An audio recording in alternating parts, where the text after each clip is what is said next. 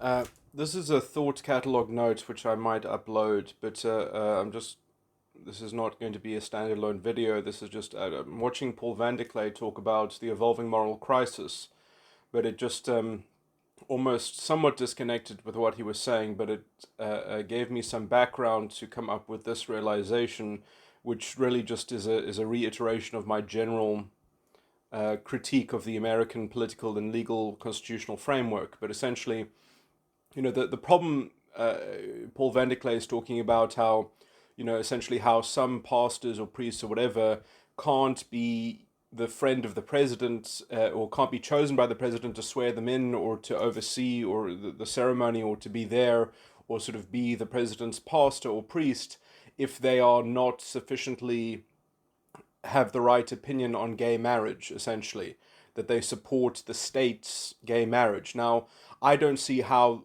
this should impede or impose or have anything to do.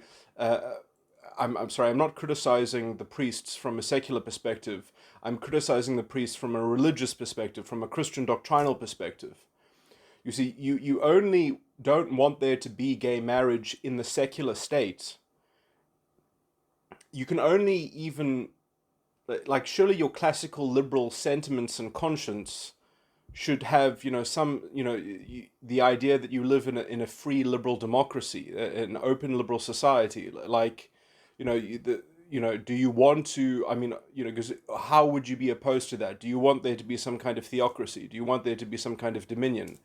So the idea that you can say that it should be permissible in law, but I don't condone it in my moral landscape, in my moral worldview and perspective. Why can't that be the position? And I actually say that that has to be what the Christian position is, at least within the context of the world and the secular structures of the world, which we can say are preferable to be secular, and that we don't want them to be worldly Christian dominions, as it were, because then we get into very horrible paradoxes with the faith that we would prefer to have a separation of church and state. Um, but just obviously, I've kind of already made this point before in other recordings. But the point that I'm going to get into now is that this is because the rule of law in America is essentially exemplified, or at least illustrated or embodied, by the 14th Constitutional Amendment, where it guarantees equal protection under the law. And when you see, like, that is not enough, essentially. Guaranteeing equal protection under the law is how only doing that, like that is incomplete in my view. It's partly correct, but it's missing something crucial, and therefore it's creating a toxic byproduct. Because the Constitution only guarantees equal protection under the law, you can still kind of prime the law with your gerrymandered moral authoritarianism, or a kind of moral majority, where the moral majority will have a kind of tyranny over the rest of the liberal society and the democracy. This is essentially a play to some kind of rule of man. This is essentially a play that you're going to, by hook or by crook, have a kind of Christian theocracy. Now, in my view, this is an abuse of the rule of law. In fact, it eventually is so toxic that it, in effect, de facto cancels the rule of law out, and you're left with the rule of man, and then the devil gets to play all kinds of games because we're not willing to separate ourselves from the world as Christians properly.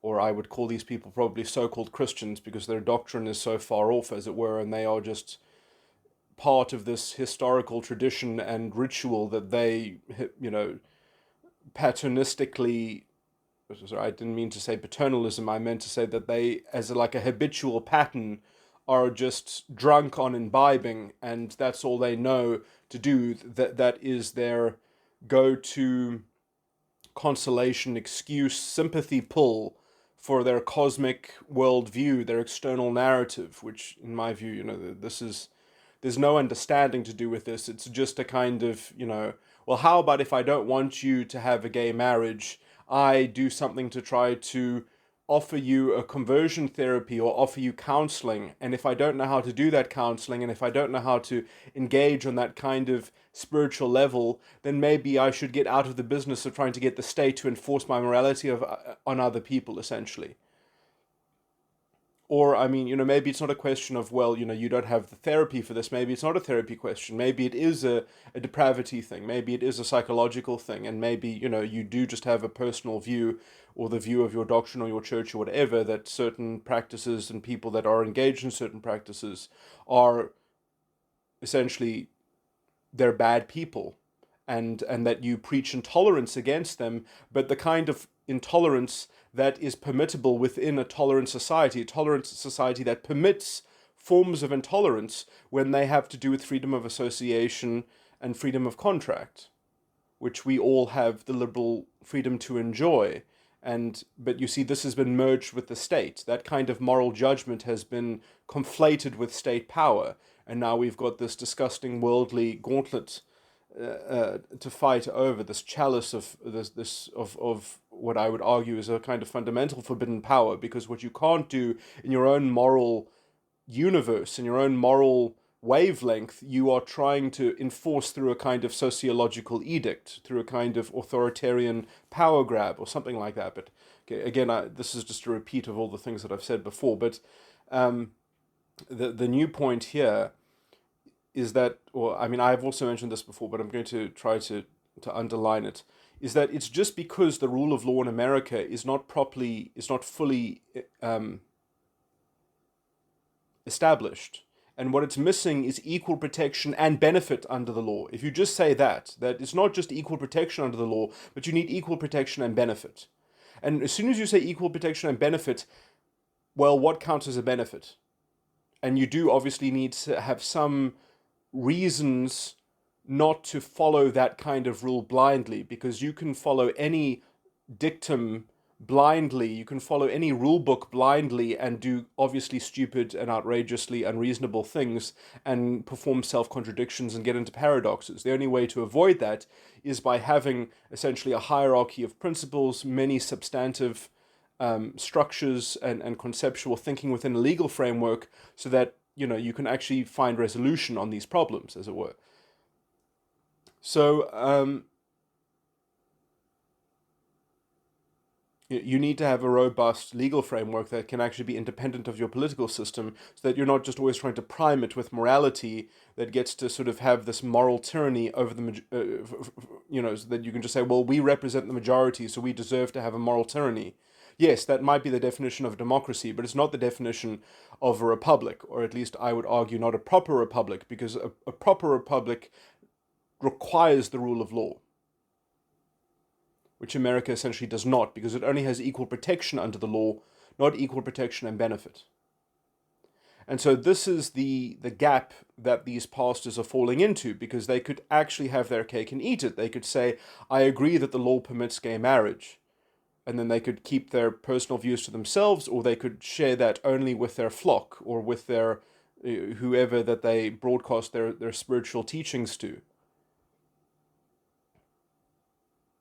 But when asked on that question to do with the secular state, essentially it doesn't have any bearing on your moral conscience to say that you believe that the state should have equal protection and equal benefit under the law. And therefore you have to provide marriage to same-sex couples. It shouldn't be an issue even. But, it's very hard to find people that can sort of jump that shark, as it were, because, I mean, I know why a lot of people won't do that, is because the quality of the spiritual teaching in their church is essentially zilch. It doesn't exist. So if they're not virtue signaling according to some general tradition, they're going to lose their own, their whole worldview is going to collapse and cave in, because it isn't standing from an understanding. It's standing from a very particular kind of prediction about how the world is going to become the kingdom of God. And you have to be on the right side of that kind of, and let me just dovetail this with another point, because it's basically the same thematic point. I mean, what is needed in America desperately, what is needed anywhere desperately, is for a secular anti-woke university to be established. Because right now, authority at some point has to have experts behind it, experts that can be called up in a courtroom or something like that to give testimony or to provide expert witness to at least perhaps rebut other experts or something like that. And, at some point, the legal system in America especially can experts can play a very deep kind of witchcraft, narrative witchcraft, if there's just a kind of consensus on certain points, So, you get a gaggle of experts together, you have a consensus, and if there isn't an independent sort of intelligence out there that can sort of, who watches the watchers, as it were, who pushes back on the experts. And, we are going to dissolve in the soft cultural power of this kind of very dishonest gaslighting, of the woke worldview, and they're very, because they are very comfortable to extract universal claims and make universal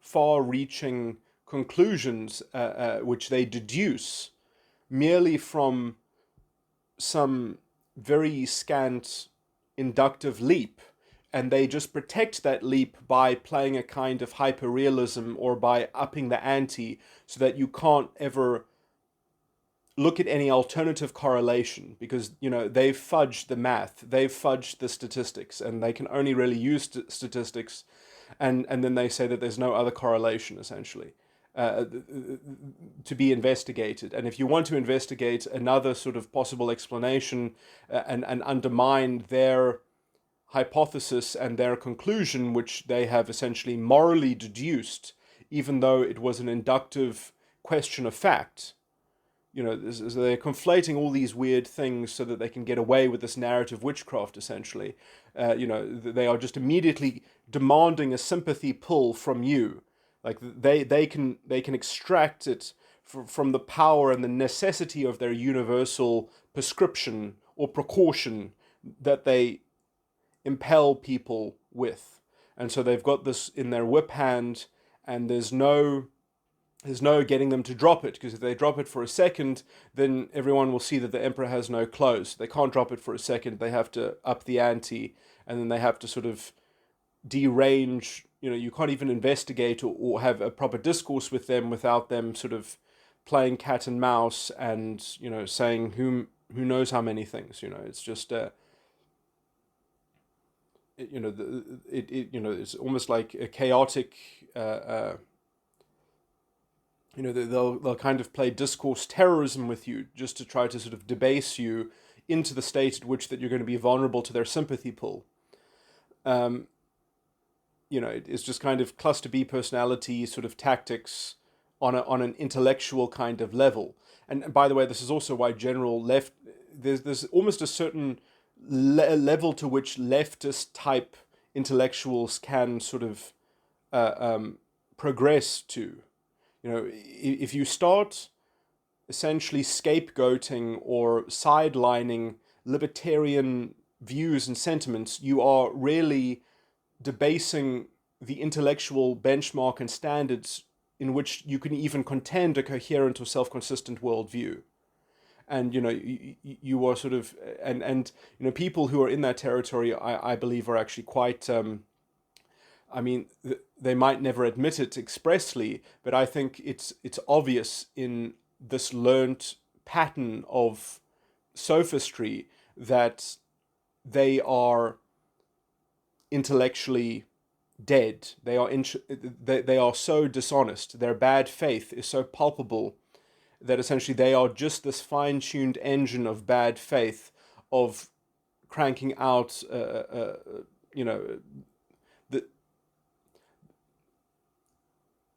this sophist maneuver, essentially. And so it's tough because you can't, it's tough to debunk them in real time, because you actually have to sort of psychoanalyze them simultaneously, because you have to involve character assassination, to put it bluntly, which is interesting because in law you cannot go into those things. You just kind of have to sort of defeat them through other facts and through other material evidence or something like that. You can't, you can't get into character assassination, when you're cross-examining a witness, or cross-examining any kind of testimony. It's generally, it's off the table, as it were. So it almost removes the psychology, because, I mean, in some sense, this is so that law itself does not become overshadowed by some kind of psychological expert consensus, and then the law itself. But I mean, I believe I'm synthesizing things on such a deep level. That's why I often talk about law and psychology and let's say sociological structures and such, and putting them all together and synthesizing them. But sorry, let me just get back onto some earlier threads.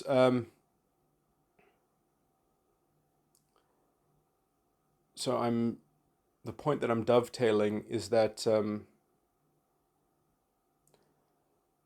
we need a secular university to instantiate these kinds of values. We need a secular institution that is not using tradition as a bulwark against this kind of woke identitarian insanity and narrative witchcraft or bullshit.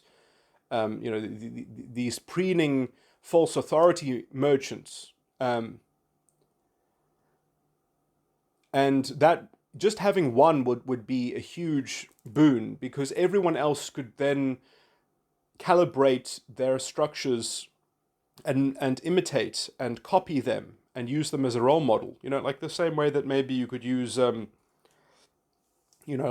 famous medical clinical center, the Mayo Clinic. I mean, in some sense, I think that's their. Well, in some sense, they're also kind of like a research hub or whatever. They're trying to be on the cutting edge of understanding so that they can actually grow and develop things. Sorry, anyway, that's not such a useful comparison. But you do need a model university, at least, so that other people can feel like there is some clear water that will cover them. Or that there is essentially some very clear beacon of dependable institutional integrity, as it were, and I imagine that such a university would try to perhaps alter how it interfaces with journals and things like that, so that it tries to cut itself out and detach itself from sort of the decaying parts of academia, which are sort of so invested into this kind of intellectual dishonesty and things like that, and wasting resources. Because I mean, a lot of these fields, I think, in some sense, were almost designed to siphon off the public purse. But anyway, so obviously the point that I'm just making is that you need to create a territory, as it were, and you have to say to these woke people, you're not welcome here. And you have to have a filtration system, and it's the filtration system that's important, which is why we shouldn't just have a Christian university or a Christian college or something like that, because as soon as you do that, then your filtration system is going to not have the same level of sophistication. I mean, I'm not against lecturers and professors who are Christian, but I'm just saying that the institution itself should not try to depend on tradition in any way.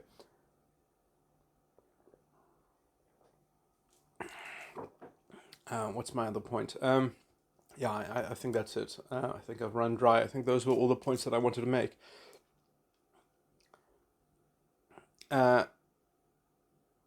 And I can synthesize these 2 points because they are thematically bound together. And this is,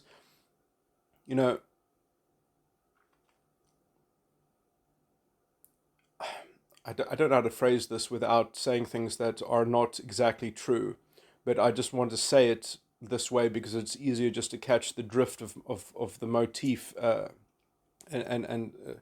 So it's as if, and I think that this is not correct at all, but it's as if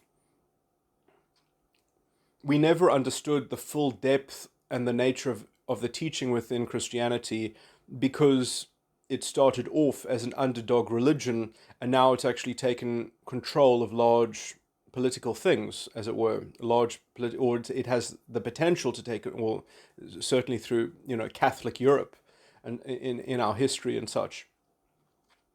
And I think that Catholic Europe was evolved or adapted into kind of Protestant, the Protestant schism, as it were, or something like that, and that is a necessary outgrowth, because I would argue, because of the themes and the depth within Christianity. And this evolution, in some sense, is that theocracy is not the way, Christian rule is not the way, that we do need a separation of church and state for the church to have a proper functioning church, as it were, because it's better for the church in some sense, but not only for that reason, but for reasons that then have to be independently argued from the secular side of the ledger, from the worldly side of the ledger. We have to create a Caesar. It says in the Bible, render unto Caesar what belongs to Caesar. And we need to know how to work in the world. We do. When we're in the world, we don't follow all the rules we don't follow all our preferences. In some senses, it's hard, Christians don't exactly have rules, as it were. The law is written on your heart. So you see already it's much more sophisticated. So when you're in the world and you're commanded, render unto Caesar what belongs to Caesar. But now what happens if your world does not belong to Caesar? It belongs to your church or your moral sentiments. I think that this puts some framing of the Christian life into a paradox and into a fundamental problem. We do actually need a world. The kingdom does not belong is not of the world, is not belong to the world, is not going to be established in the world. It is going to be established apart from the world, within you. Okay, so but people have merged these things, and that's has corrupted a lot of things. It's corrupted the teaching, it's corrupted the doctrine of the doctrine in many churches. Anyway, so. And then there are good worldly secular. So if we want to be divorced from the world, but we can't just take our hands off the wheel and just pray while we're driving around, like that's not how we do things. We hold the steering wheel because it's illegal not to hold the steering wheel, as it were. And in some sense, that's the rule of law. Okay, I'm going to, sorry, that was a bit of a shortcut. I shouldn't just have gone straight to an analogy, because that's quite mystifying. But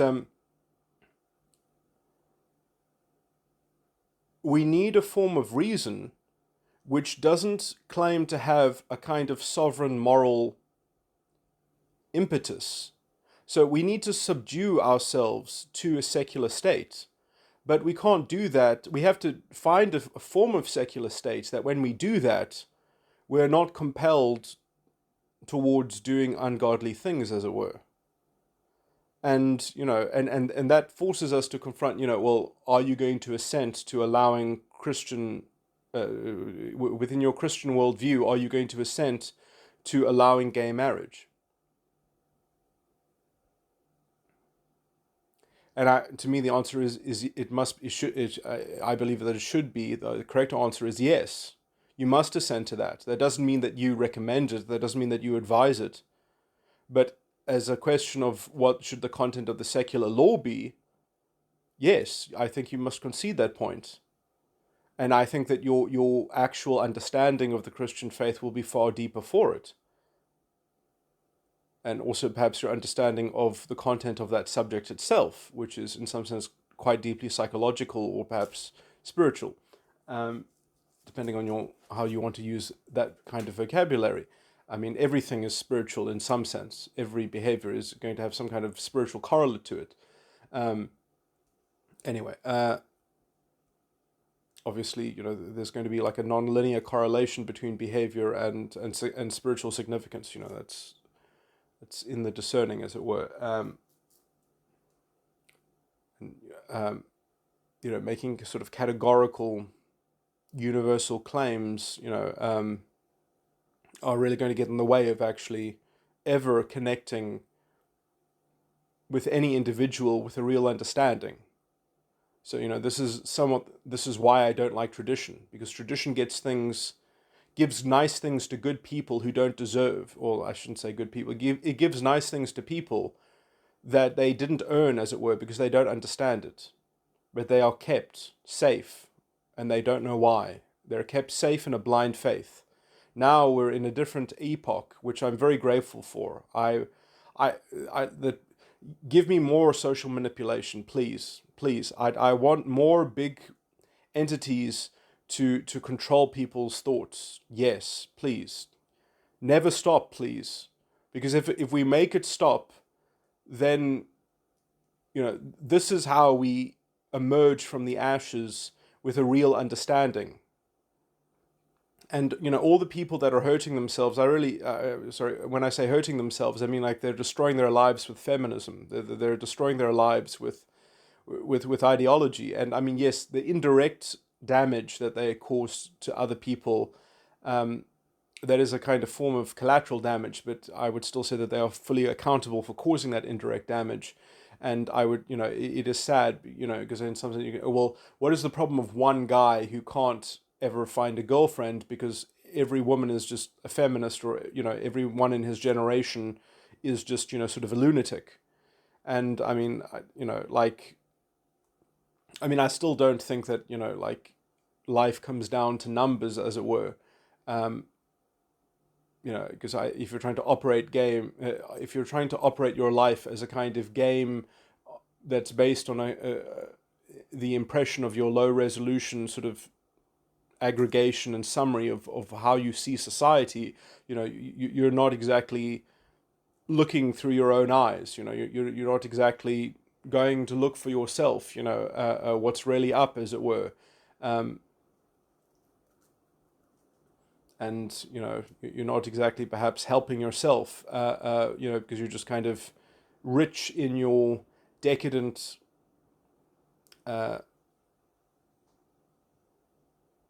defeatism or pessimism. But anyway,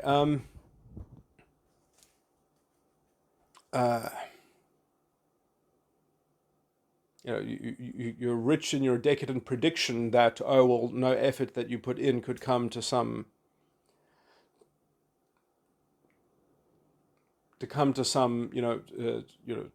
sort of in some sense, when people stop working on their purposes, if they stop sort of, I mean, that's literally the definition of being aimless, is that you have nothing to work on, and you have no creative energy to put into forming a purpose, so you've just sort of sold yourself a narrative about defeatism and or pessimism or hopelessness or kind of resentfulness that you don't already have something. And in some sense this is exactly the ideology that these people are that's exactly the ideology of identity politics. Just in a consensus framework, in a it's a kind of slave morality where it's very easy to believe that other people are promoting and plugged into the same slave morality. Therefore, you believe that your slave morality is going to have a hope of fully controlling the world someday, and then you don't actually have to do things actively in a living way. You can just kind of have it dispensed for you, have it bestowed on through your identity, through this idolatry that you've made in your head.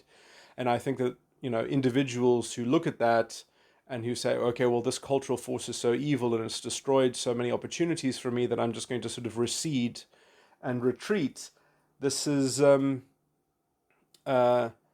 not exactly the same thing, but it is essentially, it's akin to it, and it's reactively, implicitly, it's not demanding sympathy, but in some sense you're basking in your own self-produced sympathy for yourself in that sense, in that apathy, as it were. So that is how I would counsel to unlocking oneself away from that.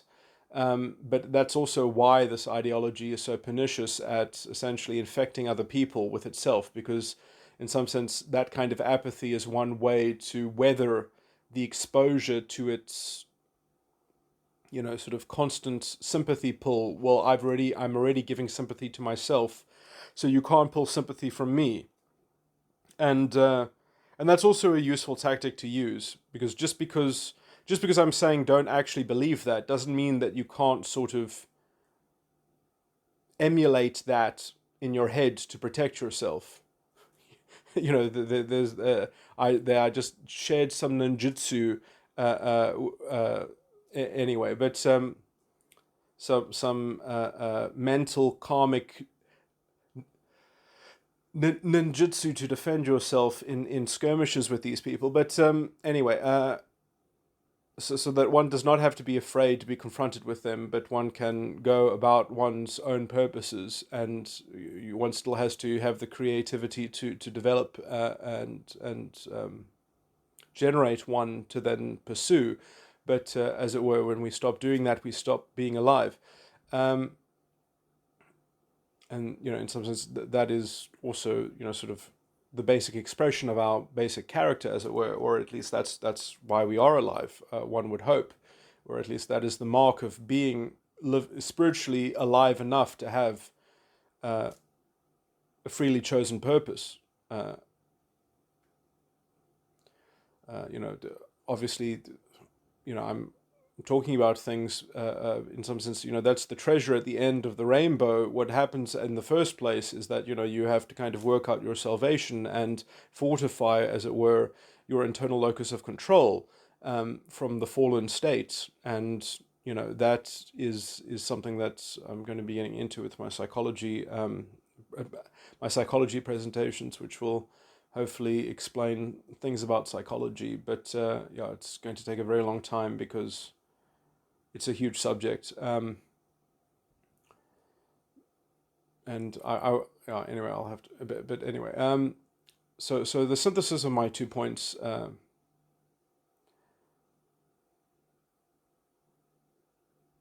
What was the synthesis of my 2 points again? Is that the world? We need to create a worldly authority, as it were, that is not even an authority over us, but it is a binding force that we can endorse. And that is the law. That is the rule of law. It's the only thing that can serve that function. And I mean, I've given other very, I think, cogent arguments as to the necessity of that, because we need a mirror for our own reason and responsibility. We need a mirror for, and we can only see the reflection of our reason and responsibility in the mirror of a moral anarchy in some sense, but a stable moral anarchy, so that we can know that that is the nature of the world, and the gift of prophecy does not belong to the world, and I must look for it elsewhere, not in worldly authority and worldly power structures, like governance. Yes, you might be able to endorse some sentiments that in democracy you can have some program that you want fulfilled, or you have this idea that you want this program fulfilled, and well, that's fine, as long as it's not treading on somebody else's constitutional right, then that's fine. But the rule of law comes first. The republic comes before the democracy. But that means you need a more elaborated constitution, and one that also says that you have equal protection and benefit under the law, not just equal protection, and then you can sort of devise diabolically these protections which are some sense designed to be perhaps lopsided, because there isn't enough of an edifice of reasonableness and substantive values that can conserve their own sort of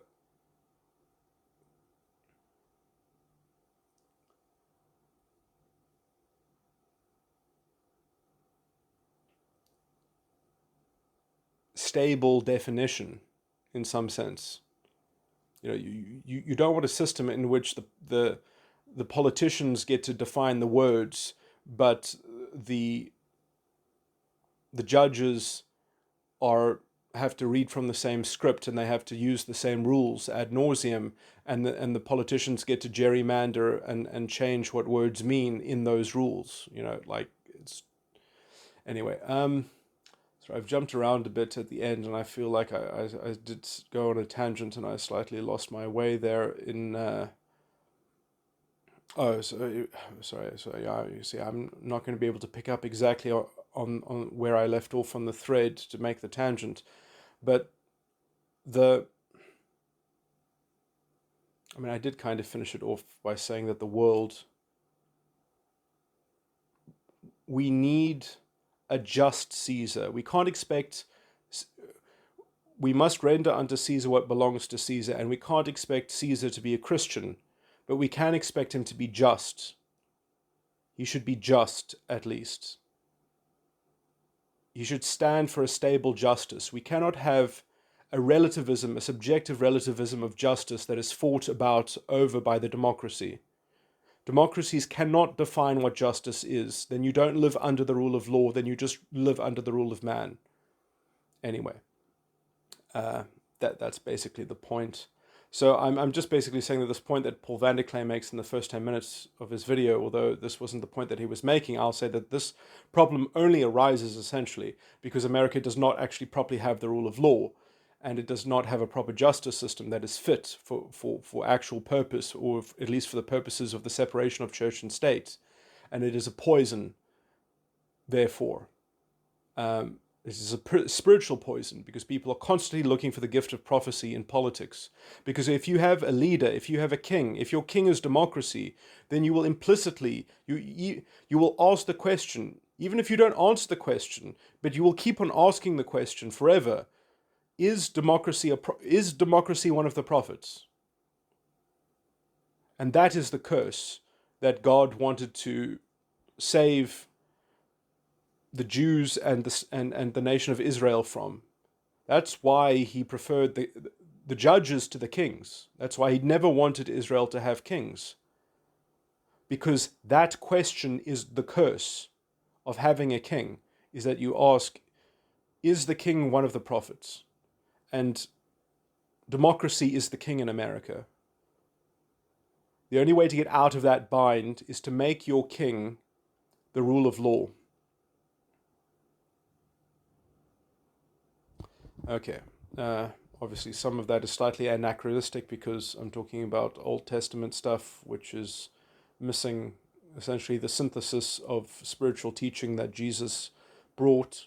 So when you update that and you synthesize those things together, then you get the initial points that I raised in this recording. Okay, I was really just watching the first 10 minutes of that Paul Van Der Klay video before making my own sort of independent thesis, but a lot of the things that I mentioned are thematically parallel, or at least somewhat overlap with the things that he's talking about in this video, the evolving moral knowledge crisis. Grasping a tradition or simply being clueless. I don't understand the subtitle of that. Well, I mean, I don't know what the meaning of that yet, because I'm basically, I'm close to halfway. I'm before halfway watching the video. 45 minutes. I'm 45 minutes in, and there's another. Man, I can't do math. There's another 45 minutes actually. So I'm very close to halfway. Anyway. Oh no, there's another 55 minutes left of the video.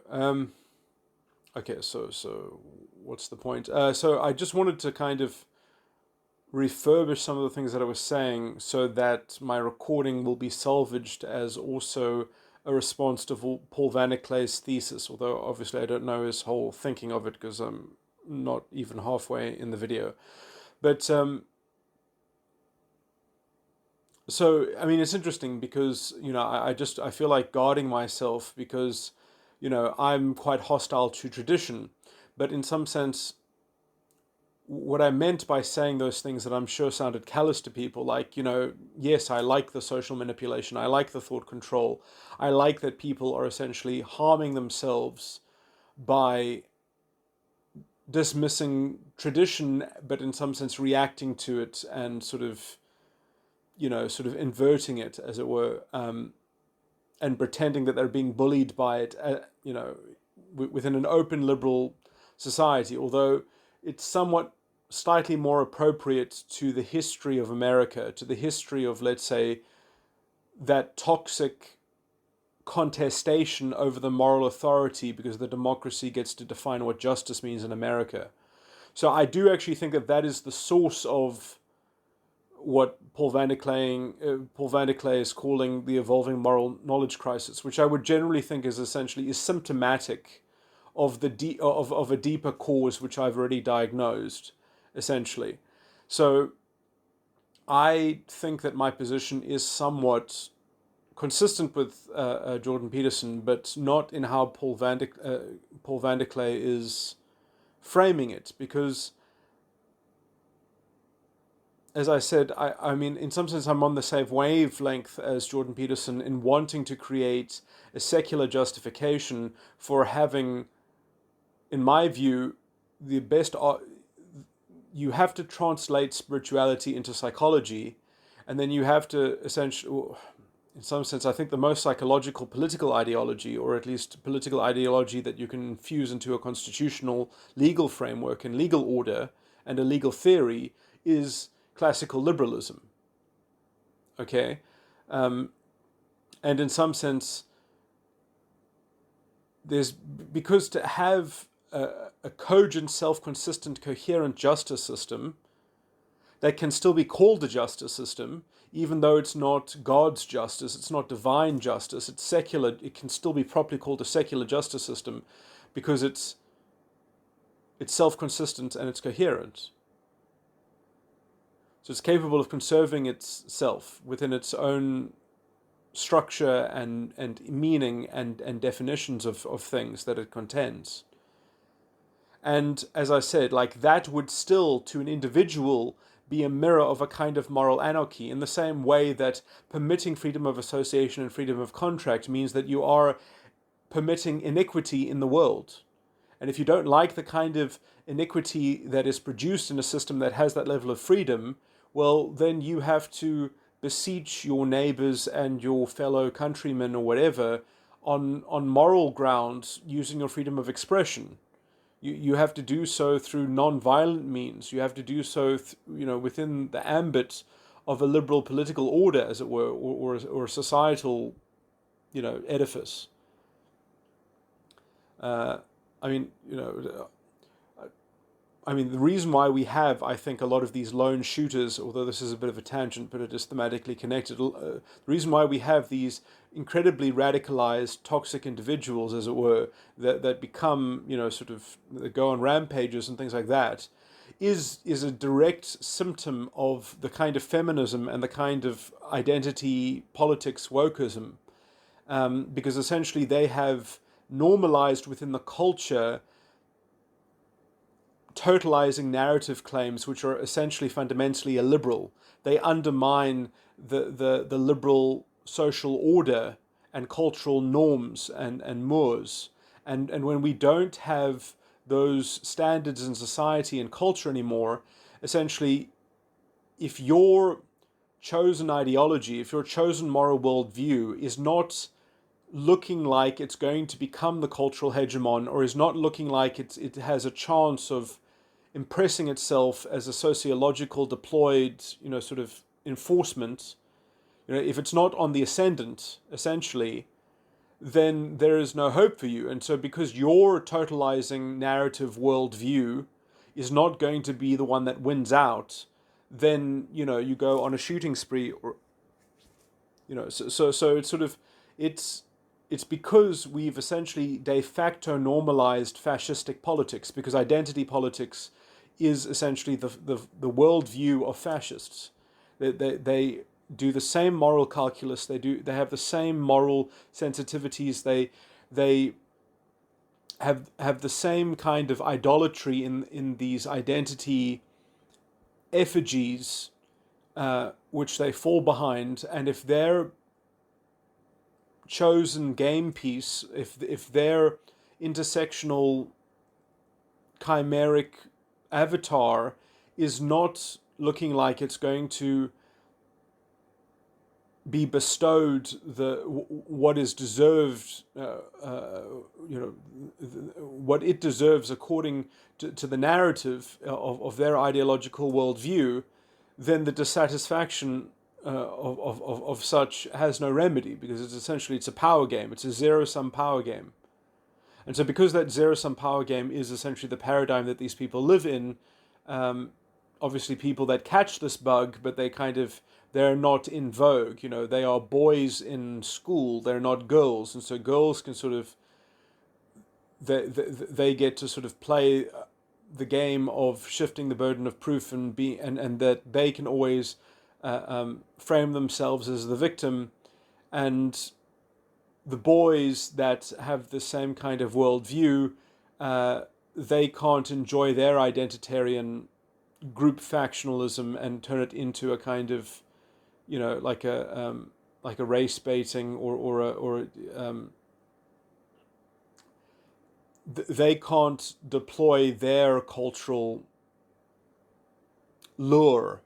They're not allowed to set up their disgusting, kind of projective externalization of blame and accountability for their failings. So women can do that when they're feeling like imposters, but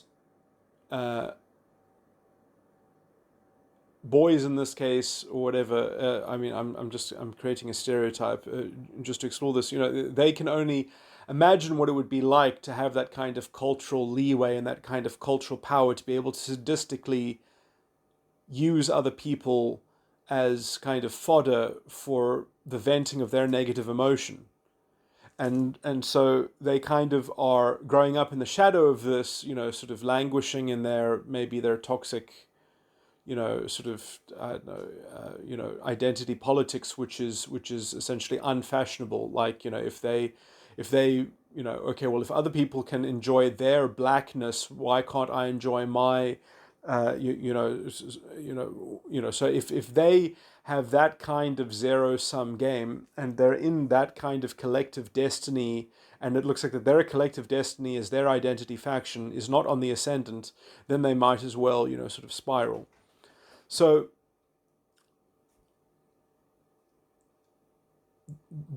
I do think that all the kind of radicalism that we're seeing is a direct correlate to the undermining of open liberal society and open liberal culture, which has been completely displaced by so-called progressivism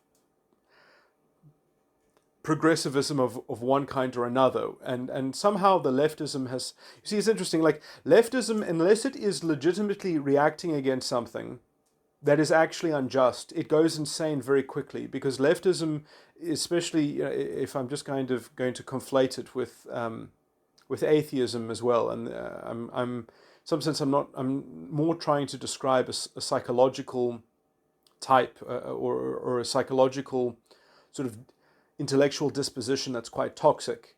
That essentially people are used to extracting sympathy for their cause, and in some sense you can kind of be pulled by the tide that there is actually incoherence. So like it's very easy to criticize traditional Christian society because their own values are essentially, they're not being accountable to their own values, because their worldview, I would say, is fundamentally quite deep and has a lot of deep things in it, and they're not living up to it, essentially. And in some sense, it's impossible to live up to it especially if they have tried to deploy their Christianity into the world, and they've mixed it up with things like government and power and secular dominion. So they can't render unto Caesar what belongs to Caesar and see their reason and responsibility in the mirror of that moral anarchism of Caesar, as it were. even if the moral anarchy of Caesar is still tranquility, is still the rule of law, is still a positive thing. So in some sense, the world can be in a more positive state. It can be in a preferable state. But in some sense, it's spiritually moot to some degree. I mean,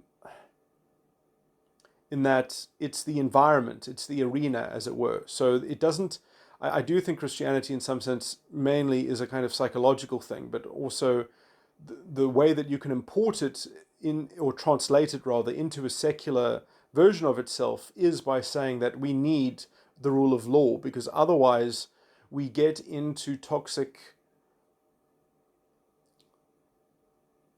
I mean, okay, I haven't made, I've set that down this case, but I haven't created a syllogism that kind of neatly makes this point. But essentially, I'll just kind of gesture at it as an inductive, I'll try to frame it as a kind of an inductive suggestion that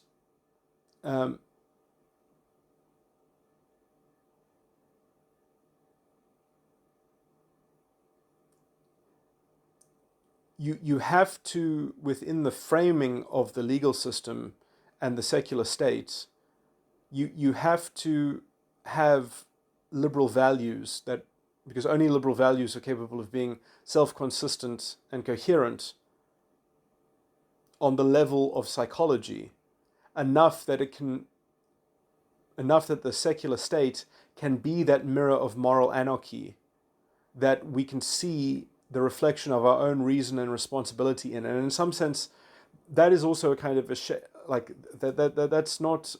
that's not guaranteed. Obviously, not everyone is going to see that mirror, as it were. In some sense, it's going to be foremost a reflection of their own personal depravity, perhaps, or derangement, or psychological malady. That you might not be able to look at the state and say, yeah, the justice system of the state is at least self-consistent and coherent, and therefore, I'm called at least to live up to that self-consistency and coherence. And once I've already got that secular mechanism built in my head, then I can run that, and let's say I can run that as a second iteration in my own moral worldview, and try to create a moral worldview that has that same, let's say, mechanical formula.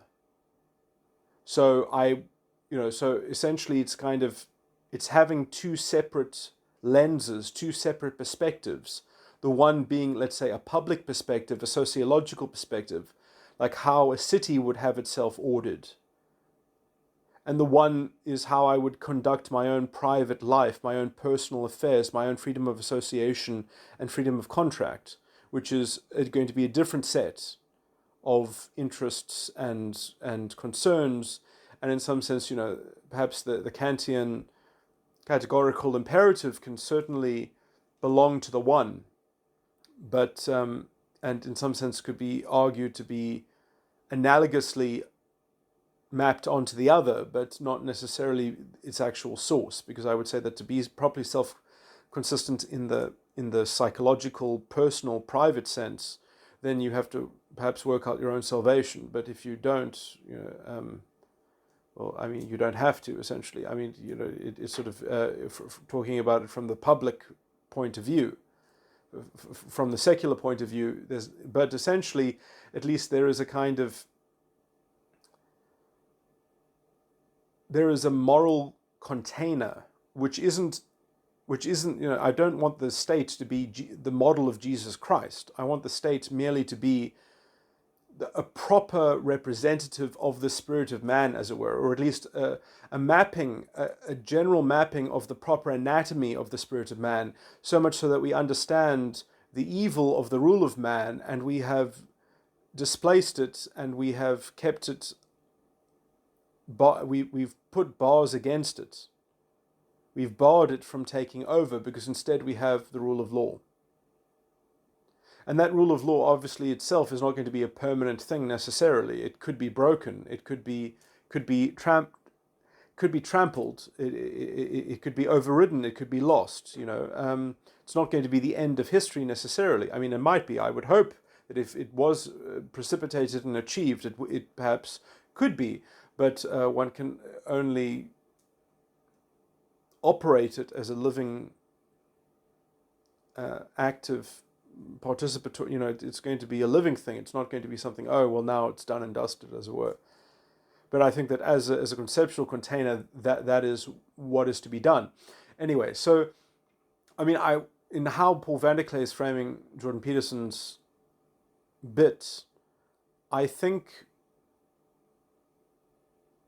and perhaps I do, I mean, I watched that interview, and I think that I did actually disagree with, well, I mean, I mainly focused on Stephen Fry, and I don't think I focused on this particular thread which Paul Van Der Klay is focusing on so much, that Jordan Peterson is trying to make a Darwinistic kind of moral analogy or something like that. I must say I don't actually understand the phrase dead reckoning. I mean, I guess that means that, sort of you're forced to bootstrap something in order to overcome a dilemma, or that you have to pick one, you have to traverse a dilemma at some point, and therefore you have to pick something as a life raft or something like that to save your own life. You are forced to make some kind of move, and in some sense, my whole worldview is based on that kind of move. In some sense, that's what I call epistemic agency. Is that you have to say that I'm responsible for carrying the can, that I have dead reckoned my own belief in God, essentially, or no, that doesn't. It was more like you've dead reckoned your own epistemic agency, and that to derive that epistemic agency that allows you to endorse your own belief in God, essentially, is that you have an a priori necessary belief that there is a common source of essence that sustains and that provides, let's say the philosophical authority to even having an a priori, kind of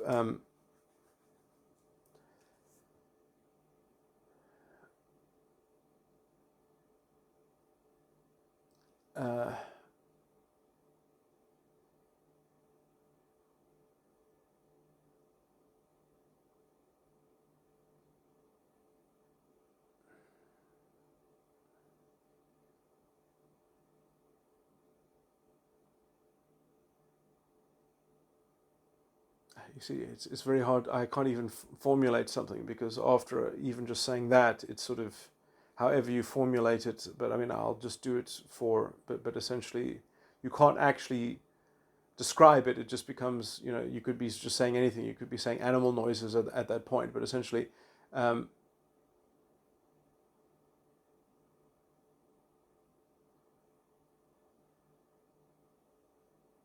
that if you don't believe that the source of an a priori paradigm is universal,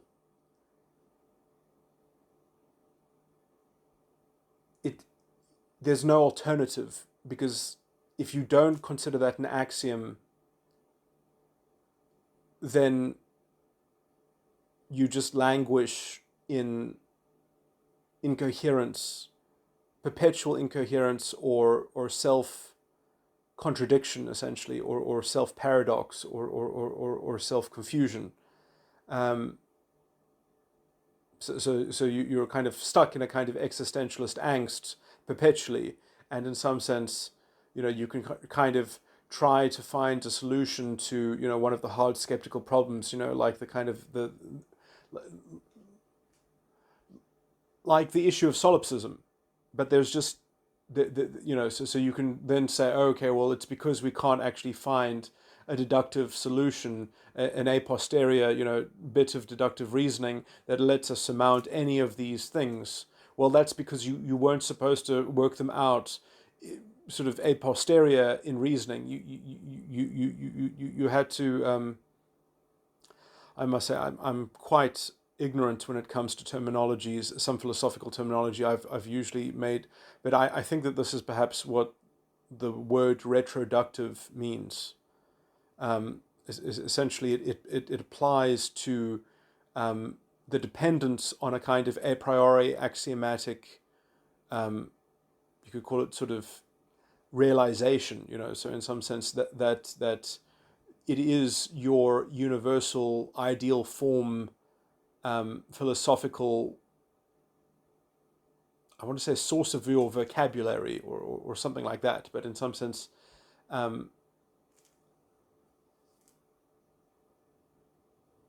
yeah, and if you don't believe that that is a universal source point, then you're either going to be a solipsist, or you're going to be some kind of I'm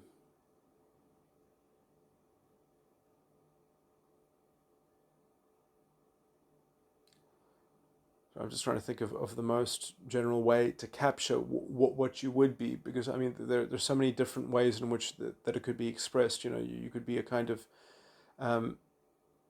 some kind of monistic determinist, that you believe that there is some kind of and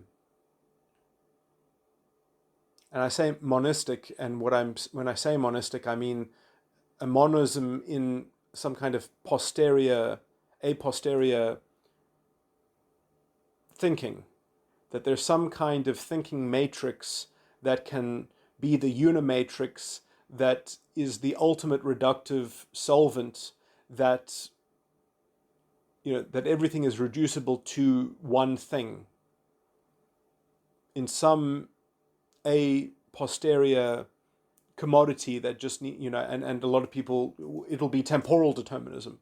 It will be, sort of the assumption that time itself is essentially a fundamental sort of fungible quantity, and that sort of it's like maths. It is just it's like numbers, and essentially when you conflate maths with the concept of time, and you stretch it into sort of the future, then you've kind of created the illusion of this kind of what I would call introverted thinking unimatrix, or the cult of introverted thinking, or sort of where you've just you've created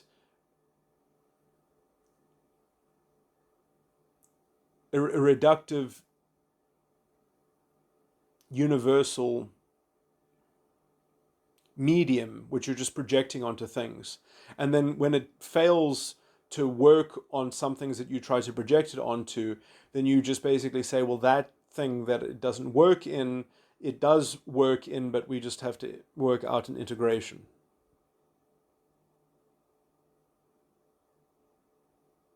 Or it's like it's happening within that thing, but it's happening in such a way that it's like it's a fractal within a fractal.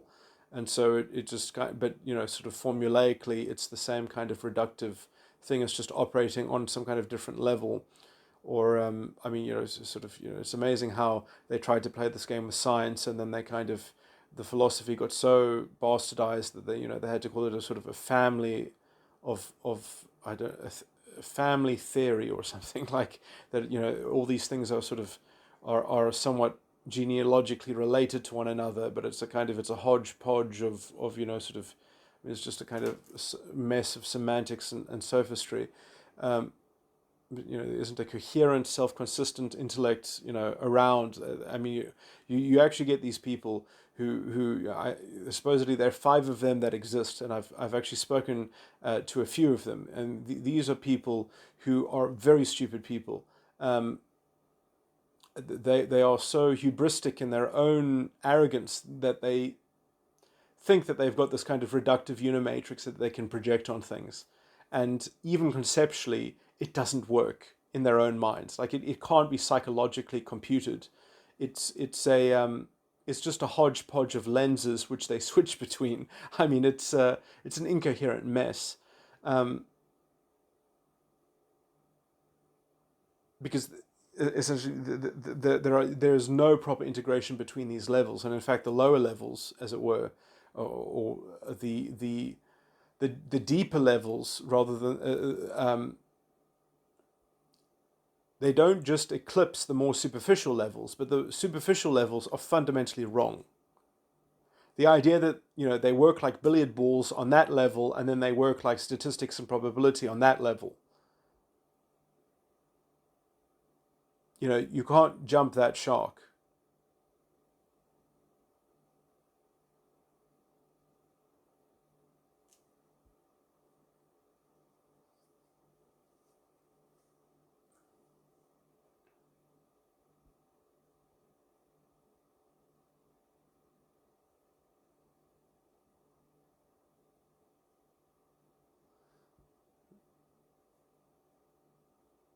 anyway, there's an argument with Eric Weinstein that I have in there because he said something that I disagree with about indeterminacy. But anyway, I'm not going to bring it up and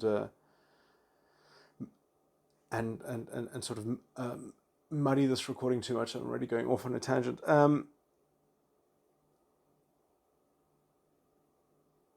So is there anything else?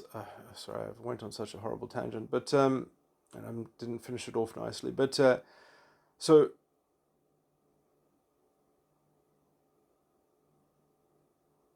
I do think that Jordan Peterson isn't necessarily substantiating his own position so much as that he was providing to Stephen Fry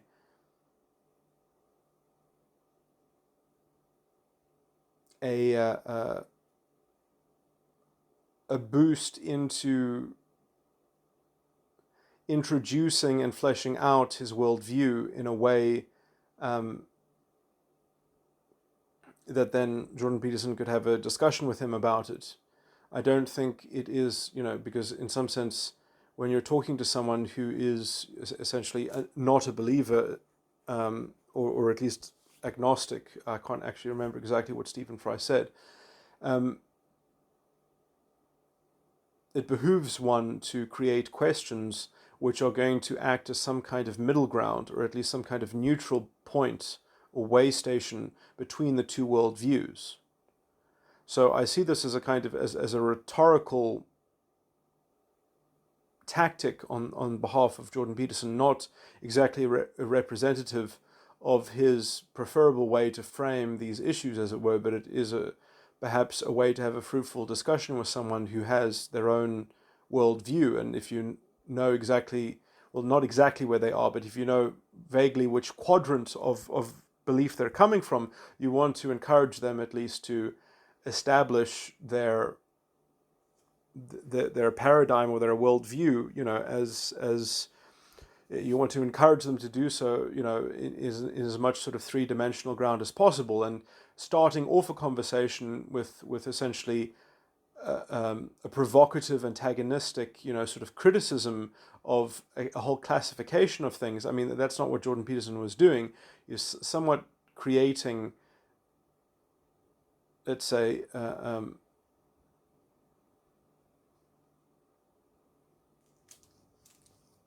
some kind of vaccinated, the translation of his own worldview into a kind of vaccine to see how much Stephen Fry's worldview could better perform than that vaccine.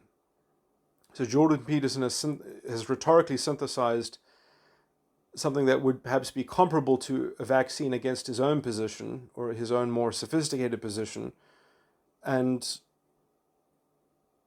does Stephen Fry endorse that vaccine, or can he produce a better, more prickly resilience and defense against Jordan Peterson's, let's say, actual position, so they can kind of meet from Stephen Fry's position, which is essentially not fleshed out? Because, I mean, I would say famously, people would understand what Jordan Peterson's views are already to a large degree on this kind of issue, whereas you have not seen Stephen Fry talk about his own spiritual worldview or moral religious framing, or deep existential, kind of philosophy.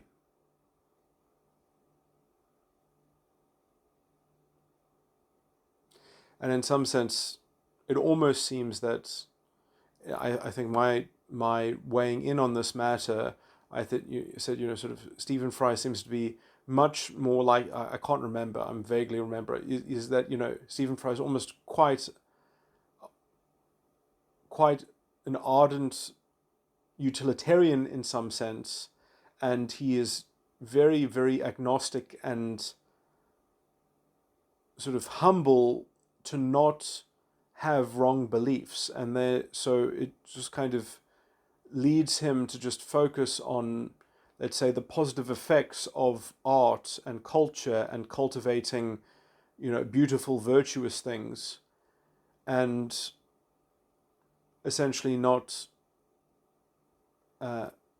cerebrating on questions which are more reasonably, let's say, obscured by a lingering dubious skepticism that Stephen Fry finds indispensable. Otherwise, his intelligence is disarmed, because if he were to sort of not be sensitive to those skeptical metrics and benchmarks,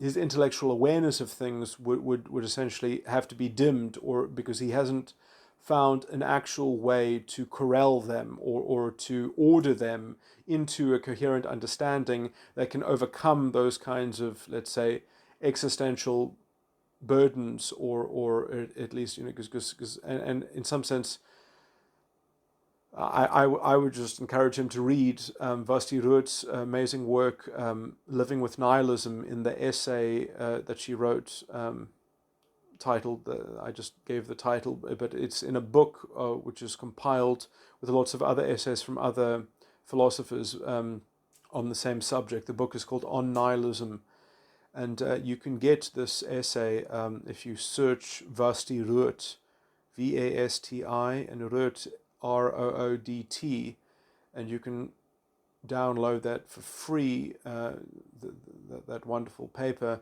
And then there's Catherine Elgin's paper. She's a Harvard professor, Epistemic Agency, and I think that those two essays together kind of solve this problem. But anyway, so I'm talking all over the place. But so what is my point here? Is that yeah, I mean, I think Paul Van Der Klay wastes his time by watching what Rationality Rules is saying and doing. I mean, like, I mean, in some sense, it's a barometer of what. I mean, I think Rationality Rules is just another sort of immature intellect that likes playing reductive games and sympathy pulling, and it's, in some sense, like a lot of the people or so-called intellects on the left or of the left. And it works if they're actually, if they've, like a bloodhound, if they've actually got something to actually chase after. They've actually got someone who's, but it's quite nice watching. I mean, or I don't watch anymore because I find it a waste of time. But when Paul Van Der Klay says that that they spend a lot of time now fighting amongst themselves, that the woke atheists versus the classically liberal atheists, essentially. And I mean, that actually sounds tremendously positive because in some sense they can sort of both explore when they're in some sense it's probably not that they're fighting with each other. It's in some sense that the classically liberal atheists are kind of trying to defend themselves from the onslaught. But in some sense, I think that they will be obviously being confronted with the problem that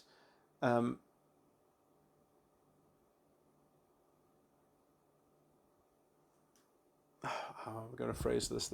That they have no way to stem the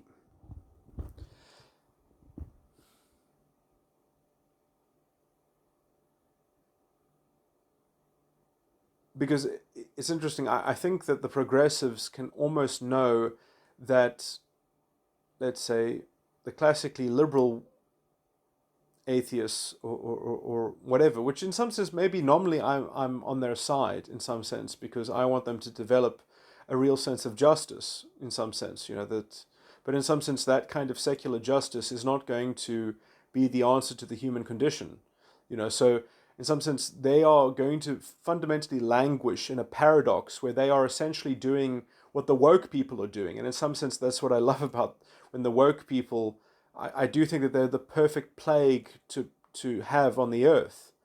They're the perfect kind of pestilence because, let's say, the classically liberal atheists are not going to be able to avoid from falling into the same kind of paradox or trap that they would be fighting against and defending against, or at least accusing the woke atheists of doing and perpetrating. Because essentially, the classically liberal atheists, I shouldn't call them classically liberal because I actually don't think that they are classically liberal. They're actually I put Sam Harris into this category exactly. They actually believe in creating a kind of secular Unitarian church under the government or through the government. So actually, I slightly misspoke, but you could call them more classically liberal. And in fact, they're actually trying to rely on the tradition of classical liberalism.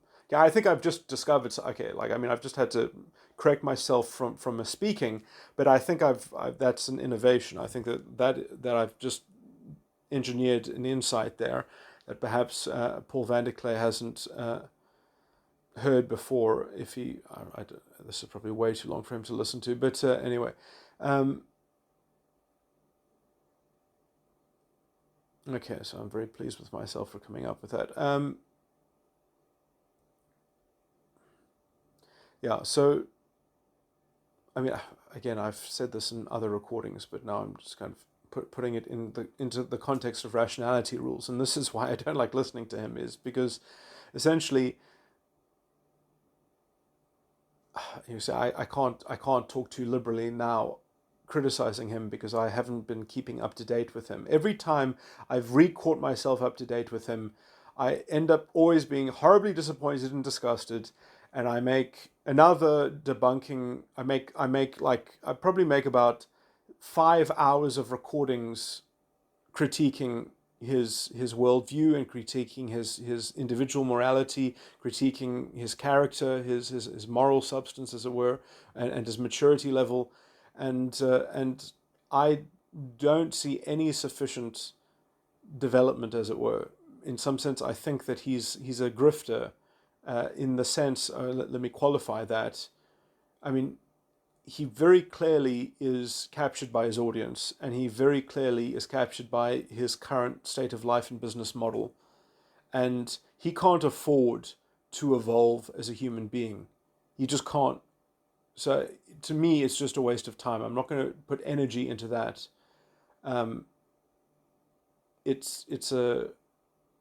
Yeah. So I got tired of critiquing him essentially. And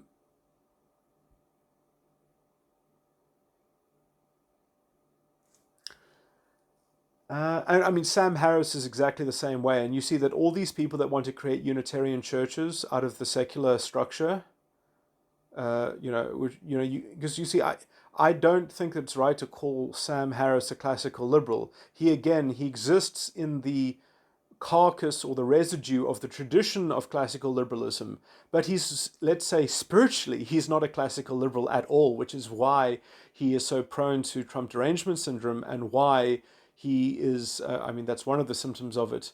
But this is why I've always considered him to be sort of, in some sense, it would have been better if the intellectual dark web kicked him out. If they kicked him out, they would have upped their game a lot more, because they would have actually said, no, you actually have to have a kind of virtue about you. You can't just be a kind of, essentially, the only reason why Sam Harris disagreed with the woke people was because he had a different authoritarian vision for society. That's a huge summary. That's a huge simplification, but that's essentially the gist. And it goes the same for these atheists, because these atheists essentially, they want to create essentially a Unitarian secular format. They're not really classical liberals, is my point, and this is what I was trying to say when I was talking about these leftist intellectuals that are sympathy pullers or whatever, or they're just trying to pull sympathy and extract sympathy from people, and they only have excuses for their reductive worldviews. They have no real reasoning capacity. They just have very fancy excuses, and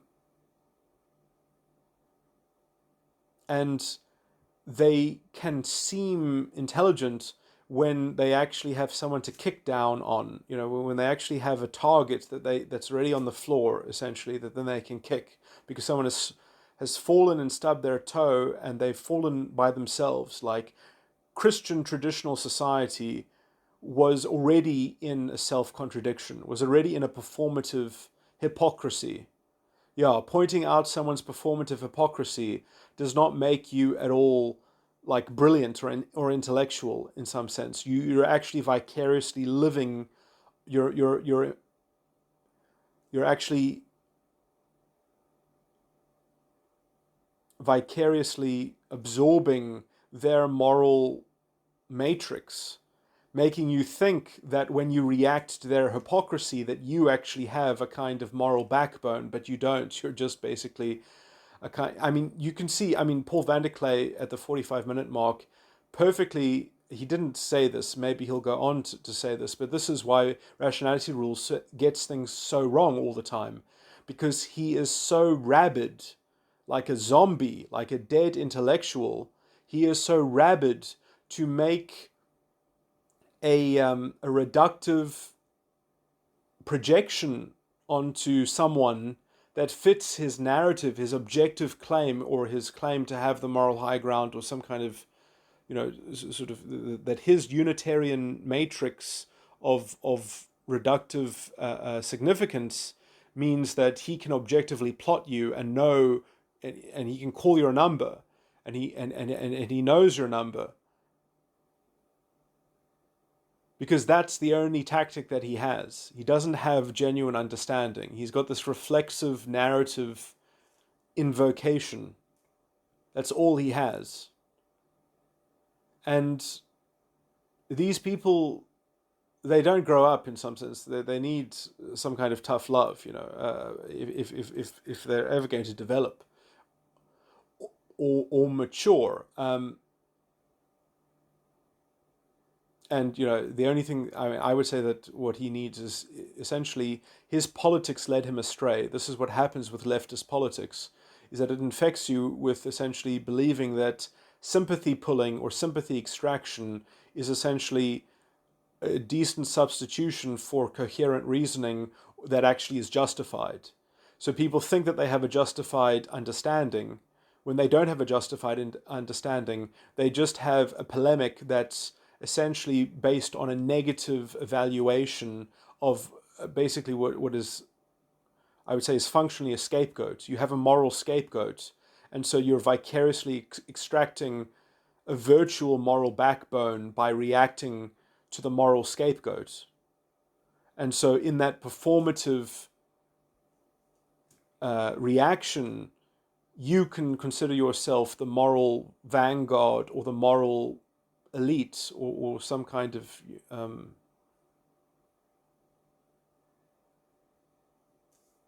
it's the only tactic that they know how to do, and it just frankly it's tiresome watching someone do that constantly. Like you could have the time when people should grow out of this is when they're 6 years old. When they're in the sand pit. You see, there's a little switch that gets flipped when you're 6 years old. And either you can flip it when you're 6 years old, or you can flip it a bit later than that.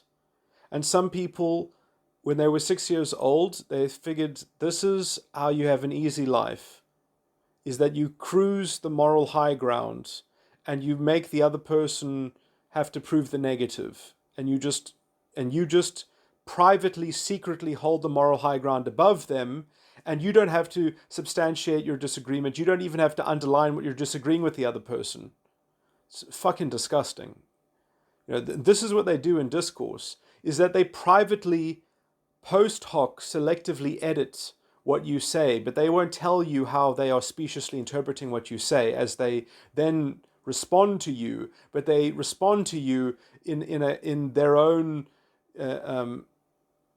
relativism, essentially, and then they're constantly playing this game because their relativism has an objective purchase on this reductive unimatrix. It's basically a kind of performative solipsism. there are lots of permutations of this. I mean, I just pointed. I mean, that you can play cat and mouse with this setup in a few different ways, but essentially those are the basic elements of it. Okay, and these people, I mean, really, like, grow the fuck up. I mean, sort of, they have never left the sandpit. They will throw sand in your eyes. That's what they learned in the sandpit, and they can't fucking unlearn it. That, oh, you made me feel wrong. You disagreed with me. You're making me feel bad. I'll throw sand in your eyes. That's what they're sadistically edged. They're just fucking. They now do it intellectually. They don't throw sand in people's faces with physical sand. They do it with their intellectual murkiness, essentially. Uh, it's you play in the sandpit with people, and you're gonna get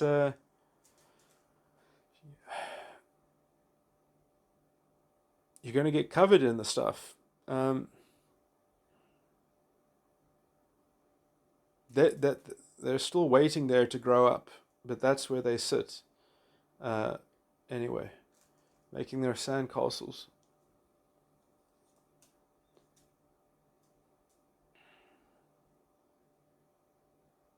Essentially, because they couldn't negotiate with another child about, sort of, that you're still, so they like attacking other people's sandcastles because that's the only thing that can exist as sandcastles, and they couldn't come to a consensus, or a negotiated consensus, and they couldn't deal with it. So anyway, I mean, sorry, I shouldn't elaborate because the analogy starts to get a bit too basic. But anyway, um, a bit too simple.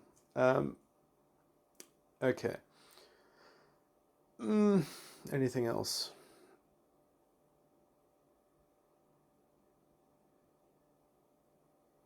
Yeah.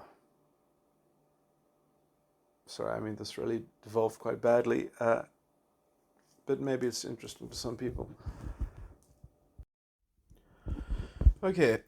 Hopefully this might be one of my last embarrassing recordings, inverted commas, which would be brilliant.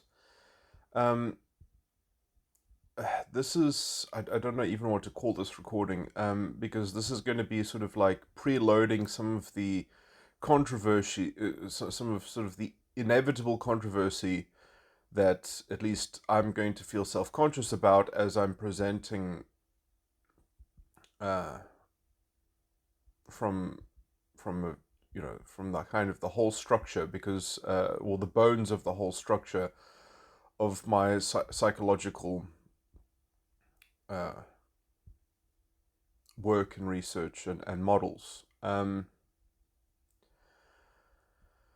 So, putting the pieces together and puzzling it together, as it were, and seeing the integrated whole.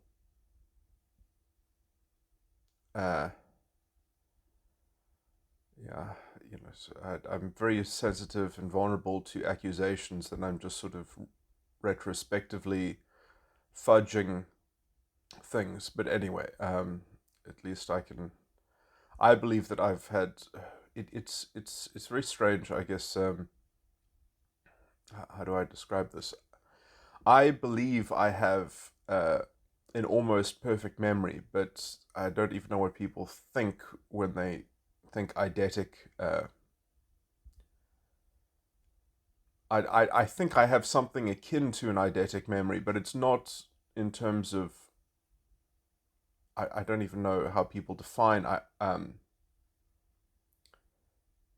because sort of in the word eidetic, I think it comes from the same root as identity, and the idea that there is some kind of innate objective identity of what things are is stupid. And I think I can even sort of probably eventually substantiate this within my metatype. But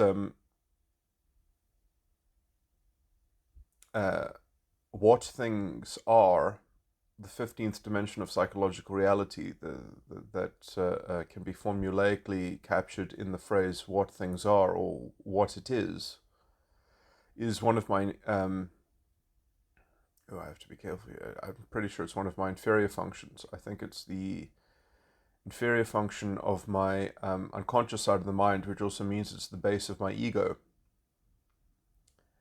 Um, or the foundation of my ego. And I believe that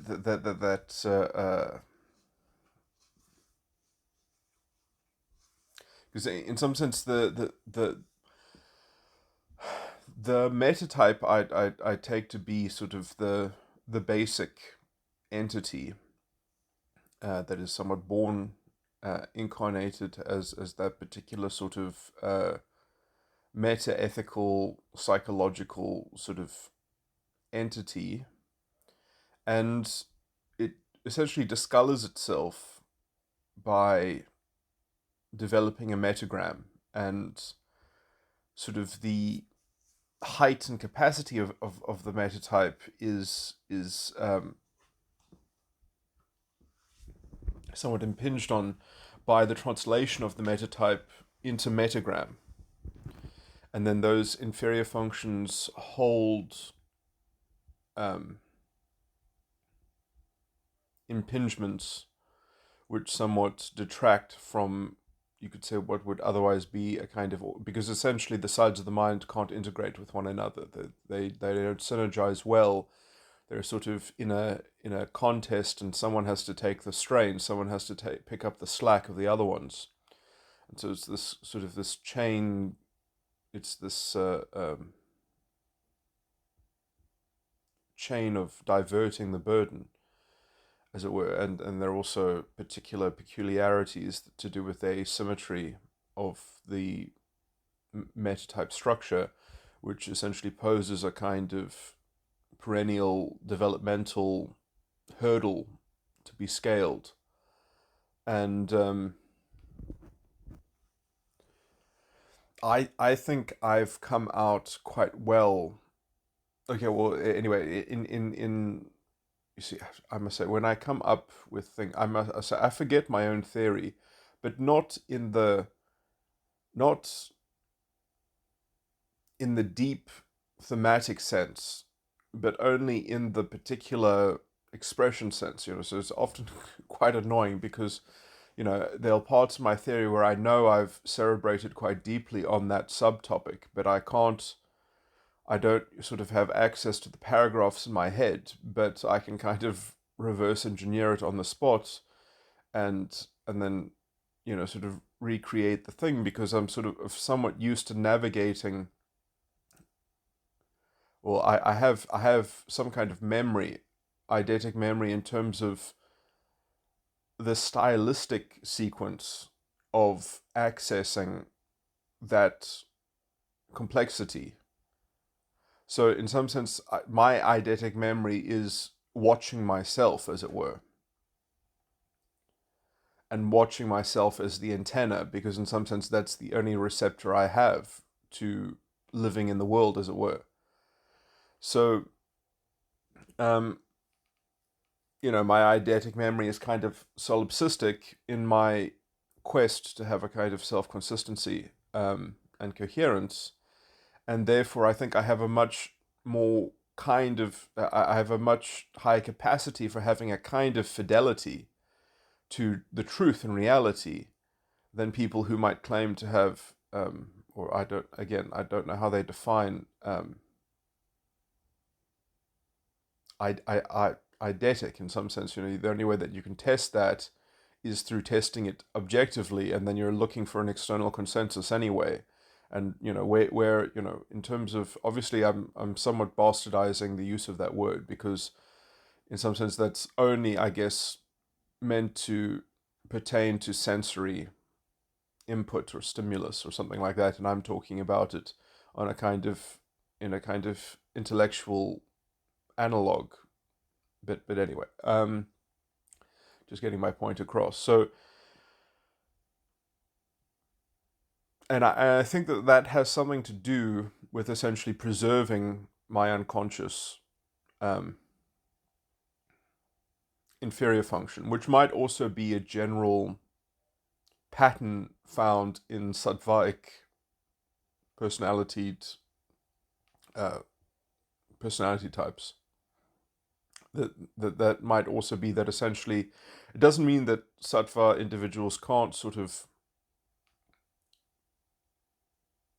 but I think that they have a capacity that they're almost on a structural technical level at the start. They are given some extra tools, but they can kind of lose them if they don't conserve them, as it were.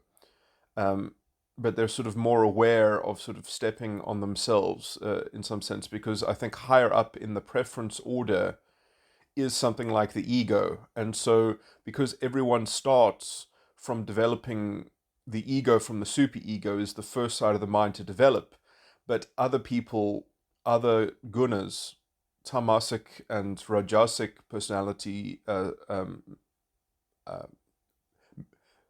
translations of their metatype into metagram that are tamasic and rajasic, they have other priorities. Their priorities lie in maybe the subconscious, or the base or the foundation of the unconscious, instead of the base and foundation of the ego. But because sattva, their first step is their top priority to kind of get right, or is sort of first in the pecking order, they are sort of more situated into creating a translation with fidelity, or at least that they're conscious of doing. I mean, I think that the ego, because it is the first pontoon, it is the first landing, in some sense, that is the first part of the anatomy of the metagram translation, um, of what it is to become a false ego. I mean, just metagram circuitry or habitual pattern, and the metatype supporting metagram, I think is going to be sort of my definition of what the false ego complex essentially entails. That it's both of these things um, uh, uh, cross-invested and cross-correlated and interwoven. Anyway, I've got diagrams to be able to talk about the details of this. Now, anyway, so why am I talking about myself so much? So I was just trying to get to the point that I do believe that I have a very clear grasp and memory, as it were, of the moves that I've made in my development of my theory. And when I was developing metagram, I knew that I didn't have enough general knowledge about the structure that what I was doing to finish that leg of the work, as it were, but I did actually complete it. And I did it by essentially writing out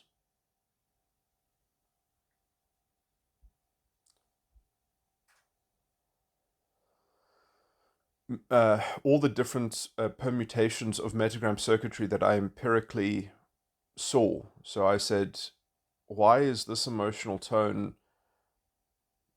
connected with that emotional tone in someone's psychology? And I basically mapped that out. But I didn't know how to describe the emotional tones, or at least describe the sequential. I didn't know how they were connecting. Well, first of all, I didn't know what meta type structure that they were moored to, that they were anchored in, or that was being the propitiative instrument that was invested into that sequence of emotional tone in that I could track in metagram. But the other thing is that I knew that there was going to be some integrated reason for this, right? So, and I also thought that because the only thing that I discovered were essentially the field circuits when I was dealing with metagram. I only knew about the field circuits. I didn't know about what I would, well, I'll just call them now, although I haven't explained this, final five symmetries and inverse symmetries, or there's only one inverse symmetry and there are four, and there are four symmetries. And I didn't know about the other kind of correlates because there are also, although I could have known about that, or I could have thought about that, but I didn't want to think of all the ways in which emotional tones uh, can be grouped together, as it were, because that was a kind of, that was a meta type category thing, or at least involved meta type category thing, and I didn't want to wildly speculate too much. But when I was empirically perhaps observing correlations, I didn't want to theorize as to what was causing them. So I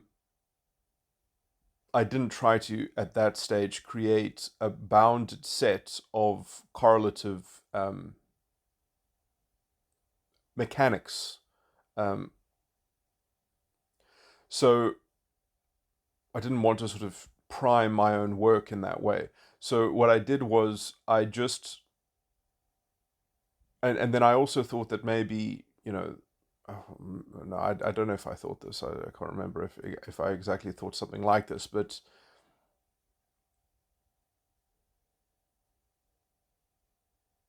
that I wasn't entirely sure that I had the right construction of emotional tones. That because it's not easy to tell if the constituent, like for example, let me think if I can think of an analogy.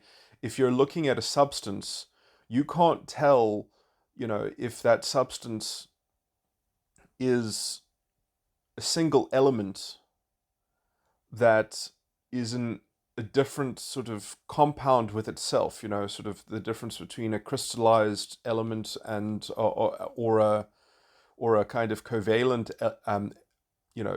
sort of the difference between gold and monochromatic gold, which is like a white powder, but it's exactly the same element, but it's in a different state essentially to itself, and an actual bonded, you know, element like a metal and a non-metal, and you get like salt or something. So, like you don't know if what you're looking at is a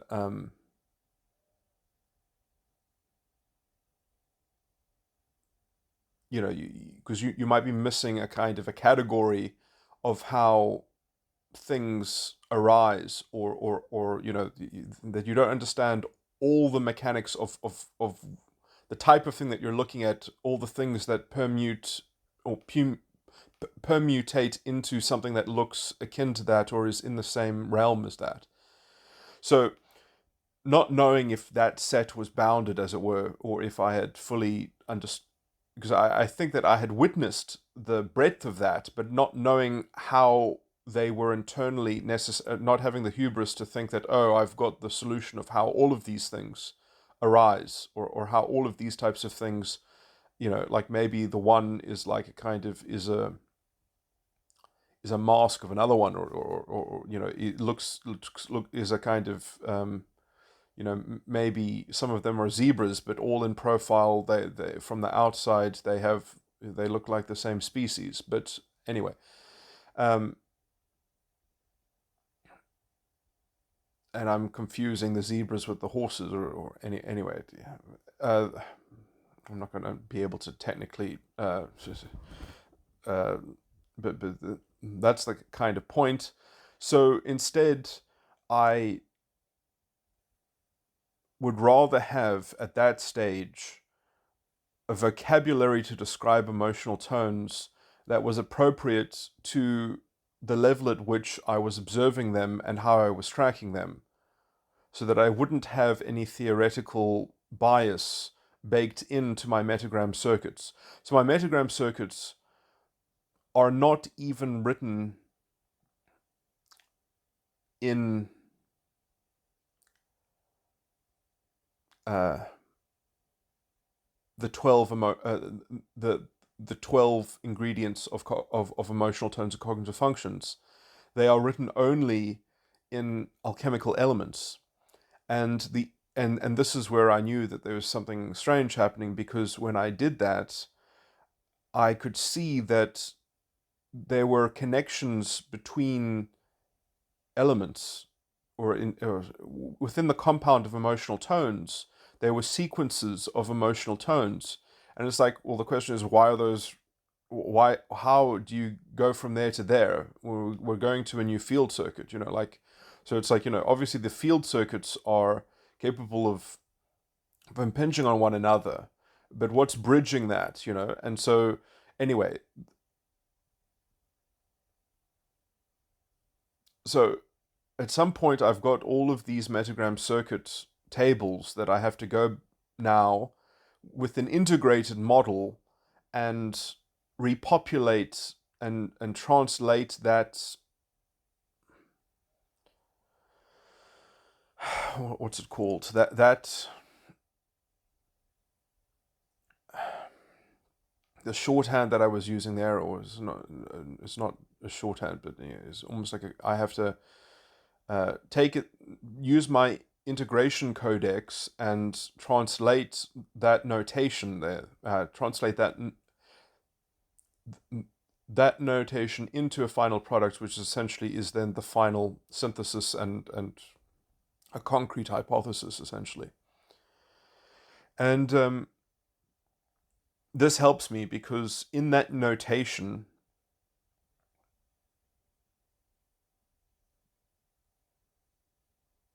and this is where I'm vulnerable to the accusation that I'm just sort of retrospectively fudging my work, because perhaps I am, but I'm just trying to explain the kind of fidelity that it was done through, the kind of the methodological rigor, as it were. And again, I'm doing this by memory, but and I mean, this is work that I did when in 2000. I mean, I compiled this in 2000 and probably around 2009. Well, I was starting to model it then, which was right after a major manic episode, which was somewhat part of my plan to have a major manic episode, a plan that was hatched, sort of when I was talking to Professor Kruger of psychology, and he had made connections with other prominent psychologists that I was able to interview in order to help inform my general agenda and plan, which he was very gracious to help me devise, or not. No, I mean, I was the manager, but he was a very effective and competent secretary, as it were. At least it's good to know that there are some people in the field of psychology who are properly humble about the state of the field, that they are willing to take profound risks, as it were.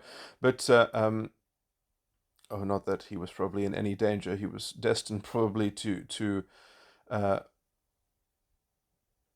moved on from this mortal coil by the time any of this would sort of transpire. But he was quite old at the time, retired. He was quite a famous psychologist. But anyway,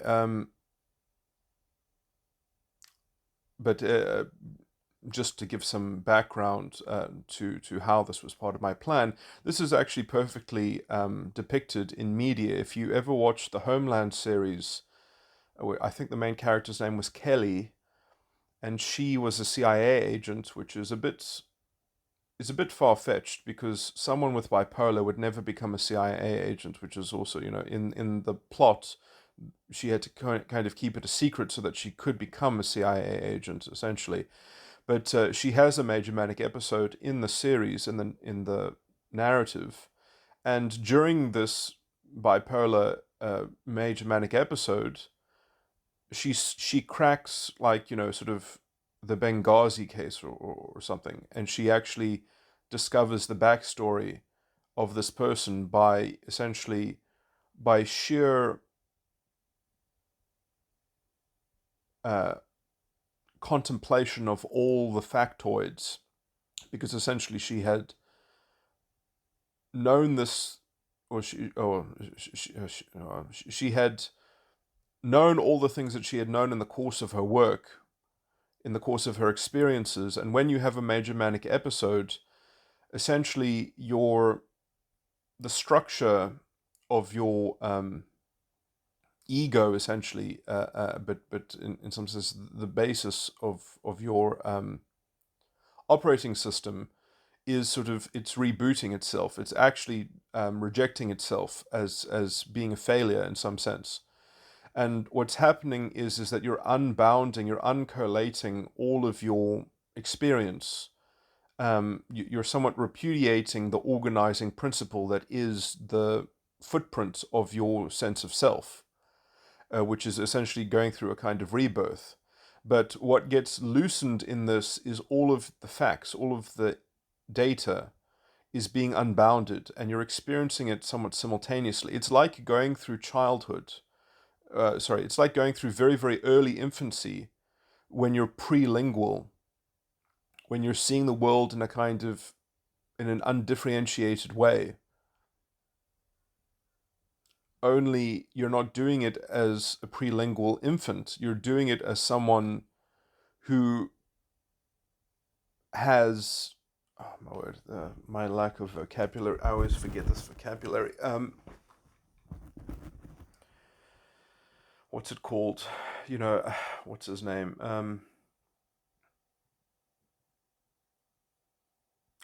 There's all this developmental terminology, which is very useful if I can remember it. But essentially, um, I mean, how we navigate from the oceanic sort of dreamlike state into something that moves towards an internal locus of control, essentially, is that we create a collective nous that orchestrates, we create the identity of our own soul through some kind of cohesive purpose. So we have some kind of master purpose that then has sub purposes or something like that. But before we can even do that, we need an engine that can produce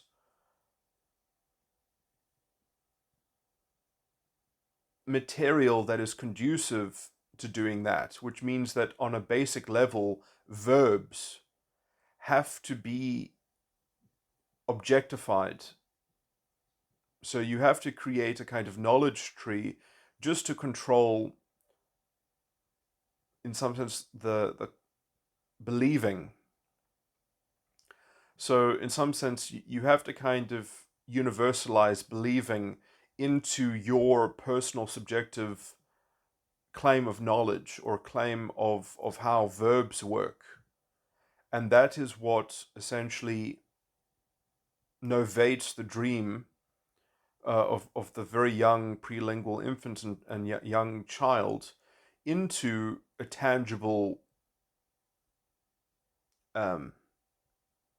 interpolatable and communicatable, lingual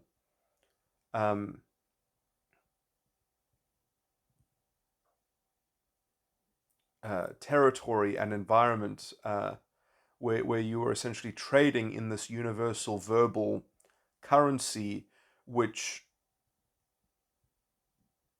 is contended and contained within a kind of knowledge,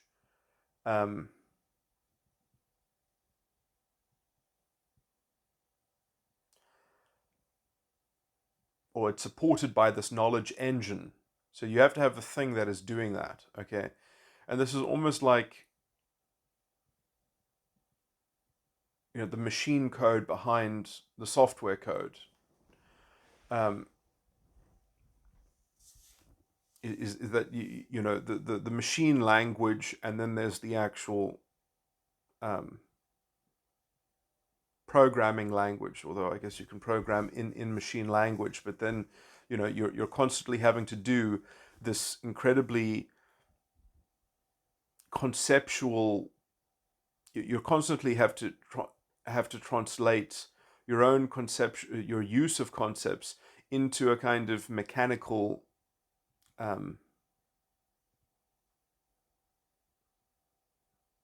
operation or model. Anyway, it's an interesting analogy, but so essentially that meaning machine, as it were, is being invalidated. It's actually well, the same thing that in some sense is aware of the development of that, the core being that did that, which is in some sense, in my view, the superego. So the superego that has this engine running under it is essentially repudiating the ego, and in some sense the ego is repudiating itself as being a worthy, as being sorry, not as being deserving of reboot, as being deserving of essentially uh,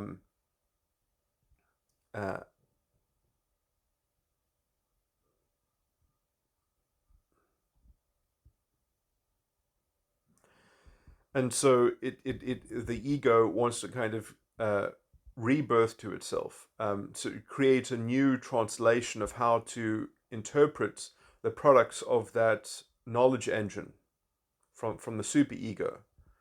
So essentially, the ego is a bad container and translation of that. Now, this is like the wrong kind of solution to the problem, and I've got an even further revised. I keep I say that every time I talk about bipolar, I say, oh, I've got now a revised model of it, and now I also have a new revised model of it, but which I'm loath to start to describe it, because I haven't done the clerical work to actually pin it down exactly. So I'll probably misspeak if I try to describe it. But I know essentially the kind of thing that it is. But essentially that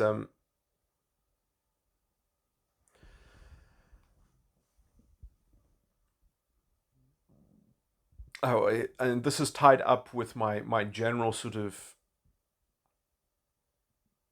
the general thing that I think that I've discovered, which I just generally need to confirm with more with doing this clerical work. But in some sense, this clerical work has a lot of things attached to it, because I've got, let's say, other ambiguities which are solved by knowing all of the different correlative. Because now that I feel that I really understand all the different types of correlative mechanics within metagram emotional tones, and I do believe that I understand the full constituents of metagram emotional tones, and I've got a place where they plug in to metatype, I have the confidence to actually go now and do the whole synthesis of the whole thing. So this is why I'm just laying this out now, because I haven't done that yet. But if I can predict that's what I'm going to find as I do it, then at least that can. This is why I'm making this recording, is because it's essentially going to be useful as essentially evidence that my rigor and my methodology did pan out, because I did do it with some degree of with essentially a kind of fidelity.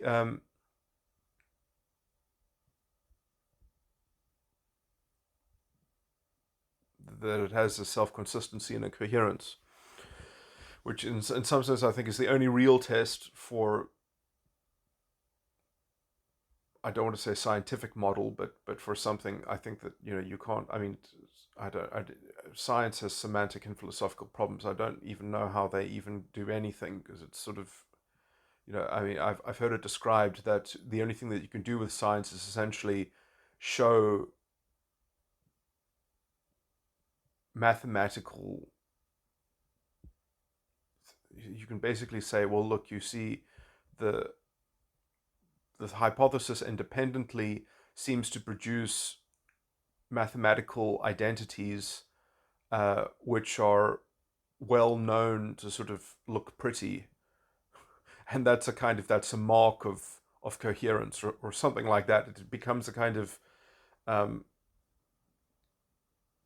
a simile, it just that your scientific um, hypothesis just becomes a kind of mathematical simile, and then you say, well, you see, it's simile enough, or something. I mean, I think it's just completely crazy. I mean, but anyway, um, whereas until you actually, I mean, this is why I claim that my work is actually predominant to even having a proper thing like science that can ever be respectable, because essentially psychology must be the queen of the sciences, and that it is stupid to even think about that you can have some kind of grounding or grasp of epistemology if you don't have essentially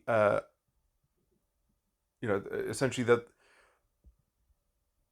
the ontology in psychology is the epistemology of philosophy. And so um, you know the idea that you're going to sort of semantically try to ground some kind of inductive scientific leap, or reductive blind faith cult, that you are going to piece together an ontology in some kind of mono-reductive paradigm, is just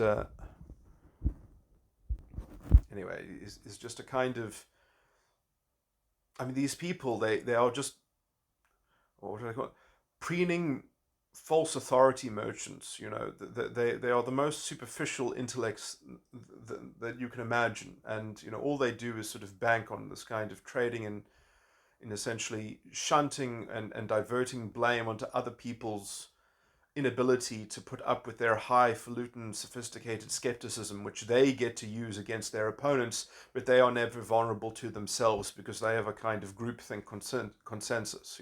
It's sort of, it's disgusting to watch. But this is what passes for intellectualism. This is what passes for uh, rigor. But anyway, that and look, let me not be too harsh, because it's not all of them, as it were. The ones that have the requisite humility about the standing of their own feeling, about the standing of their own dubious field. I mean, it's not their fault that no one has come up with, let's say, the cornerstone and the foundation, and you could even call it the philosopher's stone, so that they can actually build on top of that, or at least sort of working out these hard issues. But the idea that you can just kind of run roughshod over these hard issues, and you can just kind of believe that what you're doing is essentially substitutes for it. I mean, that's a hubris that does require some amount of I want to hear the excuse exactly. Sorry, I need to hear the mea culpa on that. Otherwise, you're just a kind of the false. Anyway, say something bad about Sam Harris, or some of the horsemen or something. But anyway, what was I saying? Okay, so my prediction is about my own work, as it were, is where was I? What is my prediction? Is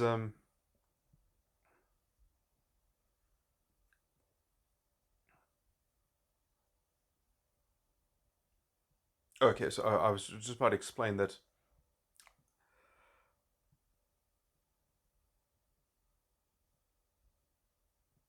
now that I feel like I've gotten sorry, yeah, that I've got an integrated a tentative integrated thing, in where these all things slot together, is that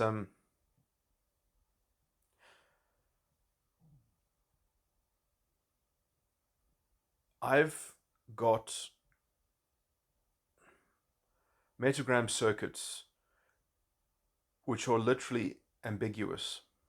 There is one type of metagram circuit,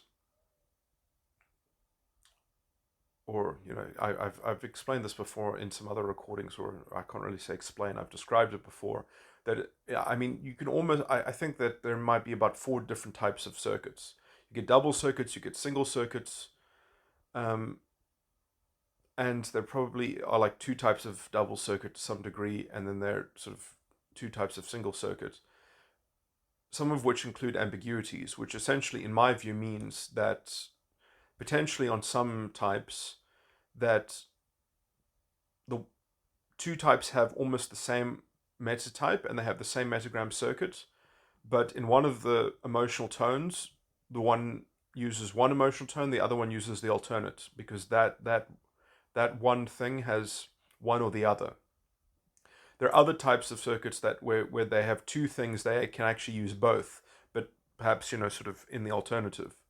So some people might have both. Some people might choose one or only develop one or something like that. So now the ambiguity that I was talking about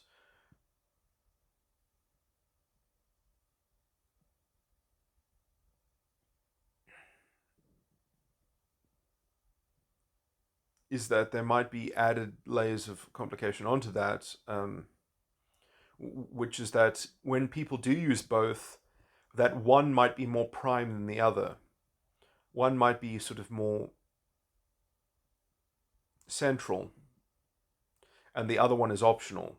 The other one is like an added bonus, a potential added developmental thing that can be. And where also knowing which one is the important, in fact, that could also explain a lot of things. That could also explain things like schizophrenia, for instance. Because if you develop the one that isn't prime to your circuitry, then you are going to sort of be debased by something that you don't have an intimate, or let's say a natural affinity with, or if I can, anyway. So you're going to be, and because you see when there are such 2 emotional tones that are linked together like that, they are connected through a I call them inverse final 5. No, yeah, I think that might be connected with the inverse final 5, or it's perhaps with an inverse. I guess it could also be an inverse symmetry with just the mechanical elements as well.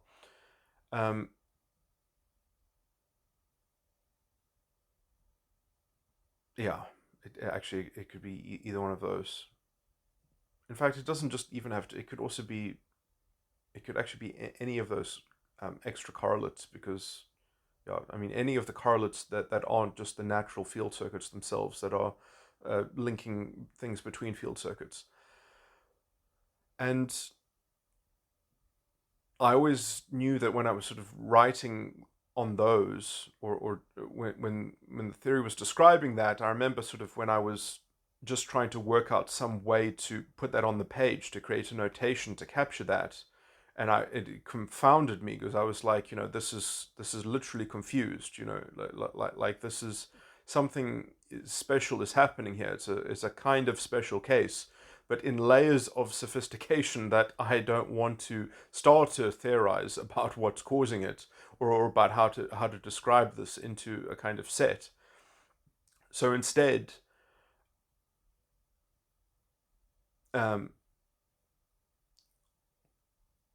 I just tried to create a basic notation that was almost as basic as I could make it, but not too basic in exactly what I could know about it. And then I just kind of moved on and left that's an ambiguity that I'm going to have to interpret into, well, how am I going to translate this stably into emotional tones? And then I've went on and further. I would even say I think I properly perfected sort of the definition of the emotional tones and things like that. Um, but how those emotional tones slot in to this notation is ambiguous because there are 24 emotional tones and there are 3 sets of metagram circuitry. There are 3 gunas. And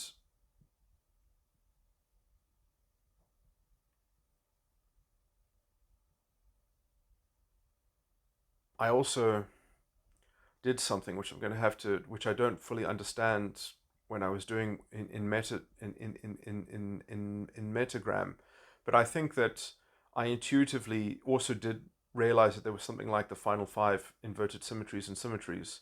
I think that I was aware of that. I think I discovered that, although I had to independently discover it again later on, because like the development of metagram was the hardest part of this whole theory. Like metatype has always kind of developed, or in some sense it was I started from the 17 model, which is basically metatype is connected with the 17 model, so that is sort of the parent of everything, but metagram is the first child and the only child in some sense, and that had to develop first strongly enough before I could reconcile it back and resolve inconsistencies or whatever, and in terms of metatype. And the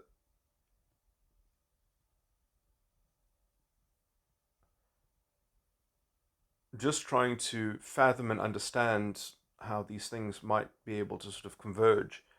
Um,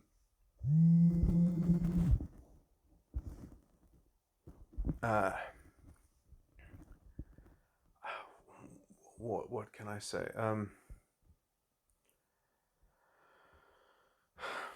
How these things can converge.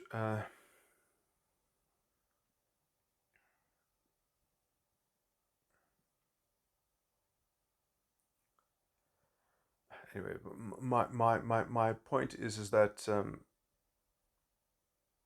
metatype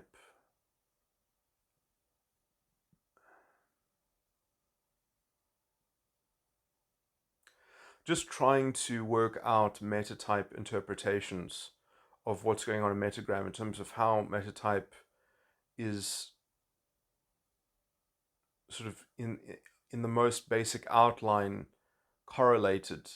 That just took forever. It just took so long. But that was sort of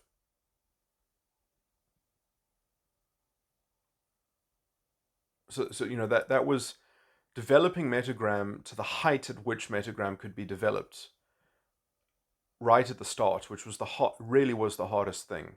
I mean, that's what took me like 20 years of just very careful observation of psychology and very careful internal cataloging in some sense, just getting a very, very sharp image of an empirical collection of data so that I could combine this in a major manic episode into creating a model that could probably capture what's going on, but not with any kind of theoretical bias built into it, but obviously other than essentially that it has to do with some extraction from the 17 model, and essentially that got me the 12 model. So in some sense, just on the premise of essentially the 12 model, although actually, I mean, I did actually have to kind of discover that, but on the basis of the 12 extraction from the 17, that's pretty much the only premise. And then the metagram circuitry is not even written in the 12. It's written in only 4 elements for each guna. And because it's written in 4 elements, and I don't know which of the 12 it's pertaining to, and in some sense that's the thing, is that it's pertaining to more than one. There are 2 sets of elemental in the elemental notation. There are 2 emotional tones, so there's an ambiguity in that. Well, this does involve two potential emotional tones, two different emotional tones. But the ambiguity that so there are two ambiguities. So that's the first ambiguity, is actually in the notation there is a realization that there is an alternative here, or there is both, that both or an alternative is potential to be used. And then what that elemental notation pertains to in terms of which emotional tone is it gesturing at, that I just was agnostic to that. But now that I believe that I've got a full set of mechanics of how they relate to one another, I can go and populate that elemental notation with emotional tones. Okay, so when I populate those things with emotional tones,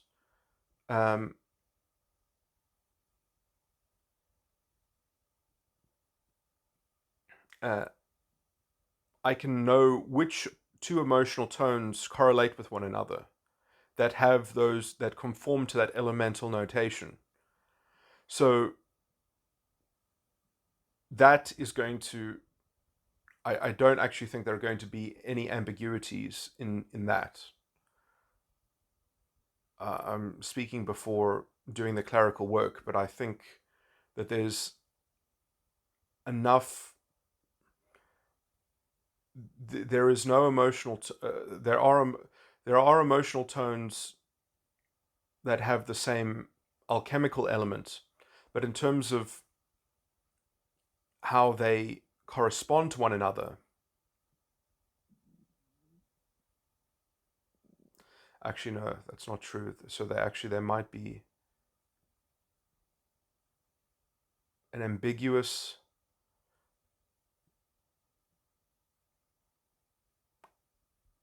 pair of emotional tones in that elemental notation, I think could create two sets of emotional tone, two pairs of emotional tone fill-ins for it. But that ambiguity will be resolved by so there'll only be two possibilities, but what will allow me to select which possibility is actually being referenced by that elemental notation will be the fact that this refers to a particular metatype. And my current and this is the discovery that I think that I've made, that will integrate metagram and metatype, is that in the stimulus, or in the primary counteroffer, or in the emergent response, in the emotional tones because essentially the stimulus, which is the declaration and the devotion, the primary counteroffer, which is the answer and the prayer, and the emergent response, which is the worship and the oath,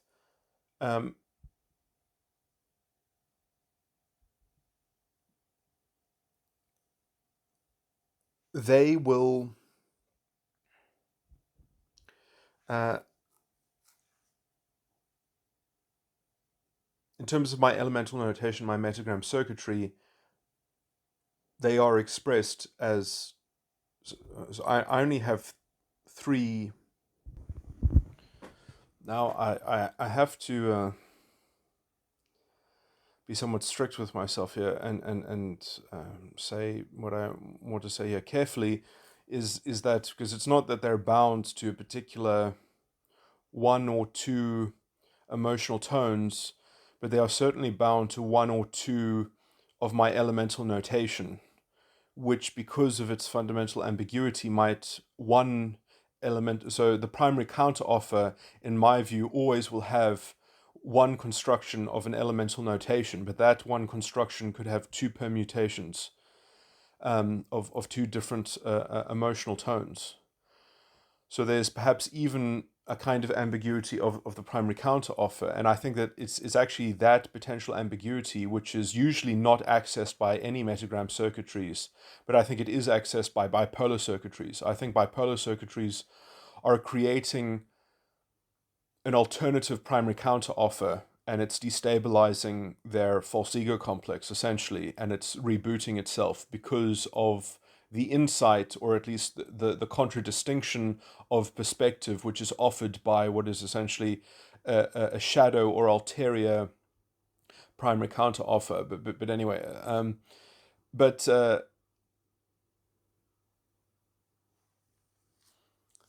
essentially,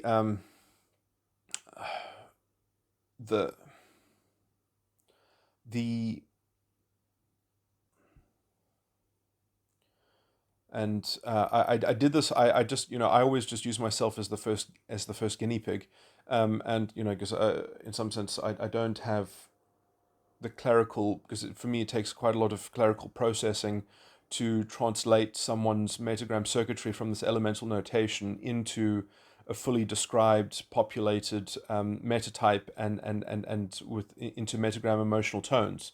Also because, sort of it's a bit finicky, because I've been trying to work out an integrative, sort of translation thing that works out which, and anyway, I think I found that, which is that each side of the mind, or at least, I can't say this because there's asymmetry within the metatype structure, but essentially the subconscious has a dominance and a parent function, the unconscious has a dominance and a parent function, and the ego has a dominance and a parent function, actually, and an inferior function,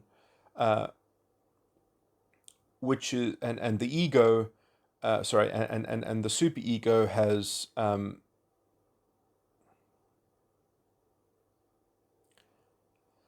superego has a child function, a dominant function, and a parent function. All the things that I've just stated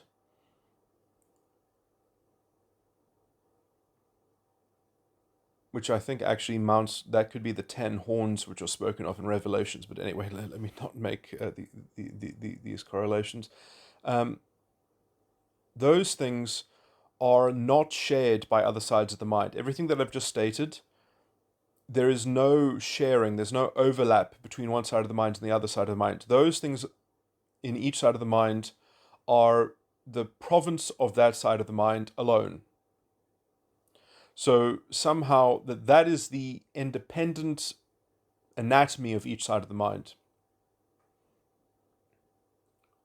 Now, these things have to end up, generally speaking, although this is not true around the superego, it's not true, what I'm about to say is not true for the ego, is that they have to deal with their own local inferior function, and with their own local inferior function being primed by other parent functions far afield, essentially. And although I have usually, what I'm about to say, I've usually only consigned to parent functions, I think now that actually dominant functions are involved.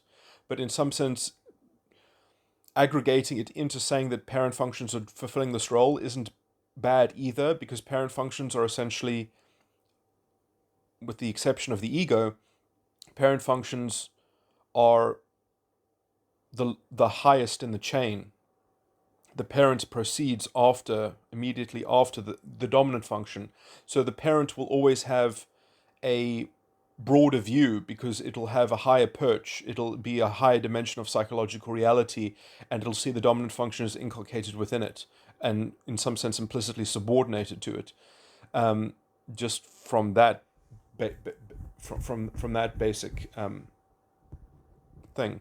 But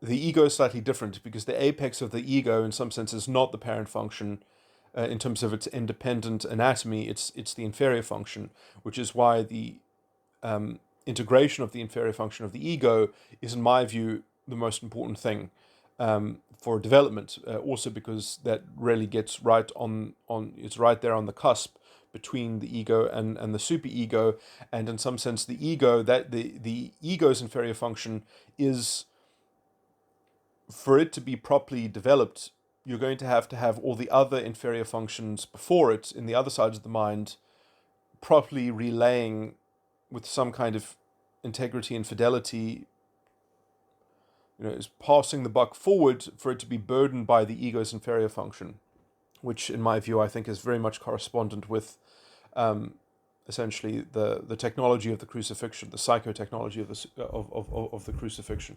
Um, Pick up your cross and follow me, as they say.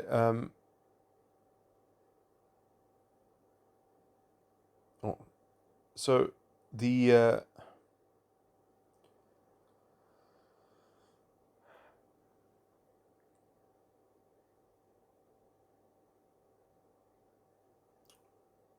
so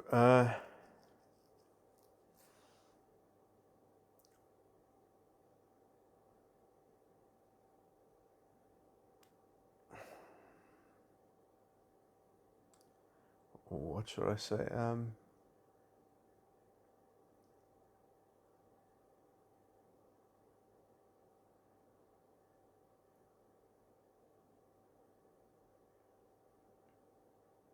So I'm just having thoughts about other things which are absolutely not relevant to this recording. Sorry,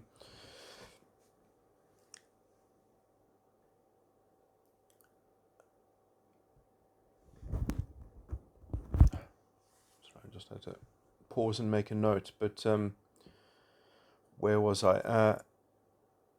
What was I talking about?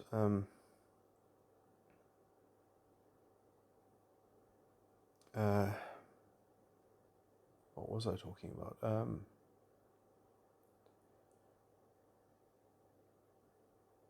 Pick up your cross and follow me, because that teaching by Jesus is the integration of the of the inferior function of the ego, with which in some sense has to burden itself fully and be the apex of your conscience, and your fully integrate the unconscious and the subconscious, so that it can actually be the antidote in some sense, or it can within itself, then within that integrated whole, it can actually piece together the problem of the meaning machine, as it were, that I was speaking about at the beginning of this recording, the meaning engine, that the meaning engine itself has laden within it an implicit breakage, a kind of, I call it in my diagram where I'm going to talk about this, the just itself. I've sometimes called it only itself, but I think just itself, although it's a bit of a trick on words there, is that because when I say just, I mean only, like only itself, but just can also mean, well, just do it, just, and also the word just, that like justice. So, if you just say just do something, you're almost tacitly saying, well, it's common sense, or that it's only just, it's only justice that it be done. There's no alternative, but just quickly do it. Just do it, because it is just the just thing to do, perhaps. So there's a bit of a play on words there, or what do they call it? A homophone. No, sorry, it's not a homophone, but it's a homogram, I guess, because it's spelled the same. I can't remember. No, it wouldn't be called homogram, because that means that it would mean the same thing. No, but perhaps that's the point that I'm making, is that it does essentially tie together, that it does have the same source of value and weight and meaning, is essentially that is what I'm trying to describe. But the reason why I call it anyway, this is being performed between the parent function in the superego and the sin of the ego, which is the foundation of the ego. So sorry, which is the foundation of the superego. The foundation of the superego is anchored within, which is also the sin of the ego. So and this is different to the other sides of the mind. And the superego gets to therefore have an untainted child function, which is in some sense the only child function of the entire, is the only independent source of child function. So in some sense, the only child function that matters, the first child function, is the child function in the superego. And I claim that this is, I might have to revise this terminology when I'm actually talking about it or whatever, because I might have this kind of arse backwards slightly, but I think that it's something like that the child function holds the sacred contract, essentially, and the performance of that contract is the ego, and the thing that it is rendering to the superego is the sin. And the superego is banking on that sin so that it can continue to have this unassailable child function that gets to have its way. It is actually a child function that gets to control the world in some sense. It's a kind of and it's interesting because if you actually know someone's metatype and you know what their superego child function is, you can almost, I mean, I think that it's obvious, but I mean, this might just be, I'm talking about myself more because that's what I have access to, and sometimes it's hard to penetrate people's, sort of semantic computation of how they make meaning in the world. But essentially, if you can teach them about the 17 model and teach them about the dimensions of psychological reality, if you can show them what their superego child function is, their whole world pivots around that. Their whole world revolves around that, and it is a fundamental problem to the ego, but it is in some sense the fundamental supremacy of the superego. So you have an unassailable superego with an unassailable child function, but your ego languishes in sin, at being overshadowed by it. But that sin of the ego is also independently constructed by the other sides of the mind that have already translated that have already developed themselves and translated themselves. Because you must remember that the superego is just an environmental consciousness. It's just like you construing the world from a kind of God's eye perspective to some degree, which is why the dominant function in the superego, I claim, is essentially the tree of life that has to be rescued, that it's been crushed by the city of Babylon, which anyway, and in some sense this is also kept there by the false prophet, and the prime false prophet, I would argue, is probably the parent function of the superego. So that's the end game of self-development and self-actualization, is dealing with that cohort, that child function. Maybe the child function could also be considered, the sin could be considered the beast. The child function in the superego might be somewhat related to the whore of Babylon. The dominant function might be Babylon the Great, and the parent function might be the false prophet, or the prime false prophet. But in some sense, that should not be vilified. That's very important work that has to be contended with and confronted internally. But before you can even do that, you have to first process the correlates of that in the false ego complex in the ego, because these will have mirrors. This is reflected in the ego, because the ego being the first established thing, is that then I think the dominant function in the ego is like the whore of Babylon, or like maybe a combination of the whore of Babylon and Babylon the Great itself combined. And in some sense, the reason why, the blood of the saints that is being drunk is probably going to be drunk from the inferior function. So in some sense, the inferior function is almost the mirror reflection of the child function in the superegos. And the only way to actually fix the child function in the superego and fix that iniquity, as it were, which is that the inferior function in the ego has to sort of fully ascend and integrate itself. Anyway, I don't want to get too much into talking about this, because this is much better if I do it with diagrams. But the point here, which I've gone completely onto a different topic here, is you see, there's too much to talk about always. So I need to first give the bones, and then give details, and then give subcategories, and deal with things after, like, the general sort of picture has been formed. But essentially, the point is that there are these particular things that are independent in each side of the mind, and so it is my view that emotional tones will always have anchored to them one of these independent nodes, and it might be more restrictive than what I've just said, but essentially that either the stimulus, emotional tones, or the one of the stimulus emotional tones from its elemental notation will pertain to. So I might misspeak because. Okay, no, I'm not going to misspeak. I've just worked it out in my head. Because you have to remember that, or at least according to my meta type model,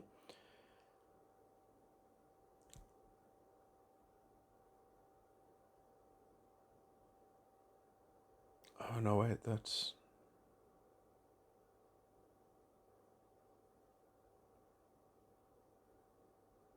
Each inferior function has got two different parent functions feeding into it. Anyway, and that's where the emotional tones are kind of passing the baton. But, sort of what the sequence of passing the baton is in my view, dependent on guna, although that's the weakest part. That's technically the weakest part of my whole integration model because, anyway, I still need to even kind of better map that out myself. Sorry, this is a tangent. I was actually going to put that into my presentation. That element is the weakest part of my whole theory, but in some sense, what I'm talking about now is the necessary step in order to resolve that weak point, or at least to bring some kind of clarification here. The thing that I'm talking about now is the main ingredient to resolving that hurdle, and when that hurdle is essentially because that is the most embarrassing element in my whole model, is that, oh well, it seems to me that different gunas have a different pecking order, have a different sequential flow between each side of the mind in terms of how they are passing the baton to one another in a kind of circular pattern that is creating a kind of emotional argument, a loop of a chain of internal sequencing. But anyway, so the solution is that. Or the solution of solving the ambiguity first. Sorry, I'm mentioning future problems. The solution to fixing this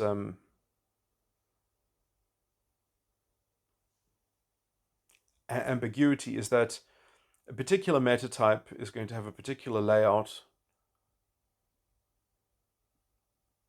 of these independent nodes, and my linchpin is that the stimulus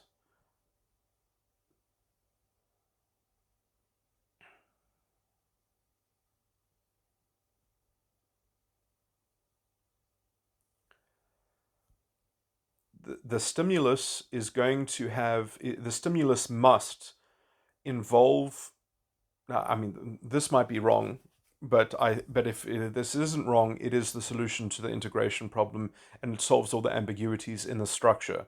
So it would be beautiful if it does work.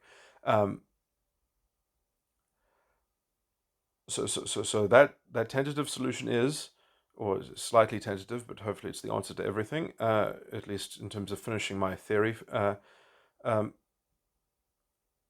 is that the stimulus will involve an emotional tone that corresponds to either the dominant function or the parent function.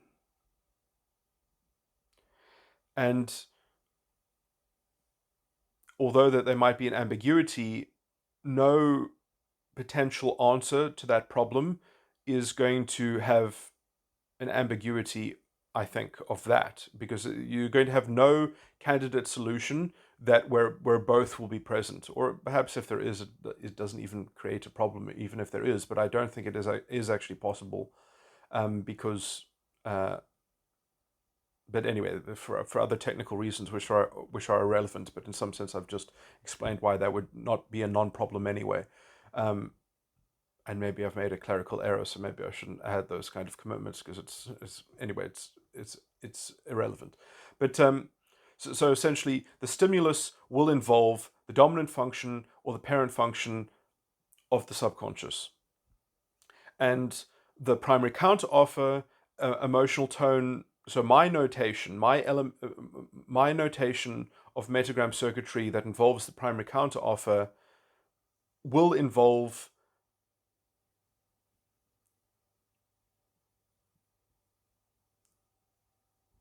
the dominant function or the parent function of the unconscious.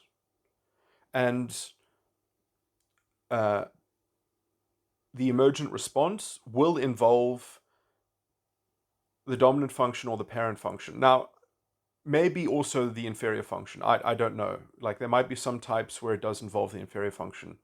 But I actually hope that it's just the dominant function and the parent function, just because that will create a nice kind of symmetry. It will also mean that everyone's inferior function is in the same boat, as it were, um, in terms of integrating the inferior function. We would all have the same kind of meta-ethical challenge. Anyway, it all, no, I mean, I can't say that I would prefer, I mean, I hope. The reason why I hope that is just because it would create some symmetry that might, anyway, I don't know what the answer is, but it could be either. I should rather just be agnostic. I guess I'm just giving my own preference because it would make the theory look neater, maybe. But anyway, uh, and the superego. Uh, anyway, the details of this I will be going over when I'm talking about the diagram in my live stream, and I'm talking about it. This is a horrible recording. As I said, that hopefully this will be the last embarrassing recording, and it's obviously it's ugly, but it's necessary for me to catalog this kind of bullshit, essentially, because this is an embarrassing thing to say, but essentially, this is the only kind of defense I'm going to have against people that are going to sort of just say that I've retroactively fudged my system, um, because, or I mean, perhaps people won't really care anyway, because in some sense, the bar for this kind of stuff is not very high, and as long as you have something that's workable, people don't really care. But I really wanted this to be more than just a kind of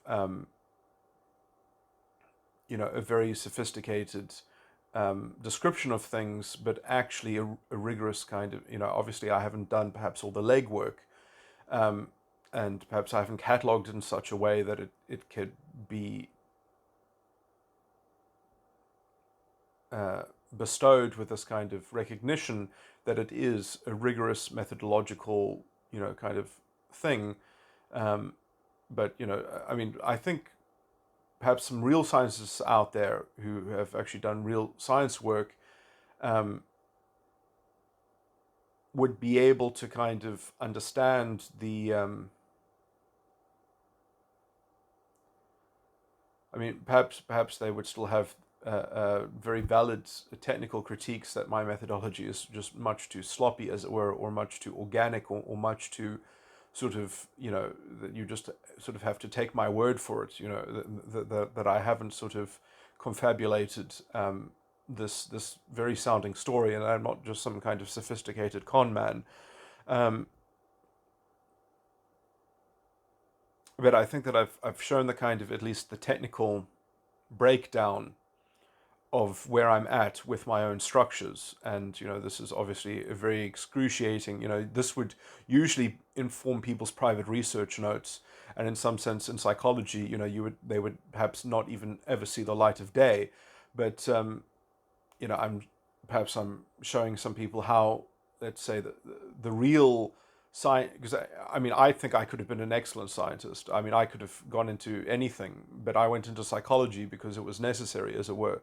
I mean, I really think that I could have been a technical wizard at anything. Like obviously some fields are probably more ripe for development and advancement, or at least, like, some things, you're somewhat limited, because there just aren't the tools to engage one's creative muscles and also one's sort of experimental scope. Like some things. Uh, the state of some things are gated by the state of other things. Like often I think and especially with the general state of academia being as fragmented and disintegrated as it is, that there isn't enough. You can just see that. I mean, when we've really dehumanized understanding to such an extent and created this cult of this reductive cult of sort of abstraction that is decentralized, so much so that people are so atomized within their own intelligible thought space. And there are huge gains to be made just by integrating those kinds of insights, as it were. Just sort of, we need to start producing polymaths again, essentially, that can actually get anything done.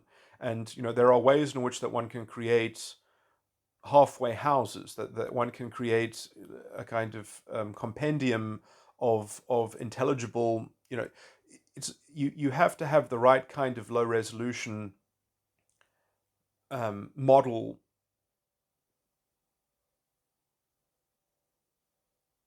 that can be a fertile, in some sense you have to know what the compendium rule is, so that when everyone knows that they're breaking the compendium rule, that the collective fiction, as it were, or the collective, that everyone knows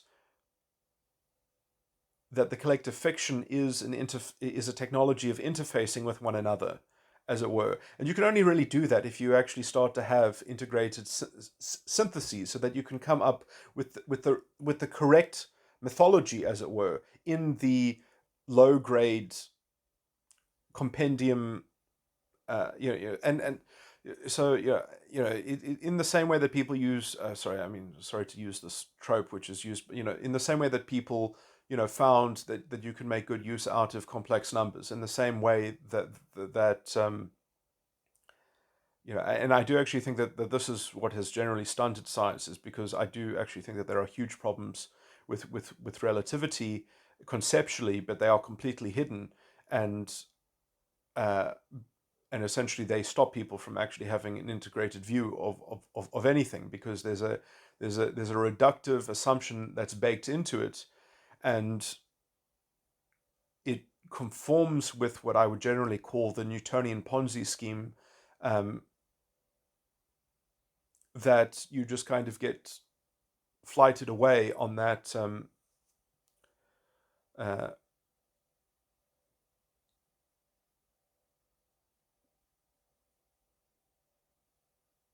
anyway, if I start if I start trying to explain this, I'm going to create too many vulnerabilities for the skeptics to latch onto. But anyway, let me stop this recording.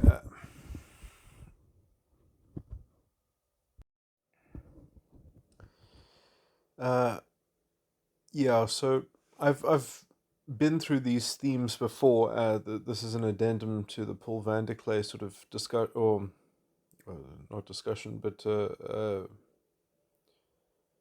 thinking about this theme. I mean, I've spoken about this before, but I need to find a better way of translating this into a kind of. I mean, in some sense, I think I have, but I'm actually I'm stuck on trying to describe this from a Christian perspective. Essentially, the necessity to have a stable definition, or a stability, let's say, an environmental background, or a stable medium to divorce yourself from spiritually, as it were, to not be spiritually invested in the world, but to leave the world in a state where it's capable of helping itself to crucify itself in some sense, but not necessarily, but kind of that in some sense to work out. You see, whenever I get close to describing this in doctrinal language, it's essentially impossible, because in some sense it deals so directly with the Holy Ghost. Um, but in some sense, I think that, you see, to talk about these things, even that,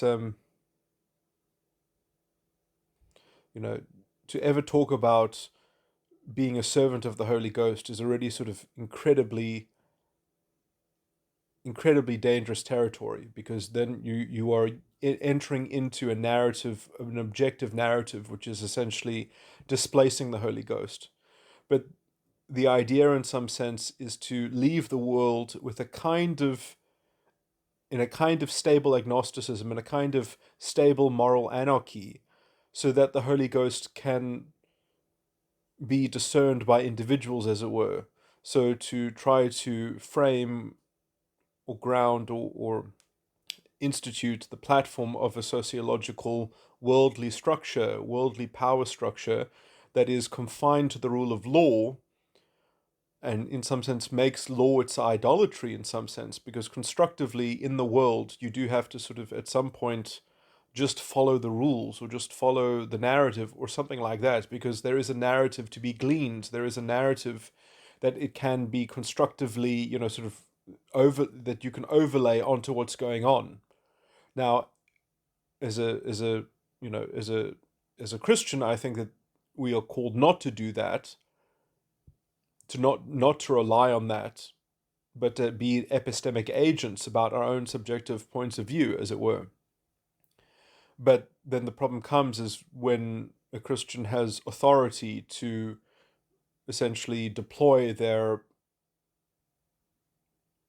when they have power, as it were, um, and a kind of worldly power, then it's like, well, how do you interface with that, as it were?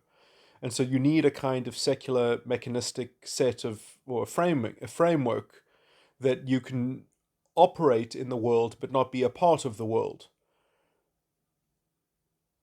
And how one does that, how one stylistically comports oneself, has to very strictly, in some sense, adhere to understanding what the Holy Ghost is, so you can not trespass. And because whenever we're talking about objective narratives, you're essentially very close to the territory of committing the sin that is not unto death, because it's an ongoing sin, because it's when you import an objective narrative as a worldview, you are displacing the Holy Ghost with some kind of knowledge idolatry, or some kind of story fatalism, or some kind of determinism, or some kind of idolatrous reductionism, that you are looking through life through the lens thereof.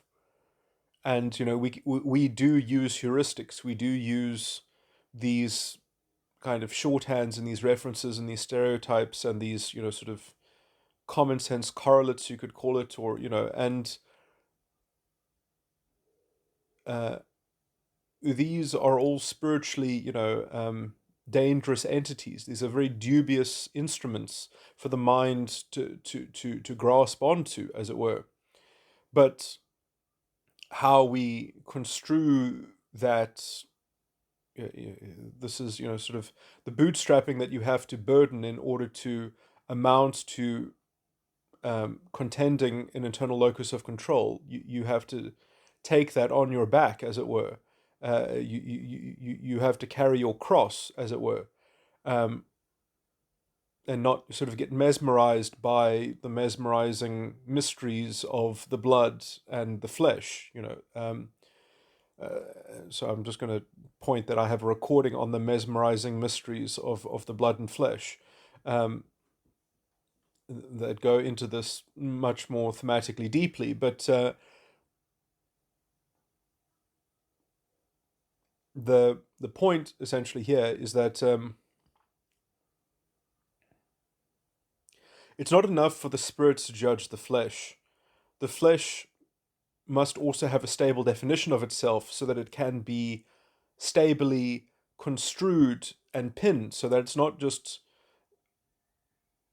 incessantly insisting that no, actually, whatever word was uttered, so I mean, yes, you have your spiritual discerning, and now you're going to use language, you're going to use a worldly conventional system of expressing what your spiritual discerning has to say about something, and you're going to put it out there.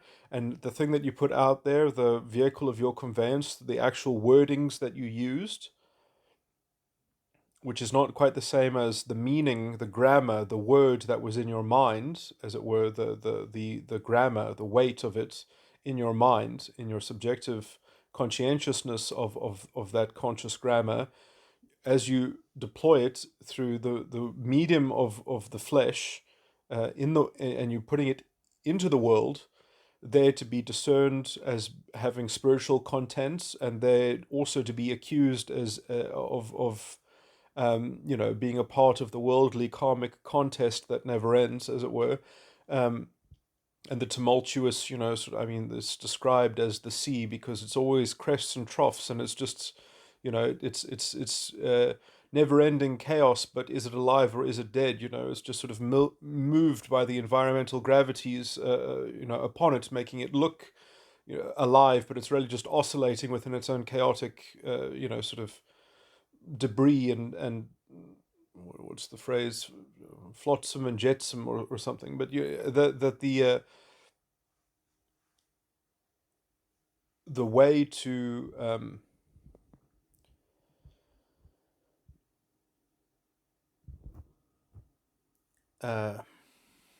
losing my train of thought to background noise.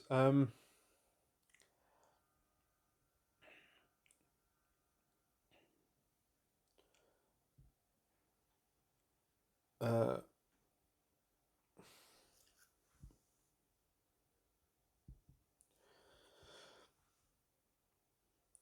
is that in some senses it can grow impossible to lead captivity captive if the world's conventions are themselves so um, fallen in their own fallenness, as a kind of double, as a kind of fractal inversion upon itself, that it's really blossoming inside its own void abyss. That it's really so depraved that it's sort of attempting to turn the void of its own hollowness inside out and call it, an infinite um, resource, or and to be able to invect and invert any entreatment that it might be given by the spirit. So I do think that the state of the world and the state of the flesh, it's important that it's put in the right state, in a stable state, so that it's capable of perhaps precipitating the Son of Man, that the Spirit of Man can precipitate a proper understanding of its own condition, as it were, and then it can be helped to crucify itself in that sense. And so giving it a kind of the right stability is the rule of law, I think, is the perfect thing in some sense, or at least it's not the solution, but it is a simile of the solution, in some sense. Um, it's not a sufficient condition, but it is a helpful, preferable, and in some sense it's, yeah. But anyway, it's ideal, at least in my partisan contention or opinion. But and it's interesting because I want to talk about Greek mythology slightly, and I think that there is scope to do so as a Christian, because it's interesting in Revelations it talks about the key to death being linked to the person who does something with the seas, that releases the dead from the seas, because he has the key to death and Hades, or Hades. They even reference the Greek god of the underworld. Um, but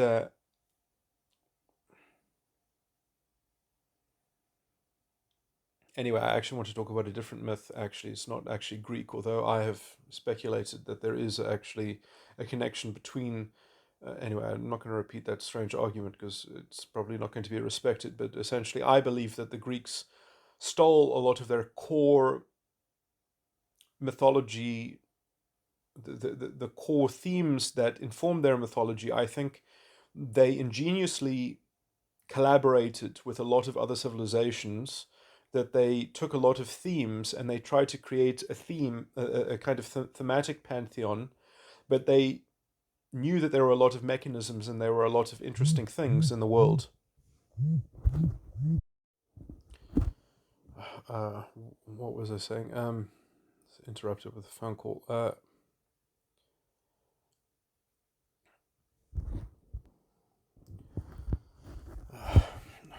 was I just talking about? Anyway, I think that the base of their religion that they actually took to have, they took it from Norse mythology. I actually think that they they didn't like how Norse mythology ended, and they rewrote the ending and they changed the script essentially. So essentially, I believe that Zeus is modeled off of Thor, and Kronos is Odin essentially. And so instead of Ragnarok, they just kind of said, no, no, no, we're not going to. That Ragnarok only happens because essentially the old gods are in control. So let's just lock them up in Tartarus, and uh, uh, and uh, the what are they called? The giants. The I can't remember. The lock up the Titans in Tartarus, and and make a new story in some sense, and make a new pantheon with Thor or Zeus as the patriarch.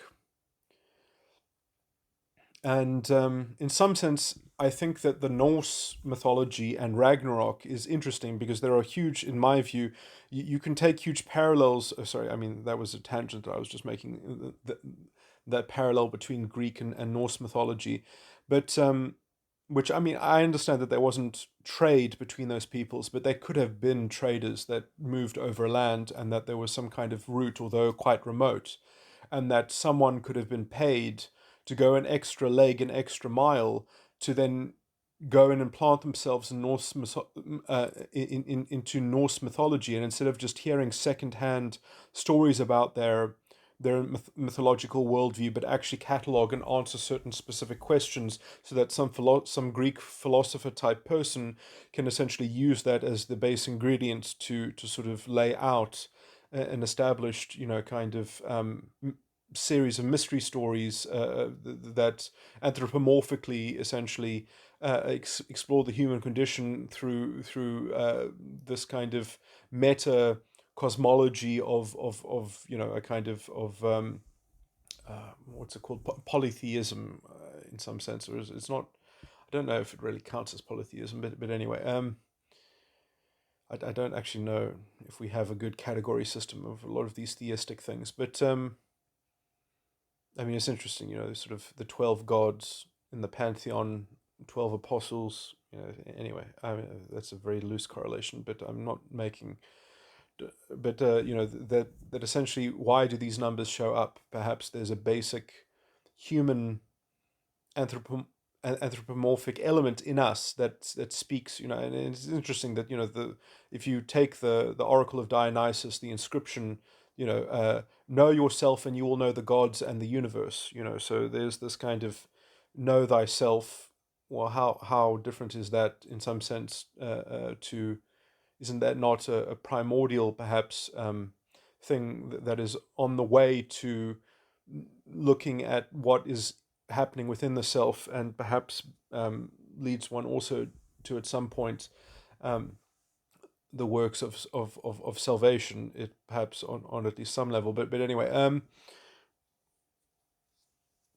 dealing with the human condition and grappling with it honestly, as it were. But anyway, the point that I wanted to make, sorry, I'm going off on this horrible tangent,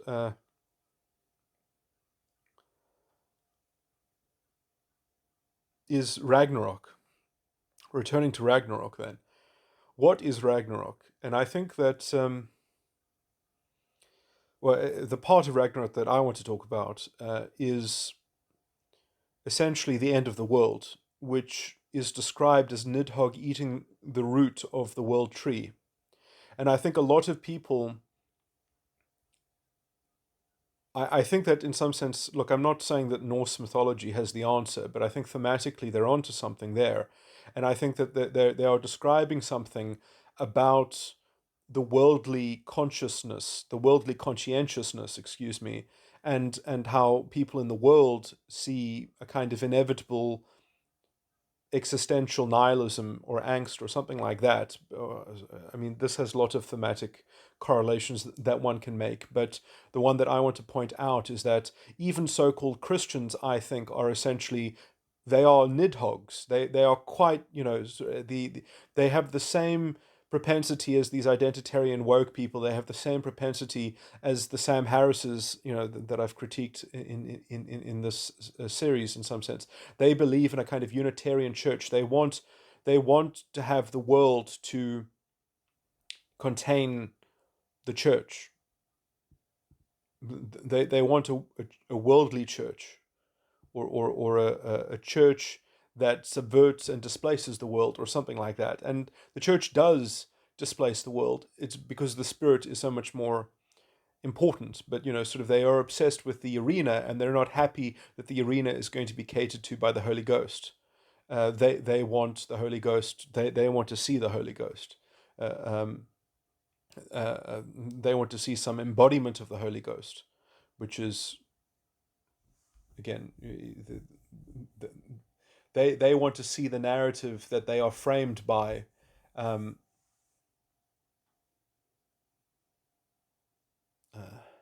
anyway,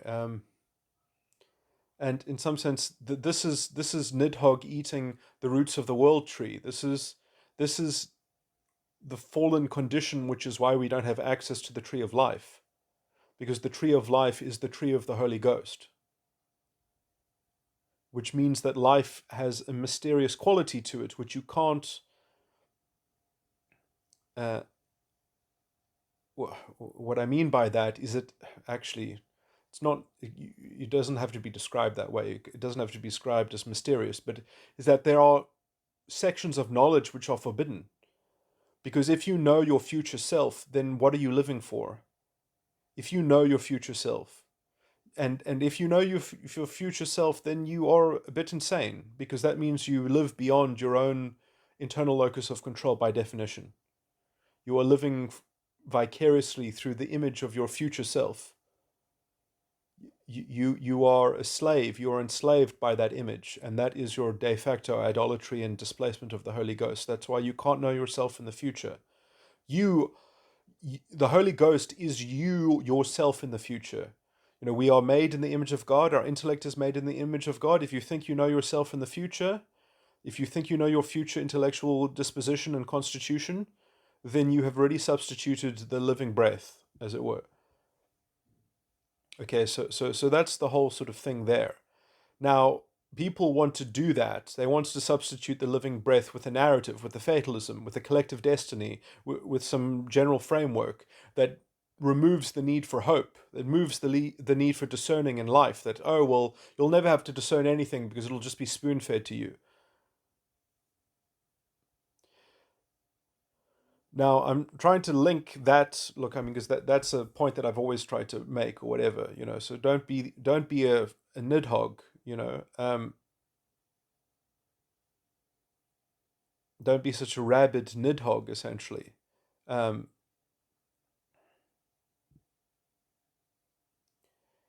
but how I can link that? You see, that's a very personal. I'm describing someone's psychological disposition or their character or something like that. But how that this character has an inverse projection of itself in terms of wanting the world to be subdued and diminished and dissolved into some grand narrative that is unassailable and pristine and sort of sanctified and divine and sort of totalizing, and there's no ulterior, so that you don't have to do the work of discerning between the world and the spirit, because it's just automatically part of the environment. It's just sort of, it's plug and play, and you just have to plug yourself in to the right stream to get there, or something like that. You just have to kind of get in the slipstream of the, like the people who ride their bicycles. You just have to get behind the right person, and then, sort of hitch your wagon to that star. So, this is it becomes self-refuting very quickly, because it refutes one's own intellectual freedom of describe or of creating one's own purpose, and freely, it undermines one's own epistemic agency. And which is essentially, that's all that very much involved with the Holy Ghost. So anyway, I don't want to repeat too much. So of the stuff that's in my other recording that specifically deals with the mesmerizing mysteries of the flesh and blood. But so long story short, the thing is that when we stabilize the world, then we show its insufficiency for a good life. We show that the world is insufficient for a good life, but it can still, well, it's a necessary category that cannot be done away with. It cannot be extinguished. As a mental conscientious category, uh, we can't dispense with it. It's a necessary category. We must always know that there's going to be forbidden knowledge, that we cannot know our future selves. We cannot think we know the image of our future self. We can have a hope that we have a future self that has certain attributes and features or whatever. We might hope these things,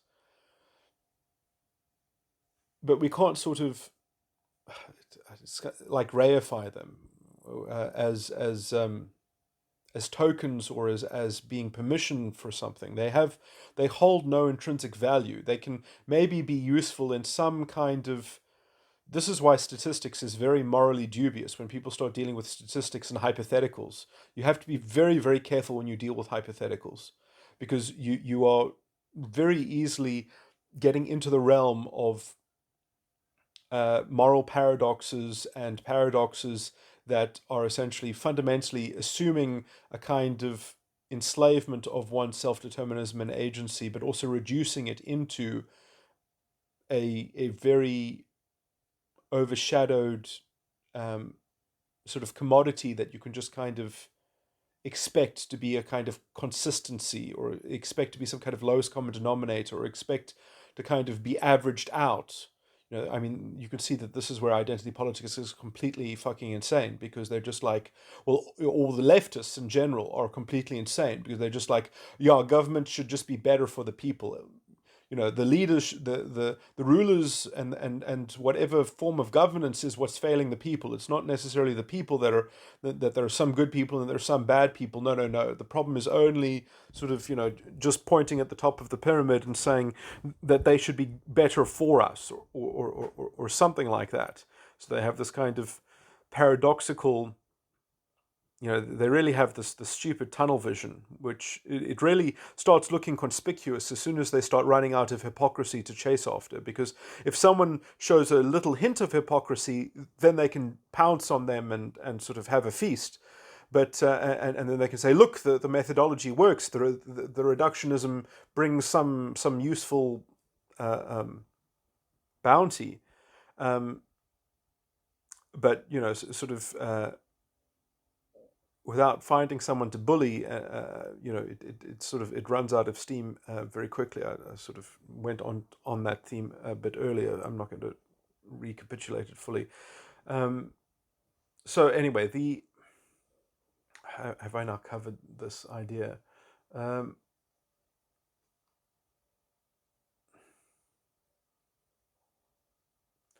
So yeah, the tree of life includes, I think, includes the world.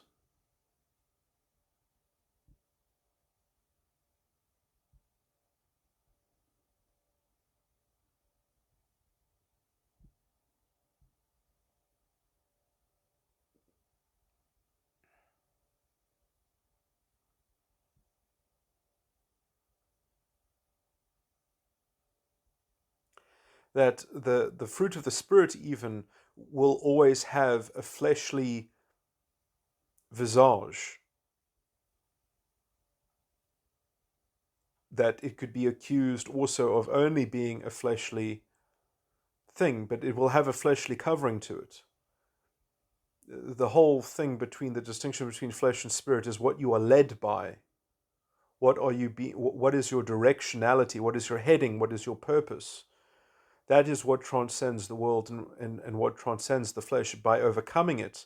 And it's not an event that is overcome. It is an ongoing activity or pursuit, as they say. The pursuit of this is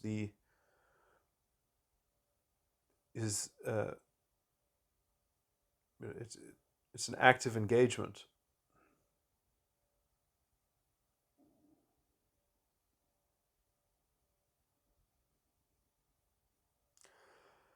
And how I think sort of paradise is actually properly described in the scripture is that peace, joy, and contentment in the Holy Ghost.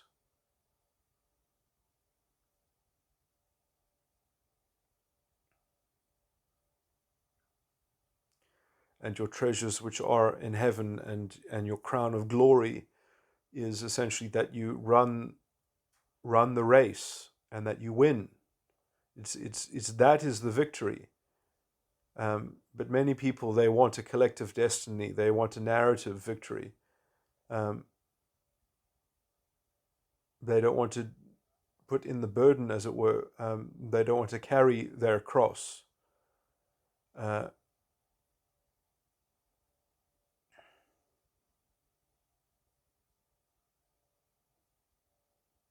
But anyway, as I say, I do think that these things do become slightly clearer and easier to discern, perhaps, or more accessible for people to discern, if the flesh wasn't so mesmerizing in its current worldly ability to mimic a spiritual, or have, let's say, the spiritual trappings and trinkets and emblems, that because essentially the rule of man, human kingship, needs to be subdued under the rule of law, so that people can know that it's not going to be some kind of wellspring of collective hope, that collective hope will instead operate on the private, personal scale. So that people won't be so morally discombobulated, as it were, or dispersed, or sort of projective about essentially their scapegoating. Because, I mean, this is this theme. We are living through a political crisis, fundamentally, is my general thesis in these things. We're living through a problem in the law, in sociology, in the foundation of liberal politics. An open liberal society has been subverted under the weight of its own poorly constructed, from the countries where it has been instituted, and it's been poorly framed and poorly constructed, that those contradictions are coming home to roost, essentially, and that we do need to refine these things. We need to have them revised.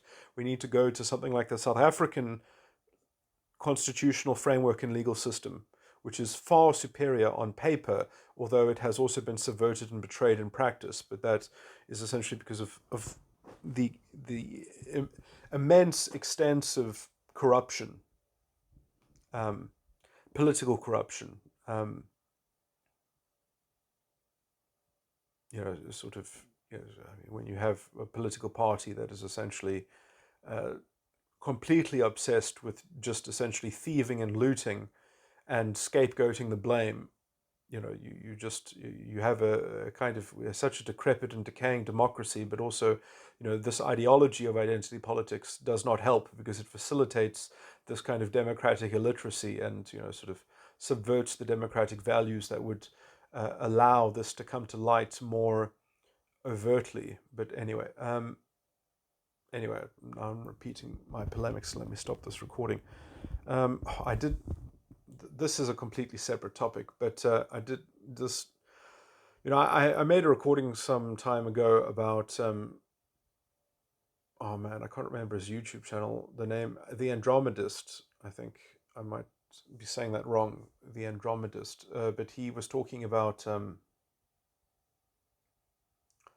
the chimera, and how identity politics is like a chimera. You slay one head and another head happens. And I said, no, it's actually not a chimera. It's Medusa. And if you don't sort of treat it like Medusa, like a unitary, you're actually, if you think that this is a chimera, you're playing with it. Stop trying to woo Medusa, and by tangling with her hair and combing her hair with your fingers. Stop trying to do that. That's not going to work.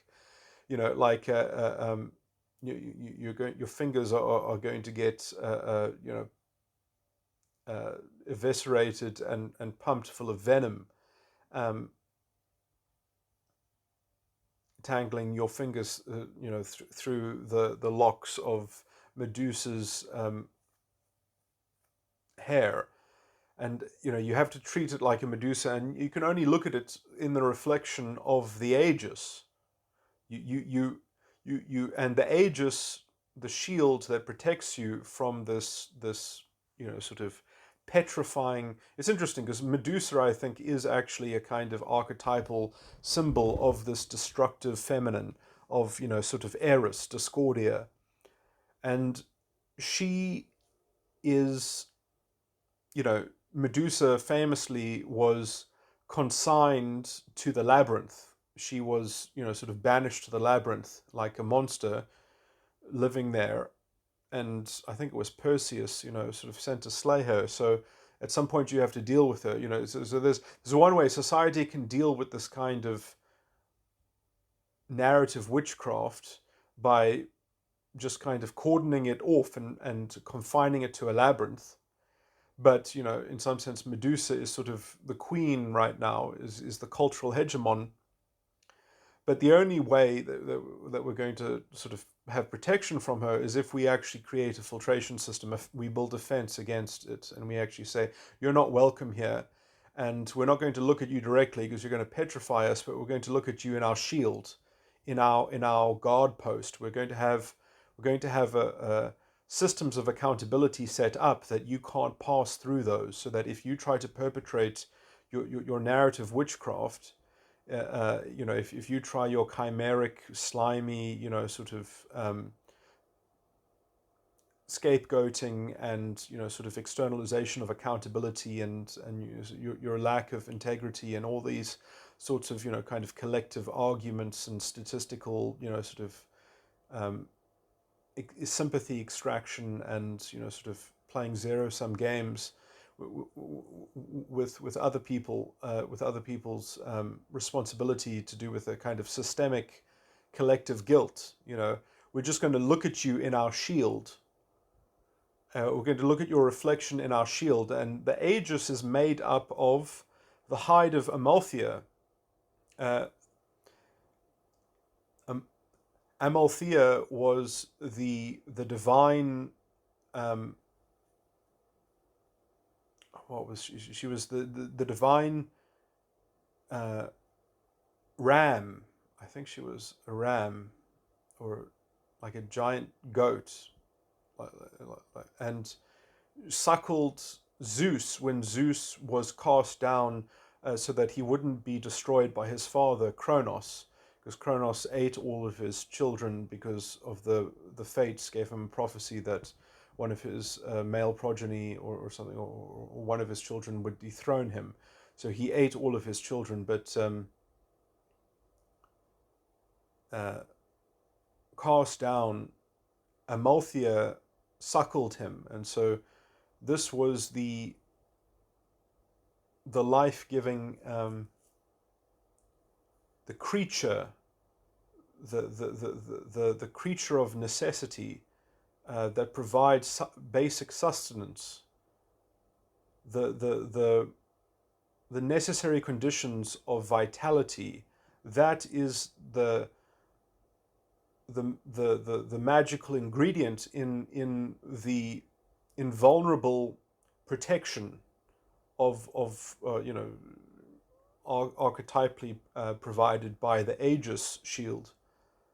So the Aegis the invulnerable shield has a certain view of necessity, view of what is a necessity, and not looking past necessary, um, you could call it basic common sense, but essentially grounding things in their basic essentialisms and their basic elements in some sense, and making sure that those are provided for. Um,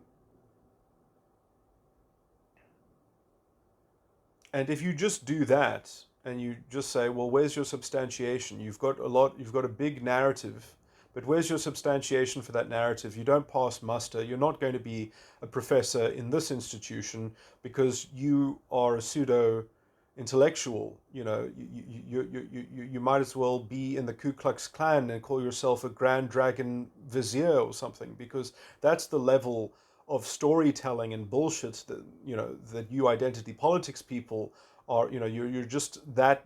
I mean, in some sense, there is no difference between a Grand Dragon wizard in the KKK and these race and gender studies preening false authority merchants. They're just as toxic. They have the same worldview. They are both fascists, essentially, or perhaps you can call them proto-fascists. But I mean, there is essentially absolutely no difference, and they will bastardize the state and instrumentalize the state in just the same way, and they will do the same to morality, which they have already done. But until we actually divide ourselves and hide behind well, not hide, but put a shield up so that we can actually establish an independent source of integrity and validity that isn't touched by this compromised, we need to start creating a separate system so that other people can use that as a role model and as a roadmap to no longer have their standards demolished and displaced by this creeping, I mean, it literally is, it makes people stupid. But anyway, so anyway, that's my general impetus, and people who are not willing to do that, basic work of holding up an Aegis shield and looking at it in the reflection of the Aegis shield, then you deserve to fall to it. Is my as I say, I have very little tolerance. I mean, I can be sympathetic to some people who they can't just kind of unplug themselves and go to another institution because there isn't another institution and they've already established themselves. So they would lose their whole position. They will lose their whole career track record or something like that. And essentially, I mean, in some sense, it's sad. I mean, but this is what happens when you live in a political, legal framework that doesn't have enough integrity to hold to basic common sense. And so then you can be essentially socially bullied into doing things that is unprincipled or against your principles, but you don't have the leeway to disagree because of this groupthink and consensus, and because essentially the law in America is just there to be dictated by whatever majority is in power and whatever their moral ideology is at the time, and you have no independent accountability in the legal system to kind of actually stand up for the individual, as it were. There's no mirror of coherence and self-consistency or reason and responsibility.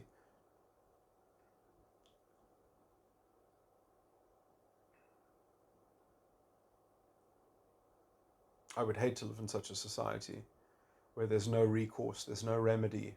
At least in some sense in my country, there is no recourse and no remedy de facto because the Constitutional Court judges have themselves been politically planted to subvert and undermine the Constitution. But that's at least an overt betrayal that could be rectified, but at least the structure is sound. But so it's interesting, America is failing because I think that it actually has problems in its structural foundation. South Africa is failing simply because the wrong people are in elected positions and they are using the example of America to say, no, we have a similar enough political structure, we have a similar enough society that the democracy is the king of our society, when it's not so in the South African framework. We actually have the rule of law, whereas America does not actually have. America has law and order, but in terms of what the rule of law actually means, America does not have it. You have equal protection under the law, but you don't have equal protection and benefit. Anyway, okay, let me stop repeating myself. Okay, yeah.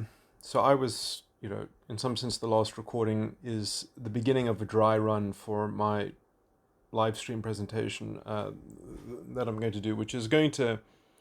The live stream presentation is not going to be great either. It's going to be way too dense, way too technical. It's going to be an information overload, but it's there to be a recording so that and then it's going to be designed for people to essentially pause and perhaps copy down a note of a kind of a key, because I'm going to have sort of diagrams that are going to have sort of codexes in terms of how to interpret the diagram, and so and I'm going to talk through all of that when I do it.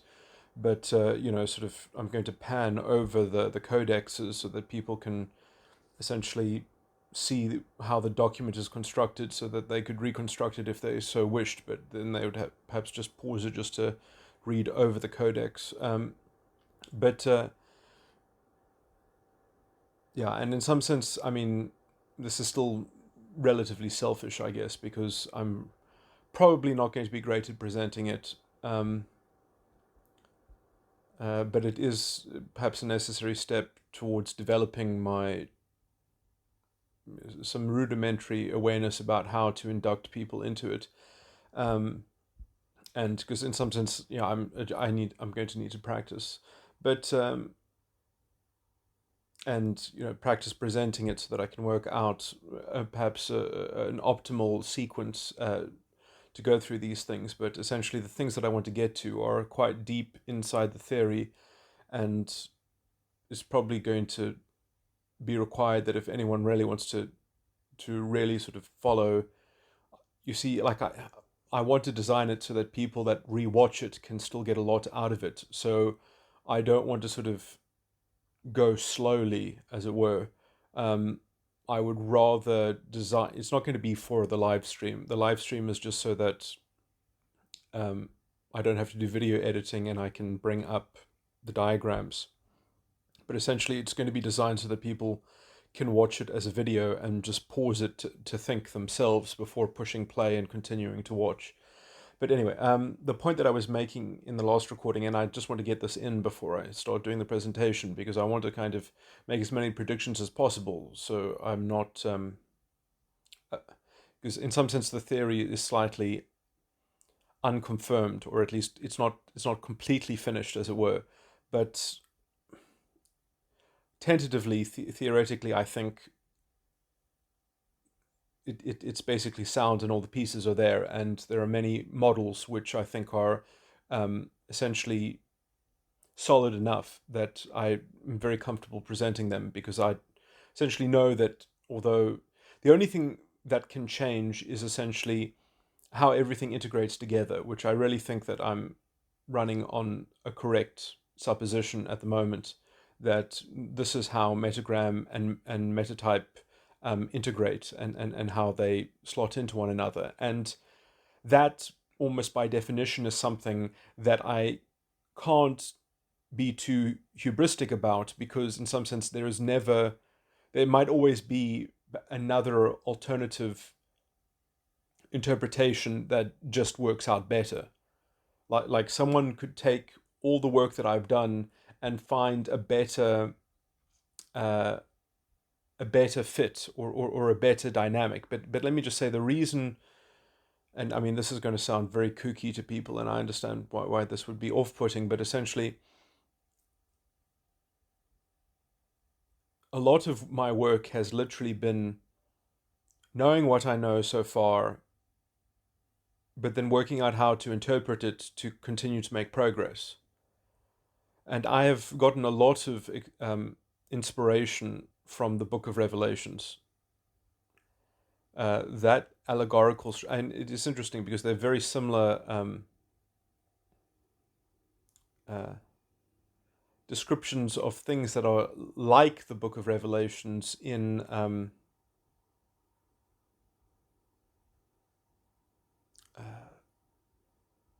what's it called? Non-dual non-dual Shaivism has also got a kind of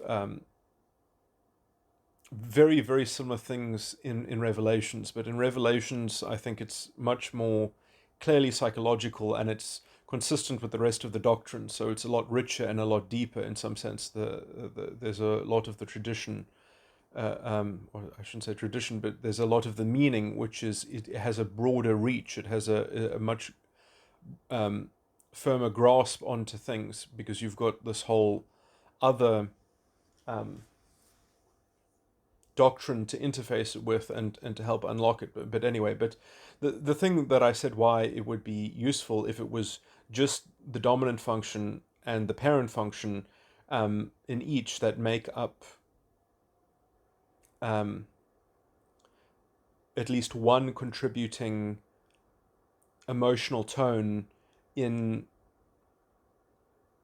each corresponding, that either the dominant function or the parent function of the subconscious should be involved in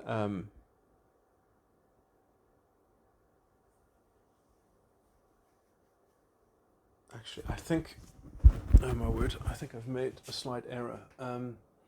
It is slightly, I think it might be more complicated than this. I was trying to fathom if it wasn't going to be, but so I think the rule that I stated needs to be modified, which is sort of, I meant to make this modification, but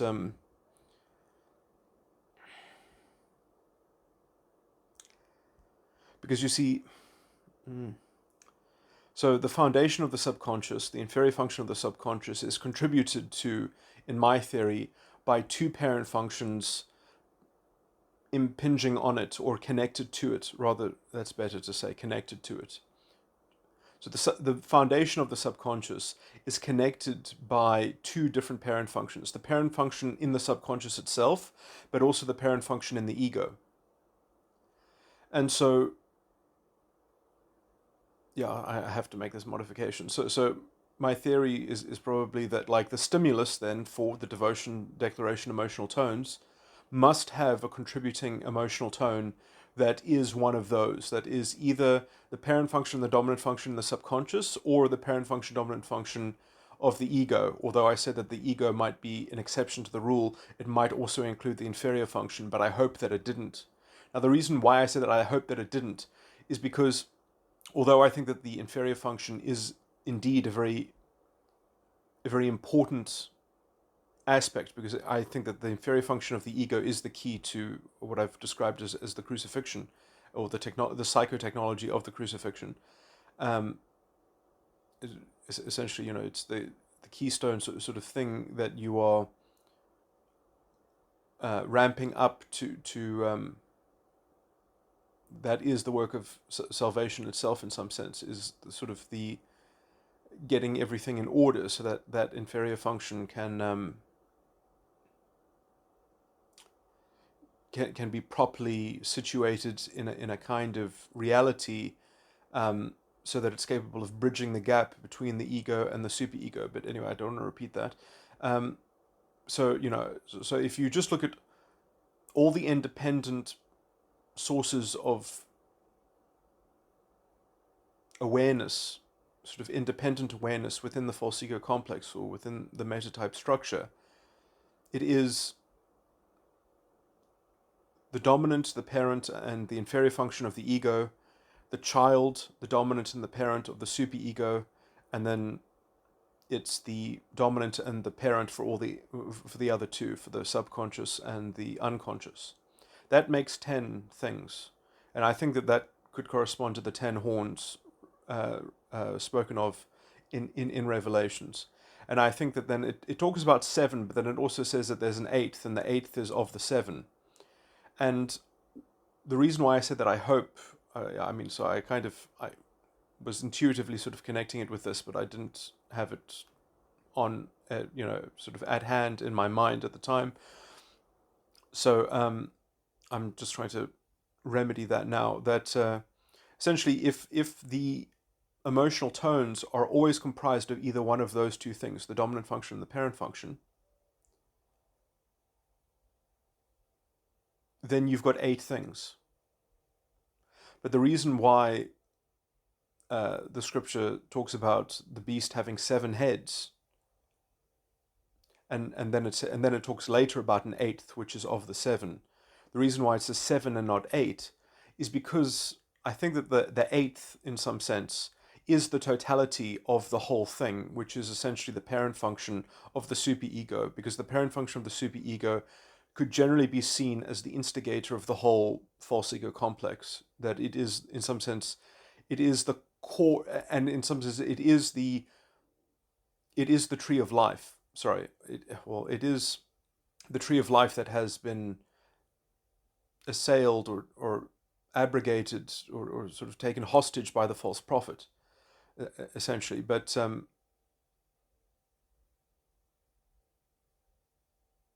so and if you know what the parent function of the superego is, if you know what someone's metatype is, and therefore, according to my construction, you would know what their parent function of the superego is, you can very easily trace that psychological dimension as being incredibly pivotal. I mean, all the superego dimensions are usually quite thematically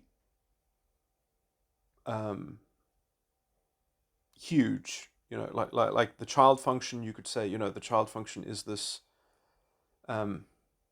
It's complicated. I don't want to talk about that here and now, but because in some sense the dominant function of the superego is this kind of perpetual crying out in the wild, crying out in the wilderness, in some sense, because you're always kind of blatantly asking for the structure that would be provided by the dominant function of the superego.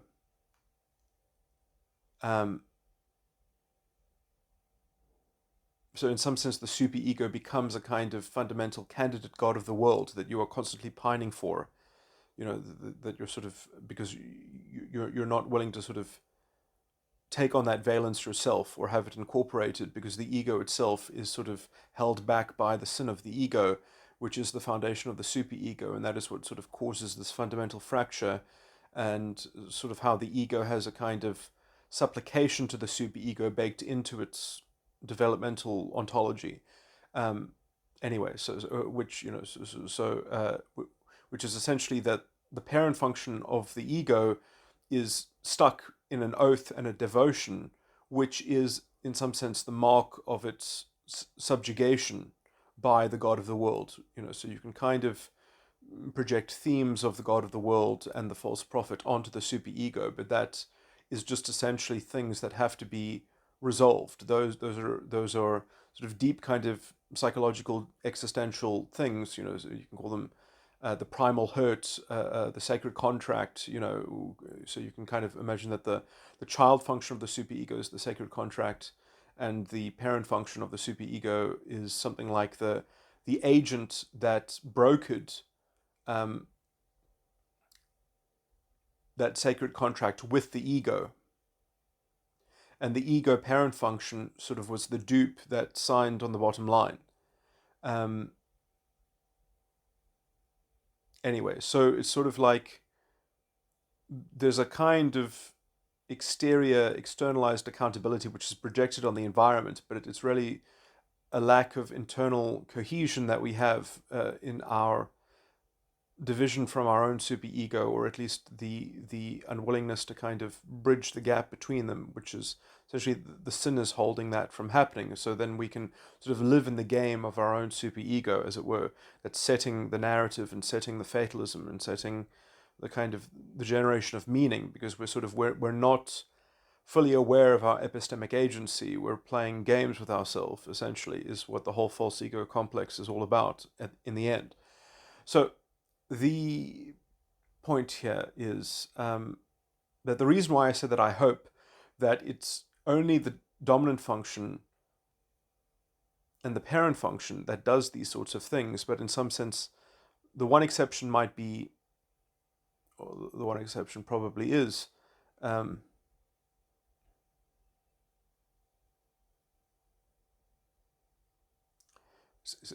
see, this is slightly in speculative land, but the parent function of the superego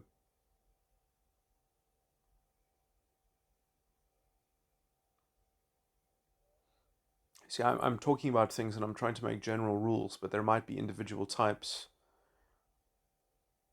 that do these things and therefore will suffer from particular bespoke, almost, or not bespoke to that metagram type and metatype,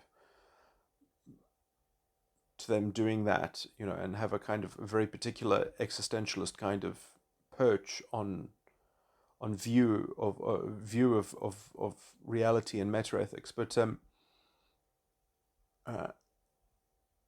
anyway, so it's going to be a conjecture slightly like this: is that perhaps the superego parent function never contributes, or perhaps the superego in some sense never contributes potential ingredients towards these things. That's how it stays above the fray, or something like that.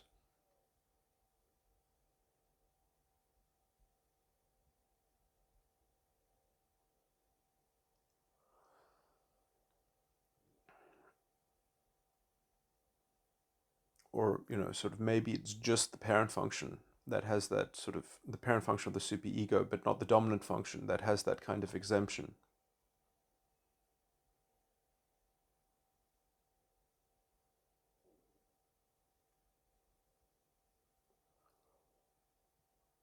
In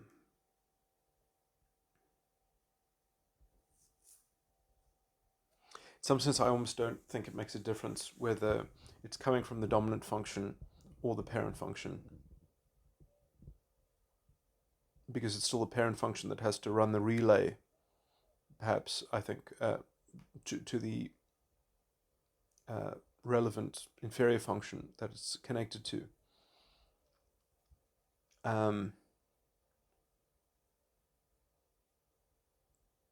Sorry, you see, I'm trying to make a solid prediction, but there are these technical finicky things that need to be slight ambiguities that I also need to express about them. But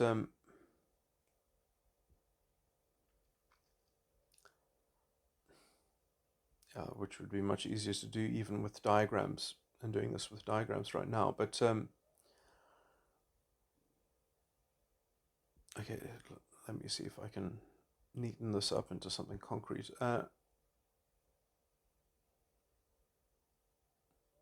See, this would just be so much easier if I just did the clerical work, because then I could sort of just describe the permutation rather. I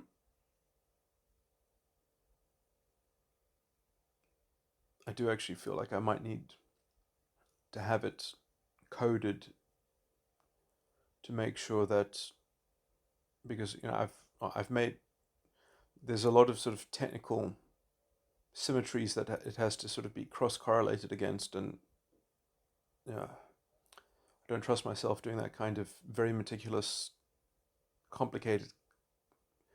I mean, I can work out the formula to do it, but and kind of, but to actually do the kind of secretarial work of doing it might actually be technically, it might almost be almost impossible to do manually because of the complexity involved. But I say that, and I haven't started trying to do it, but I anticipate that there might be that kind of issue. Anyway,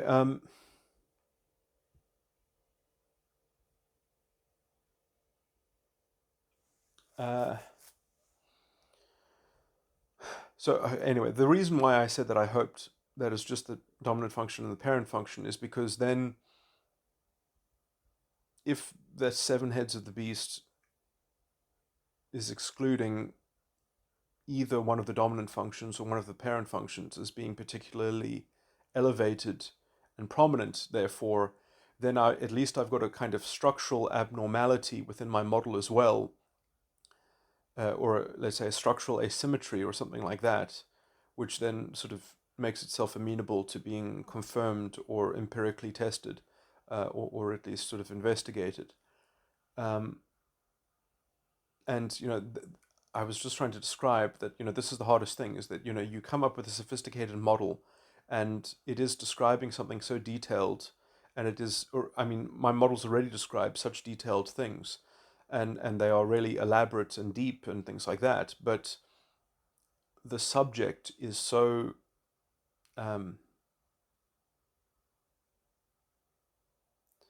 so precise and also exact and deep that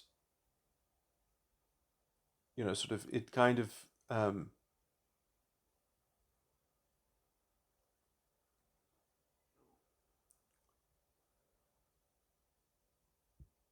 mean, I've always somewhat marveled at how,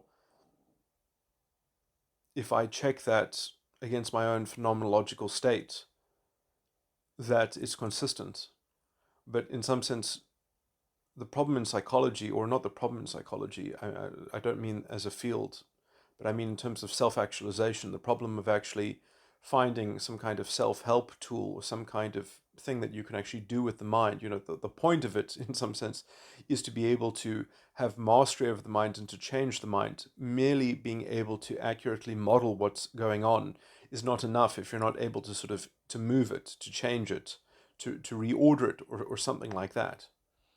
And so, I've kind of been going over my own self therapy while I've been doing this. And in some sense, my lack of progress in self therapy makes it kind of me wonder how actionable this knowledge is, or how useful it is. And so, I've really had to, um, it's been somewhat, this is going to sound very strange, but essentially, I've been in a lot of chronic pain, like actual physical pain, not emotional pain. A lot of chronic discomfort. And I actually didn't even realize that I was in so much physical discomfort. Um, and sort of ameliorating that has helped me as well, perhaps. I mean, also being somewhat enslaved to working on this theory for so long with essentially so little. Uh,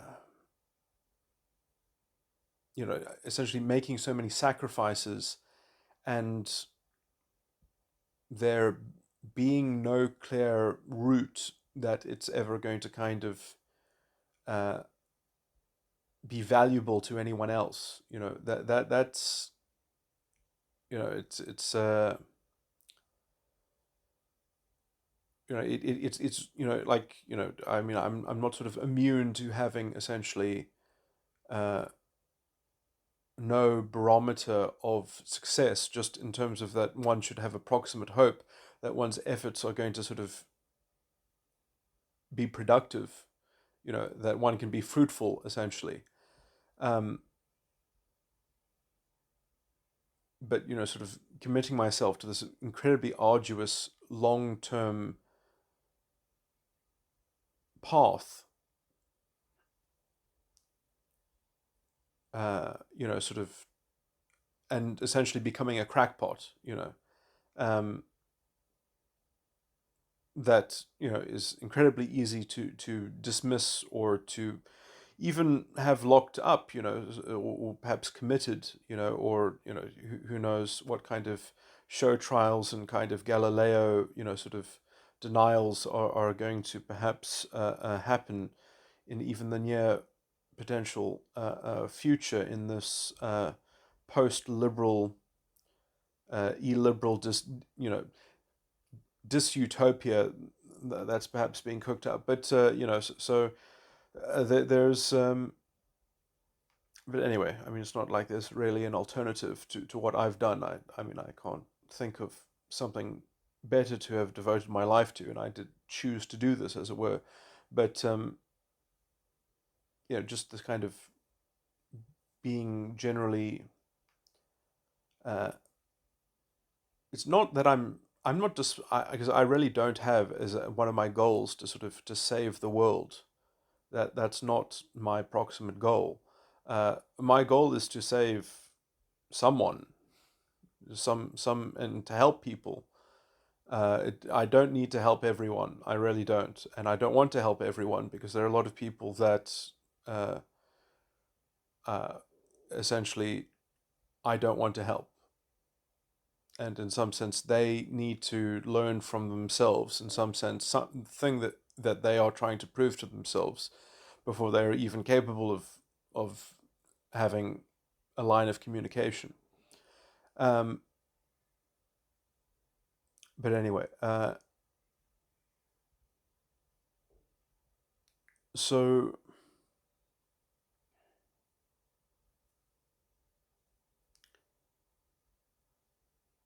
anyway, I'm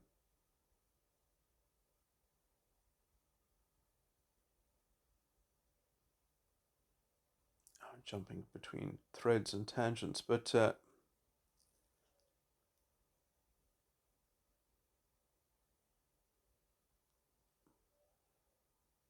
so I imagine that the eighth, which is of the seven, I'm going to guess is probably the parent function of the superego, which is in some sense the most senior of the independent nodes within the superego.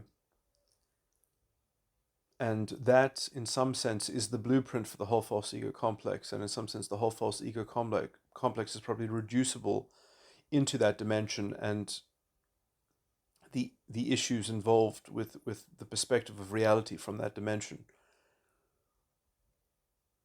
And in some sense, even knowing that, you can solve the equation from the side of the superego, but you have to solve the equation simultaneously from the ego and the superego.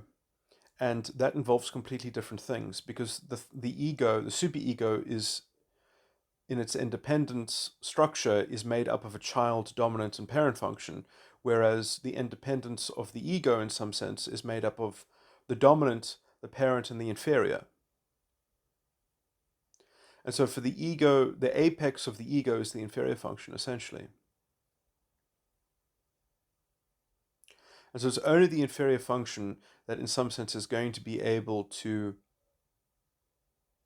transcend sin by essentially finding itself translated into the superego's dominant function. And I would say that you have to do that through. Sorry, did I say dominant function? I meant to say parent function, but then I was going to say, but you have to do that through the dominant function. And I believe that you do perhaps completely leave out the child function. And I simply, I mean, I've relayed this to the crucifixion, that 3 days in the grave. So the first day being the sin, the second day being the superego child function, the third day being the superego's dominant function. So you wake up on the superego's dominant function.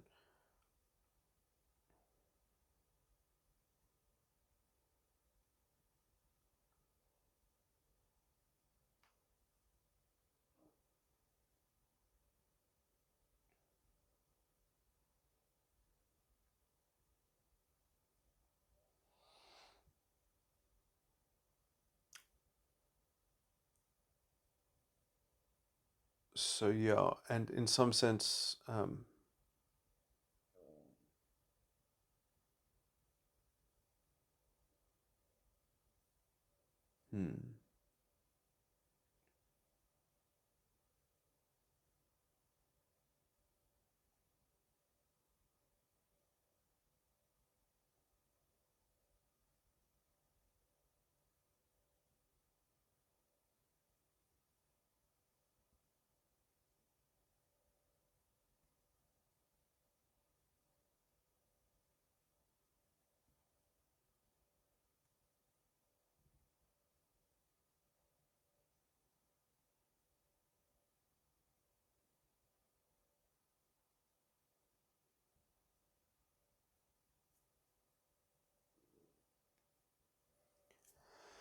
Anyway,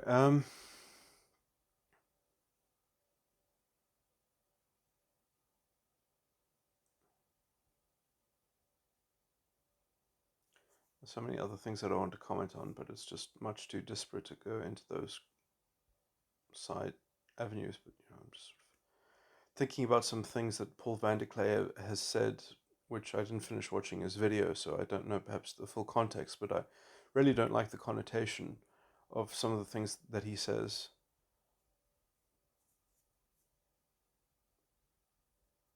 So did I say context? I meant I don't like the connotation of some of the sentiments that he keeps on raising, or at least how he's raising them. Anyway, but it's a very niche philosophical sort of gripe. It's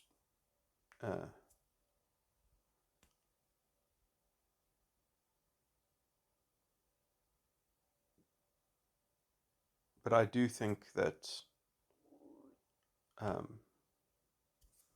in terms of how he talks about Kantian deontology and how he sort of, I think the value of Kantian deontology in some sense is that it's actually meant to be a kind of secular ethical framework, which is not going to be perfect. It's not going to consist of divinity or a kind of it's not going to be sanctified by anything. It's going to be sanctified by coherence and self-consistency. So I do actually think, look, I mean, I can critique Kant myself. I do critique him because I think he didn't realize the paradoxes that he was setting himself up to because he believed his own theory rather than essentially using it properly and, let's say, installing it into something like a rule of law and calling it a kind of the basis of a self-consistent and coherent moral anarchy that is good, at least good enough to preserve the liberal order, but isn't enough to kind of conserve people's psychological status, that they would still need their own private morality, as it were. So, I don't know, the kinds of things that Paul Van Der Klay was saying, I feel like being contrarian saying, no, I can actually have my cake and eat it on that kind of point. But anyway, I mean, I shouldn't take him too out of context because he was criticizing rationality rules. And so perhaps his contentions are already kind of militated towards that particular critique that he was making of rationality rules. And so perhaps he wasn't giving such a nuanced treatment to Kant. Perhaps the point that I'm raising is completely irrelevant to the point that he was purposefully utilizing that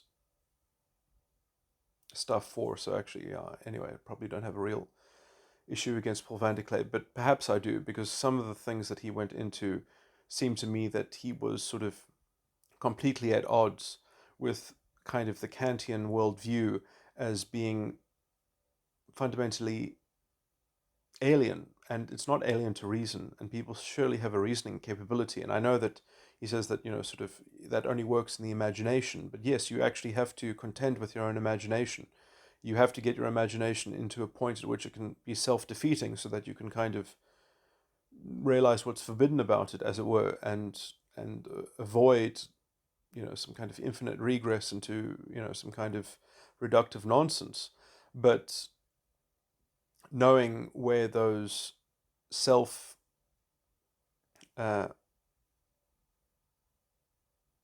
invalidating tripwires are within the imagination is necessary, because you're not going to avoid it by not thinking about the problem. You have to kind of know what the boundaries and the limits are, as it were. You have to know the scope and the depth of the proper use, or at least, even if you don't plan to use it, because then how would you know if you haven't, so I'm saying sort of seek out the boundary and understand the boundary and the distinction fully, not just sort of use a kind of traditional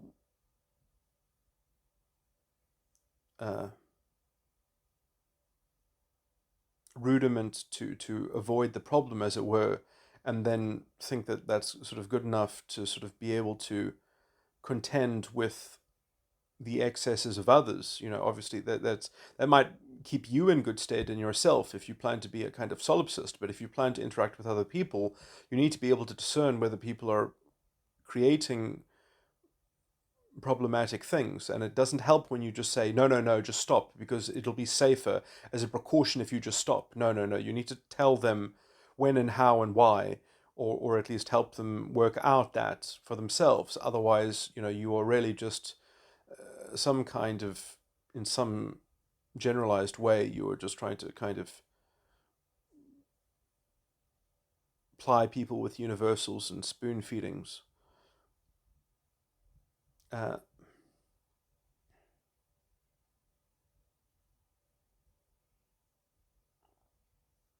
there's an interesting mathematical analogy to this, which is that, it's counterintuitive to a lot of people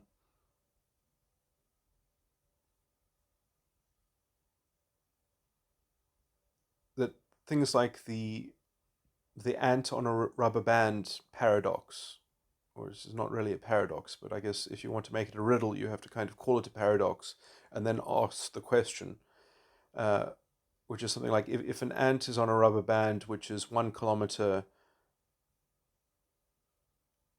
and it's walking along at 1 centimeter an hour, and then you expand the rubber band at 1 kilometer, sorry, let's say 1 centimeter a second, sorry, and then you expand the rubber band, and let's just say it's a thought experiment, you can infinitely expand this rubber band, and you expand the rubber band at to add 1 kilometer to its length a second.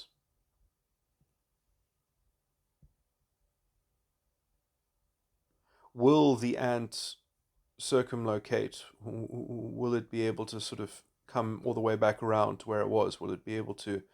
So if the rubber band is constantly expanding and the ant is only moving 1 centimeter a second and the rubber band is increasing in its length 1 kilometer a second. Actually, I mean, when I say it like that, it seems obvious that, of course, the ant will make it back around. But and in the same way, the harmonic series, like 1 plus a half plus a quarter plus an eighth plus a 16th plus a 32th, 32nd, like you keep on. So that's called the harmonic sequence. If that goes on for infinity, what is the sum of that sequence? Is the sum? So this is kind of a calculus kind of question. Is some sequences expand into infinity? They accumulate as an infinity, and some sequences their sum peters out, but the harmonic series grows at an ever slowing rate. It decelerates in its growth, so it takes longer and longer and longer to add the same amount.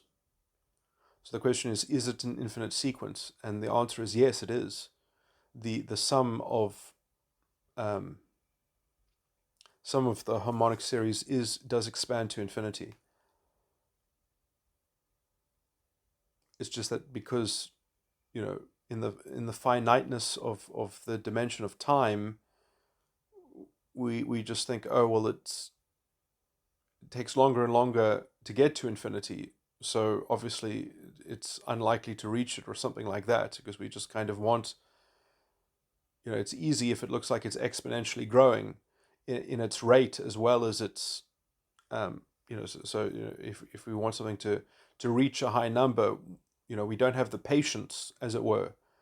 And I think that there is this is almost like a what do they call them, like what are they called, a fallacy. So I think that there's almost like a kind of, I don't even know this probably falls under an already established fallacy. I can't think of what it would, but in some sense it's kind of like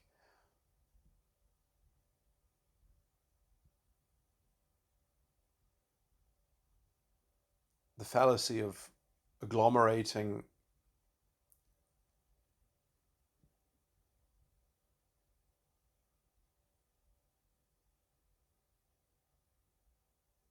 attributes into a trend, into a thematic trend, and using that conflation instead of making a serious deduction. It's just kind of taking a temperature, um,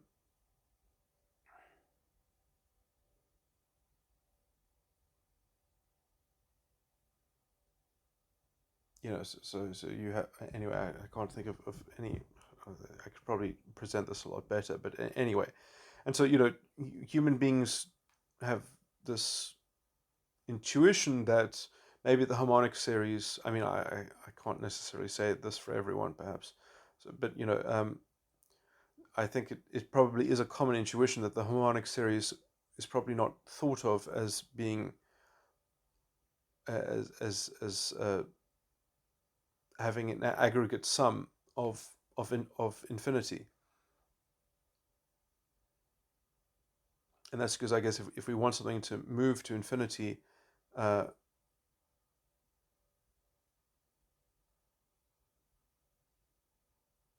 we would prefer to be accelerating towards it rather than decelerating towards it. Or we would expect acceleration towards it would be indicative that it is approaching infinity, or that it leads on to sum into infinity. Um, anyway, so what is my point here? So my point here is that and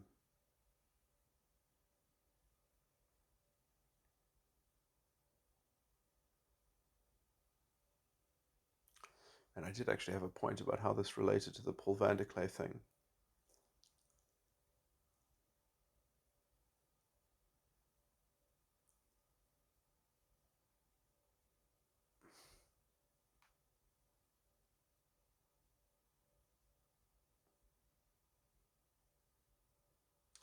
But I was going to say that essentially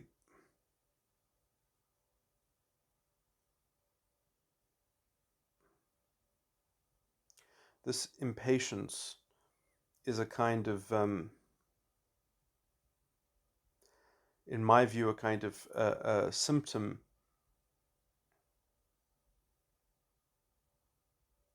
of, in some sense, the angst produced by the cloud and the shadow cast by the cloud of the superego, of the environment, and the belief that there's a God of the world just underneath the environmental, worldly system and structure that, if we just propitiate it in some way, would sort of come out from,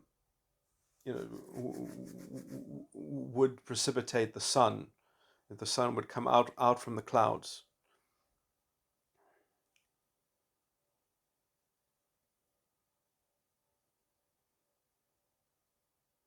And it's very interesting because I can just contrast this. The city of God, the New Jerusalem, as it's described in Revelations, is in the dark. It very clearly says that these gates that are made of pearls, and the streets that are made of glass, and the buildings that are made of glass, and all the and the glass is actually gold, but it's transparent gold that looks like glass, and that there are these, this foundation of sort of jasper on this other stone, on this other stone, and all these sorts of things. And it's got a tree of life, and it says, and in the city there is absolutely no light, because the light is the light of God and the light of the Son of God, or the Lamb. It says that essentially, the light of God and the light of the Son is the light of the city. So you can't see it with natural eyes. You can only see it with spiritual eyes. So all of this sophisticated city is literally in the dark. If you read this, so I mean, this is a huge problem, I would think, for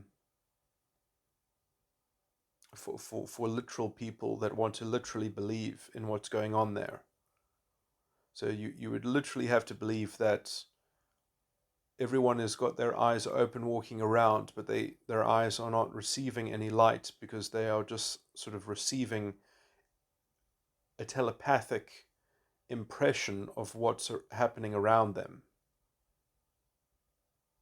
So in some sense, the eyes in this description of the city are a superficial feature. that don't actually do anything because there's no natural light for them to capture. There's something happening mentally, uh, that something is being shone into these minds. So what is the city then? I would argue that it's not a natural city made out of material. It's not a worldly structure. It's an understanding. The 12 gates made out of pearls. So I do think that this is civilization is made the, out of the New Jerusalem, and it's very interesting listening to earlier in Revelations. It talks about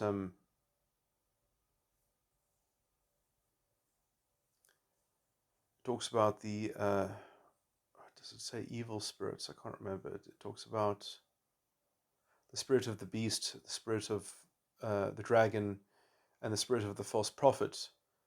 Um, and uh, out of their mouths came frogs, and in the same around the same passage it talks about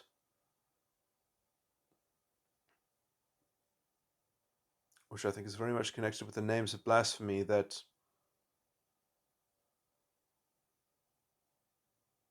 the fallen nature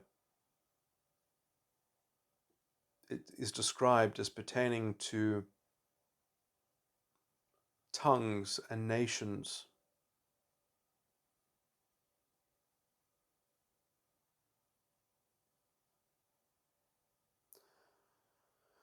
I should probably find it. I'm probably butchering this a bit, but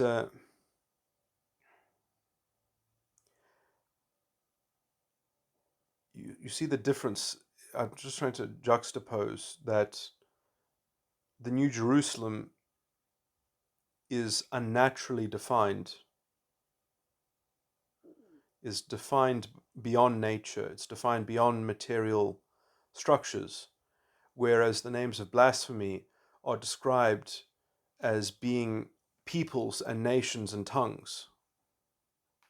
It's all a material substrate. It's rooted in a fleshly identity. So I just wanted to make that juxtaposition, and I think that if you the reason why I'm bringing this up in connection with Paul Van Der Klay is because when he wants to say that sort of Kantian deontology, and again I've framed this politely, that because this is an unfair raking over the coals because he's specifically saying this to address rationality rules. So I may be strawmanning Paul Van Der Klay's general views on this or something like that, but to me he did seem to connotate quite clearly that sort of what's the point in Kantian deontology in thinking through reason? It's just an imaginary sort of subtraction.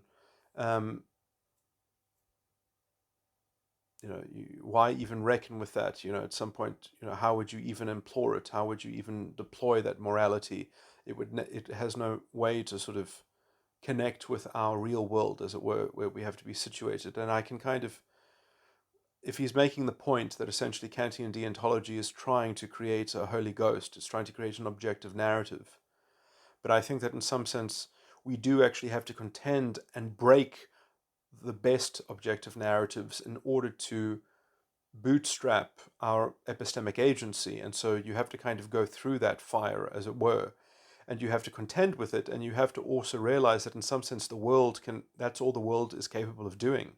It's creating a narrative. So we should actually create a preferable narrative, which I've already said should be made out of the rule of law, so that we can stabilize the world, so that we can precipitate the Son of Man out of it more readily. But that's because we need to conserve it as a category, because otherwise we're going to lose definition of reality. We need something to divide ourselves from. Otherwise, spirit has to keep itself by keeping itself away from the flesh.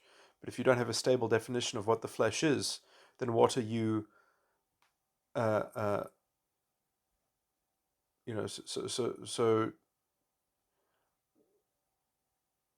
spirit is capable of keeping this distinction alive within itself. But unless you want to live in a theocracy, you're going to have to, and I would argue that theocracies are much more dangerous than you think, because the problem is what happens to the new generation? How do they get indoctrinated then? Because there is no default stable medium of the world to rescue them from, or to inculcate them in the distinction between the difference of spirit and the flesh and the world and the spirit of man, which I say are the same thing. So how can you educate people? What pedagogy are you going to provide so that they can understand these things and they can actually develop? I don't think you can. This is the problem of theocracy, is that it's sort of it works for one revolutionary generation, and then it sort of it loses its own impetus, because when it stops reacting to something, then it sort of it falls into the reactive stuff that I was talking about earlier. Anyway, I'm somewhat going around and around in circles, making this incredibly long. Yeah, I mean, I'm sure people are sick of listening to this over and over and over again. Oh man, I've just now conflated what I was talking about with my theory and talking about Paul Van Der Klay, which, damn, that's stupid of me. I should have rather had them separate recordings. Okay. Sadly, I've fused all these topics together, talking about them at the same time, which is very undesirable for people wanting to listen in on this, and then they have to follow all these disparate threads and interweaving between them. But just want to clean up one point when I was saying essentially that this is a political crisis. This is a secular crisis. And I don't even like calling it a meaning crisis, because to call it a meaning crisis means already to collectivize meaning and significance and sort of, I think that in some sense, so-called Christians, or Christians that should know better, or at least should have a deeper appreciation of the doctrine, or should have a church that is perhaps more spiritually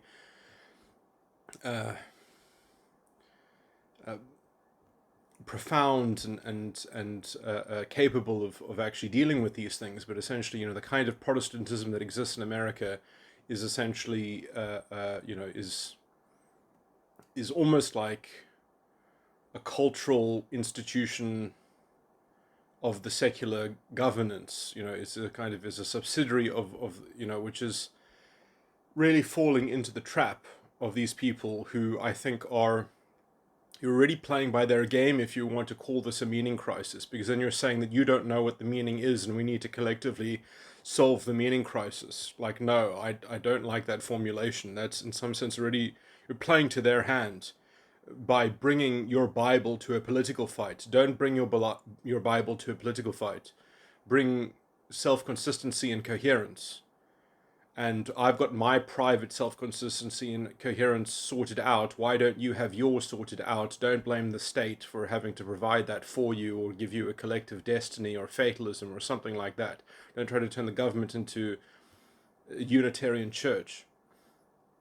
And I think framing this issue as a meaning crisis in some sense already does that. So in some sense, it's to concede too much of the argument into. Obviously, we can privately philosophize about something like the meaning crisis, but in some sense, one would hope that a Christian has this sorted out. That they. Let me talk about this psychologically, because I'll give you a psychological rendition of what I think the general kind of solution is, although this is, in the detail of this, is more important than the bones of what I'm about to describe, because the bones of what I'm about to describe is not the actual, it's not the same thing as actually doing this or experiencing it or something like that. But essentially, I think that talking about the world in general the psychological equivalent of this is basically the unconscious. And you have to understand that the unconscious, the participatory realm in which you participate with other people, is never going to be your spiritual friend. Participation is always going to have the unconscious side of the unconscious side of the mind is always going to have an element, a category within it of essentially this distinction between the world and the spirit. And although you can have your communion, which is in some sense to have a singular ego identity, so you create propositions and you believe that there is a caste of people, a brotherhood of people that have the same style of belief, that you all render the same quality, the, the same wavelength of condition of mind in terms of the that in some sense it's being produced by the same identity, that you share in this solitary identity. That is what the communion is. And the communion is not your denomination. It is your church family, your actual church family. It's the members in particular in your actual church, not in the ideology, not in the, yes, you can share a doctrine with people, but that doesn't mean that you're in communion with them. Like, please, it's sort of, oh, we're both married. Oh, I guess that means that it's not adultery if we both have sex because we're both separately married. It's like, it's please, like, uh, I hope you followed that. I hope you followed that analogy. Sort of believing in the concept of marriage does not mean that everyone that happens to be married essentially is sort of in relationship to each other. Like, obviously that's a non sequitur. It's too simple to even state. But somehow, as soon as you get religion in the mix and you get sort of, the unconscious side of the mind, if you're not willing to divide, sort of and judge and discern between what is of the world and what is of the true spirit, or and in some sense this is a participatory thing which is always going to have, you have to have your eyes open to the enemy, always. I mean, this is why in the church that I am most closely associated with, and whose doctrine is very dear to me, and I don't want to talk about secret histories of things, but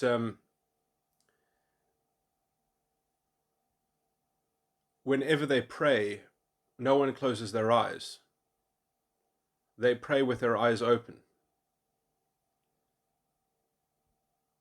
And it's very interesting when you listen to the quality of what they pray for. It's of a different, it's not this magical thinking, it's not this wish fulfillment.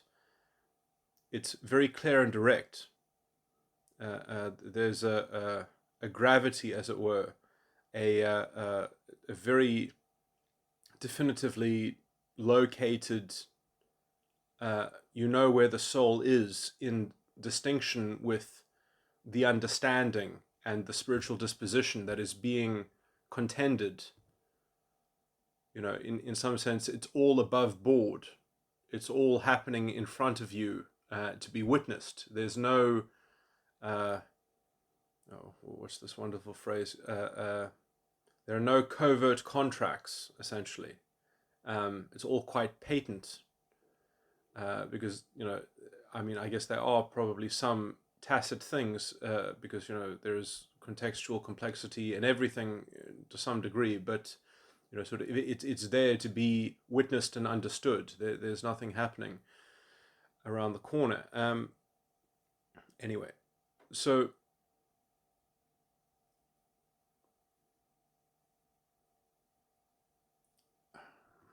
let me think of two other points that I wanted to raise on this theme. Is that so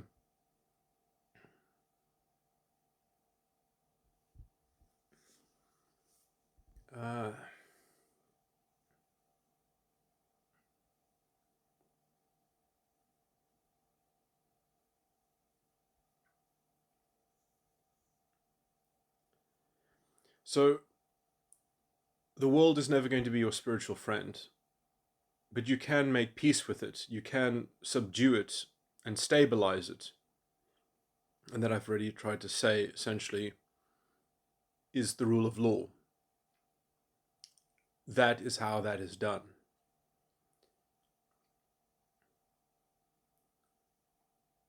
Or at least that's the ideal or preferable state for it to be in, I would argue, at least.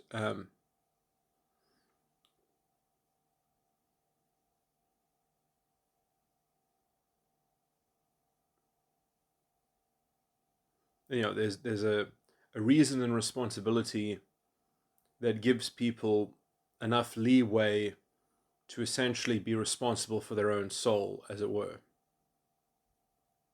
in terms of how they want to conduct themselves and who they want to commune with or contract with, however they wish to structure their lives. And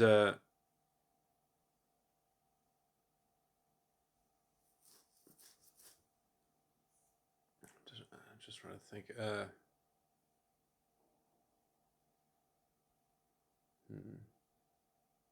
But yeah, this is, I think, essentially all of the kind of culture war that we're suffering from is inherently sourced from the legal framework and the structural lack of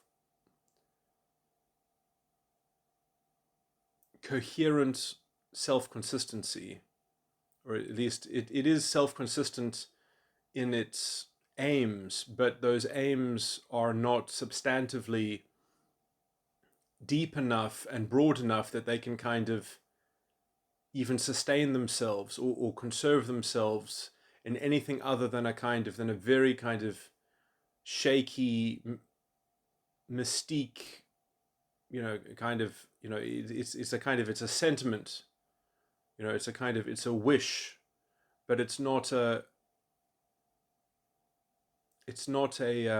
clear and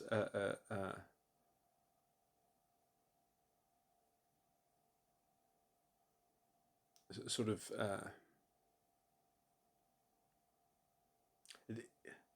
it's not a clear framework.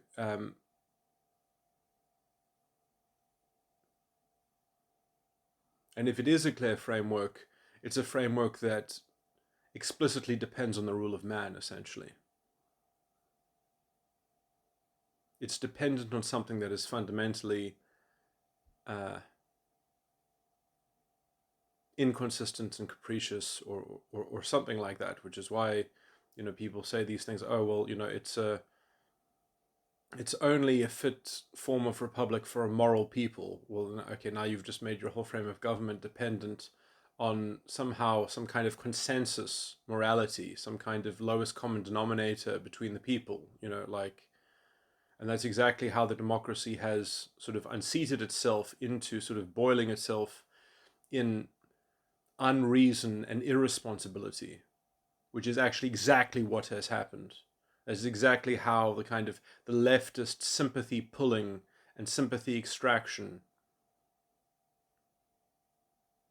which is not to say that there isn't any kind of sort of argument out there for putting a check on monopolies and such and such, and sort of having some kind of way to have some kind of democratic oversight in terms of how commerce operates, and to make sure that it's sort of corralled within some ambit of the public good or something like that, that things can't be massaged or optimized in perhaps some way. But in some sense, the less that is done as a kind of the more that is done as a kind of broker in the frame of a kind of creating platforms and structures that essentially provide for transparency and sort of widely distribute access, or sort of create platforms that allow people to interface, so that you're just generally lending coordination that otherwise might not be there, because, essentially, I mean, I think if government were to be a kind of, try to extend itself as an honest broker and try to solve people's problems, but not by, there's an interesting tradition in the governance of the Cape. The first political leadership that evolved, because essentially it had no actual sovereign authority, were the governors, and the governors of the Cape had no official capacity. They had no official authority. They were essentially ceremoniously elected. In some sense, they were kind of like secular priests, consoling people and commiserating with people, and essentially providing guidance and negotiating and coordinating solutions to problems.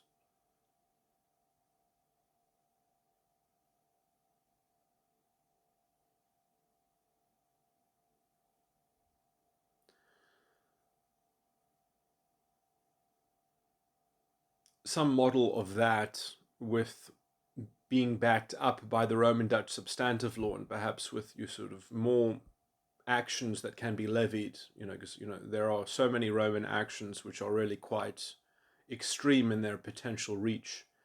The Romans were particularly litigious people, and they could really put each other to task quite strenuously.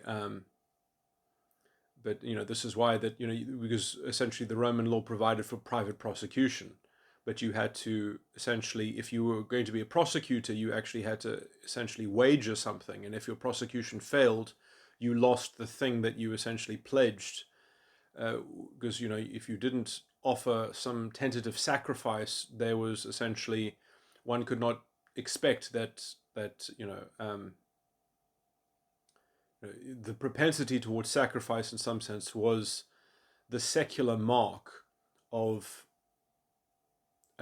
veracity, or at least good faith, essentially.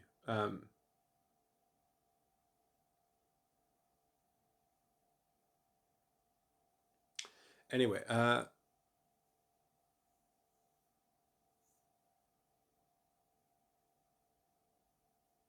self-consistency and coherence.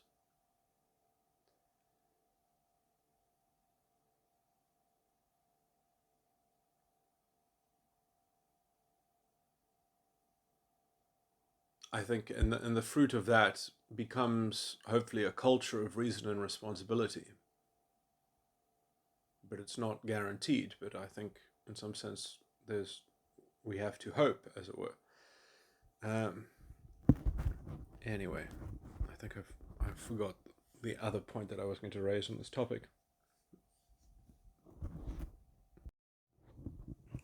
Okay, so I'm just going to explore this indictment against my own position, which I've just conceived of, which I think is in some sense the de facto resistance that I generally have to my quite esoteric view on such things, as the law, because in some sense I am calling for, in some sense, a kind of performative contradiction, in that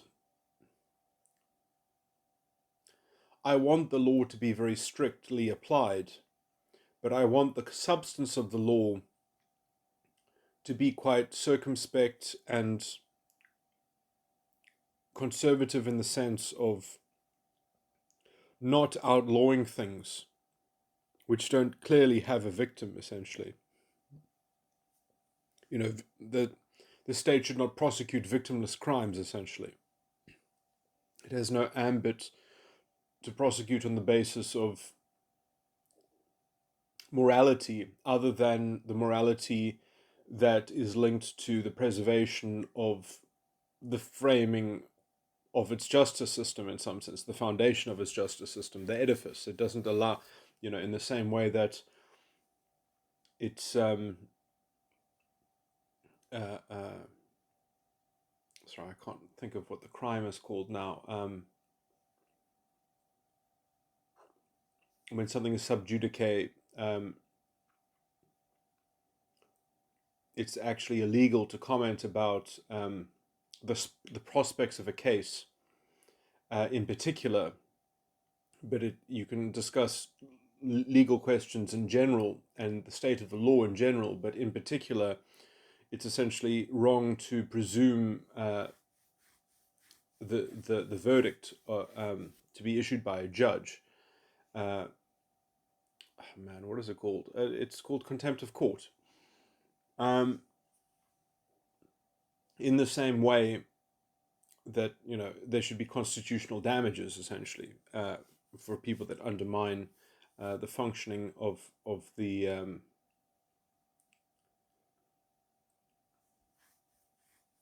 of the justice system. Obviously, you can understand why that wouldn't apply in America, because in America, it's in some sense one of the features of the system, of the constitutional system itself, is that it's essentially led by the democracy, and within such a democracy, the constitution can be radically amended and things sectioned out, essentially, even though the words have to persist. They become null and void by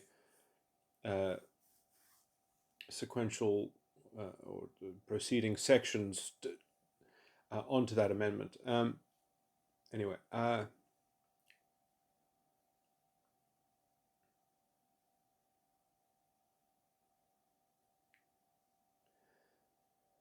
so the performative contradiction has something, can be maybe pictured like this. So I'm not, you see, I never crystallize these things that well because I'm making a kind of thematic point anyway, but that I wanted to make it clear that the law, the secular law, is not your daddy, is not your father. But, from, let's say, the Christian mentality, you would like for justice to inculcate the sentiment that, sort of the letter of the law is not enough, and that the spirit of justice, or at least humanity, or something like that, some deeper sense, is that we can condone things, we can forgive, that we need that kind of capacity. And in some sense, the secular law can kind of ideally arrives at that capacity in some sense by remaining strict, but by restricting the things that it prohibits and that it defines as unlawful, or that it makes criminal, or that it renders an offense to commit. So it restricts itself in proliferating offenses. And that is how it essentially, I would say, in a secular translation of some kind of Christian mentality, permits freedom as the maximum. But in some sense, in such a structure, then you get the paradox that then actual Christians, I'm giving this all from a Christian perspective, but you could also, in some sense, many different religions could have this kind of mentality that I'm about to describe. That from a deeply religious perspective, from a religious moral framework or something like that, from a personal ethical system that is founded, or at least has been educated through some kind of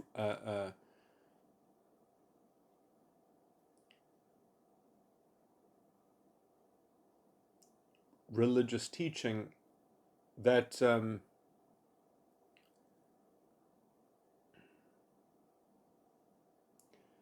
you get the paradox where the Christian, for an example, is more judgmental than the state, has a higher bar, not a lower bar, than the world, as it were, is more, what's the word that they were called even? What were they called?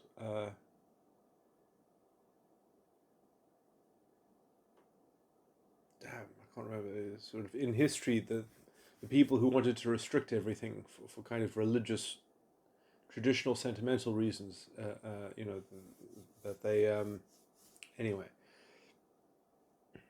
kind of like a cultural movement, I think very much involved with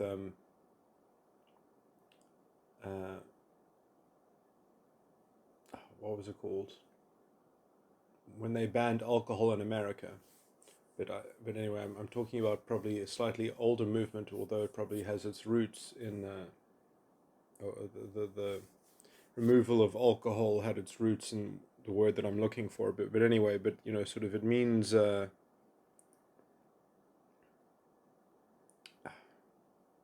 wow, completely blanking.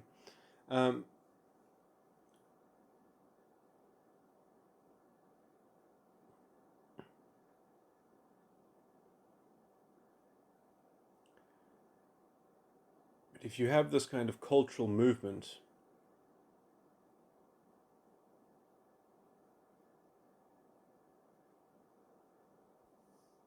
see, I mean, the only problem with this for example, the cultural movement that banned alcohol through the law, I would say, this is a step too far. It would have been much better if they worked out a cultural way to suppress alcohol through their freedom of association and freedom of contract. If they had worked out how to do that, and in some sense, obviously maybe they didn't want to do that because that's an ongoing effort that never ends. If that is your goal, to reduce alcohol sales, that's a lot more work than just proselytizing and being an activist for one law that then gets made and then it's all done and dusted. Prohibition. That's it. So, I mean, it's even called the word that I want to use, prohibition. We need cultural prohibitions, not legal prohibitions. We need cultural prohibitions. But it's probably a bit harder to make cultural prohibitions because then you actually need to make, you have to have a kind of pedagogical outreach. You have to have a kind of educational interface in terms of how your message is connecting with people. You have to create some kind of moral learning or some kind of moral school, or dare I say, was this the role of mystery schools in other ages? I mean, is this not what children are being taught by their parents in terms of Aesop's fables and such? But then then they graduate into the sloppy game of authority postures and posturing and but what's my point here?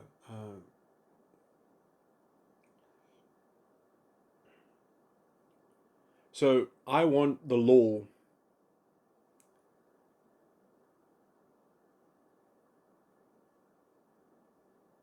to get out of the way of, let's say, a stable cultural prohibition on things, which has to be the best way to get that in the best form for it to arrive in is in a liberal, open, democratic society in some sense, within that kind of container. But the democracy has to be properly, let's say, contained by the judiciary and by the constitutional legal framework. And in some sense, that, in my view, is a stand-in for the individual. People have to stand up for the individual first, so that the individual is not merely made a plaything by the majority, by some kind of majoritarian moral sentiment, so that you can have a proper cultural prohibition that actually is arrived at with some kind of fidelity and integrity and some real intelligence behind it. A living culture that's capable of reproducing the knowledge that it contains.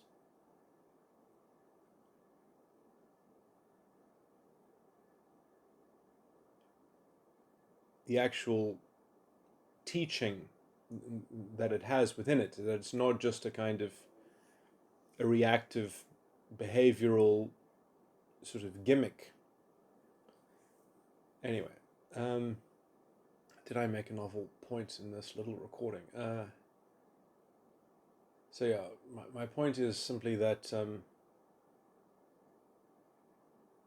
indictment that I was bringing against myself essentially is that, you know, this is fundamentally complicated and esoteric, or it's sort of, you know, because I'm asking for people to believe in two things. That first of all,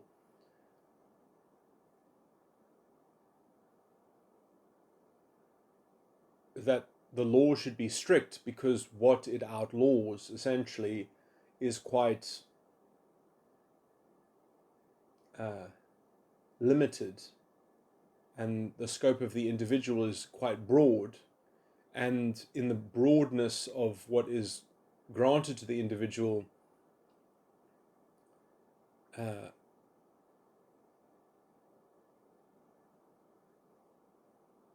must say, I'm just trying to these.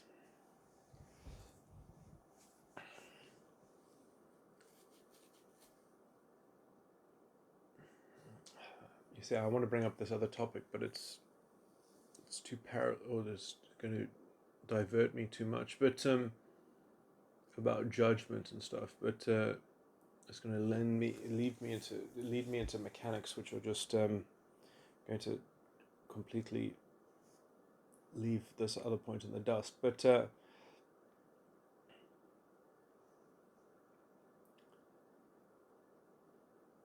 law is not your father.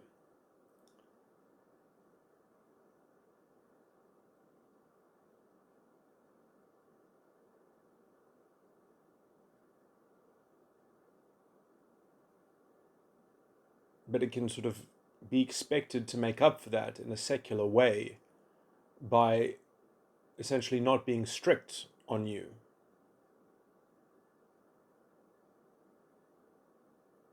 In terms of the substantive scope to which that it judges you. So what you are being judged for is quite limited, but the things that it does judge you for, it should essentially prosecute you to the full extent of the law, essentially. And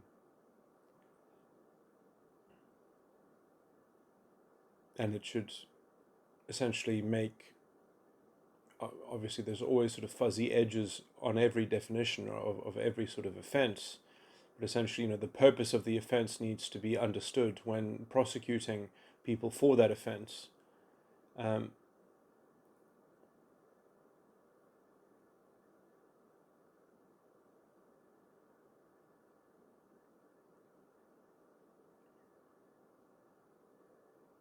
In terms of the interest that it's protecting.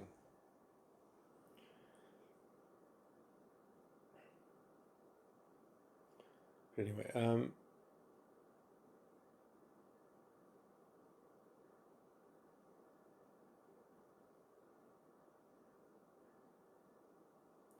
so yeah, I don't want people to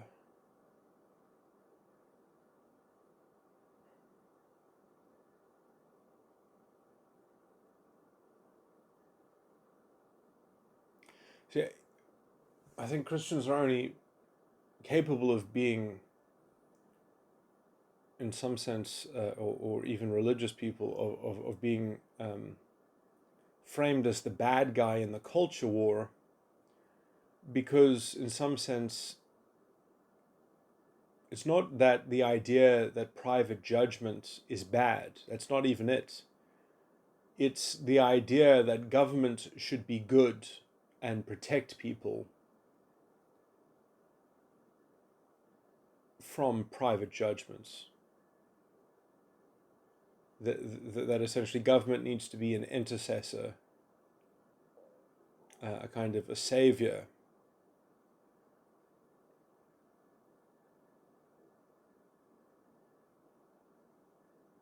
So I guess I'm kind of repeating that. I can't remember his name now.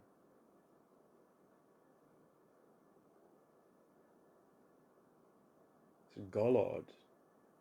that Paul Van Der Klay was talking about.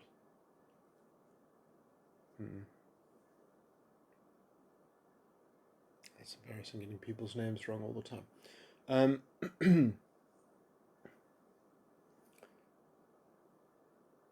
But anyway, I think that the reason why there's sort of so much faux Christianity about the social justice warriors in some sense is because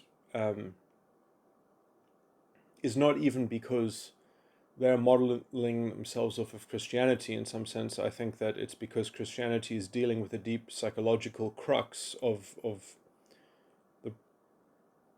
what the problem is within the psyche, and it's quite deep. It's quite a deep treatise and treatment of that deep fault line that needs to be bridged or tended to or whatever, treated. And when people are performatively repudiating that, they can't help but, in some sense, enact sort of in their melodrama the thematic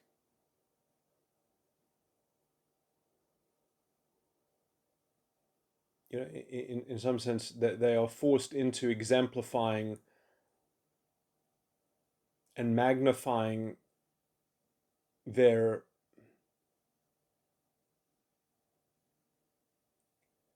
or exacerbating their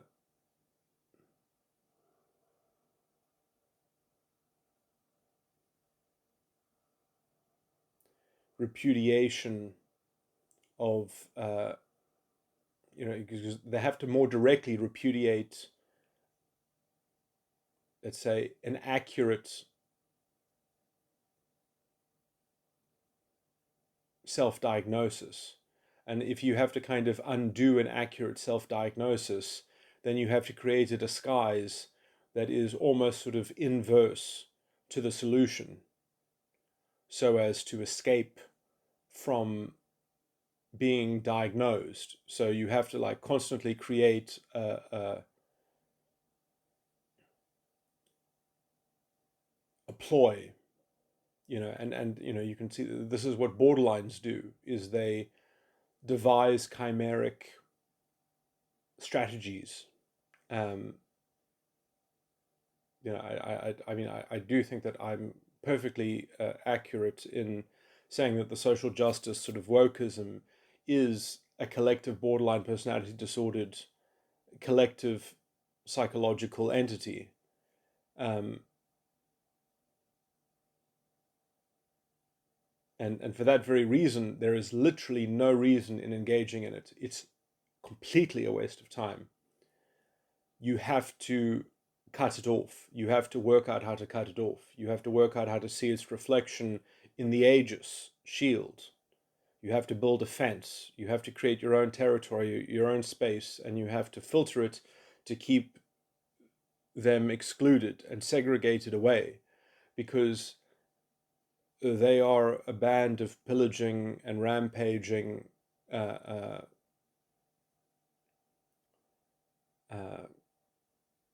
marauders, and in some sense, they need agitation in order to keep their reality active without vicariously, parasitically extracting sympathy or being aggravated by not being permitted to extract sympathy.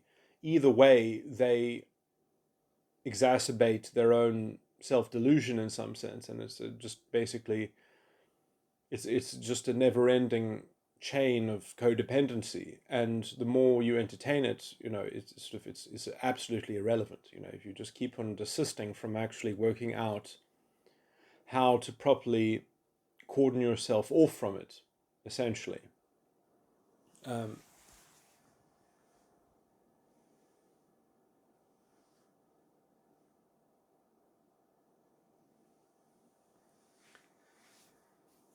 and I mean I'm saying that metaphorically because that in some sense that I mean people do individually work out how to diagnose and let's say avoid this, but you can't actually sort of live outside of it or away from it until you actually can sort of reclaim institutions from this kind of madness.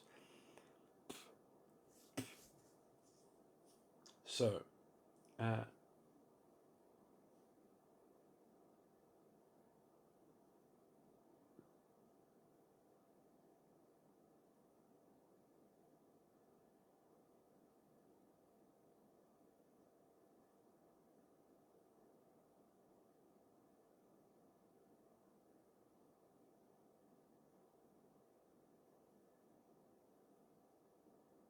hmm.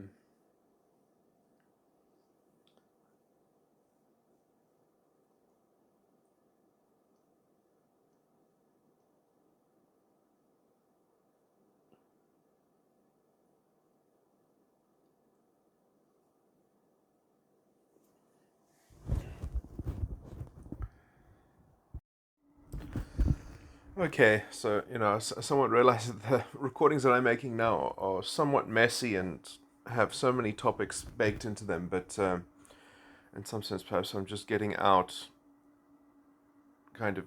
I'm getting some of my thoughts together, so hopefully the live stream presentation will be more cogent, essentially. This is a bit of a dry run. So, uh,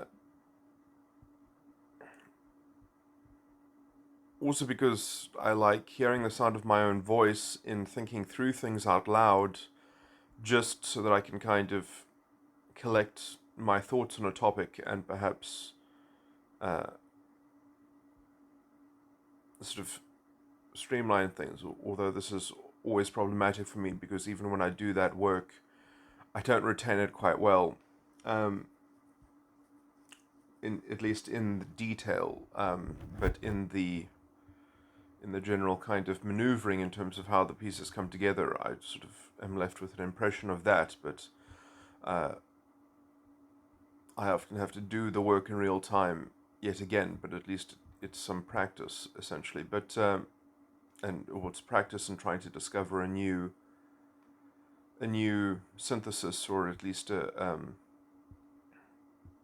synthesis that is broader and that is simpler or sort of more fundamentally basic to be more accessible and readily understandable by others. So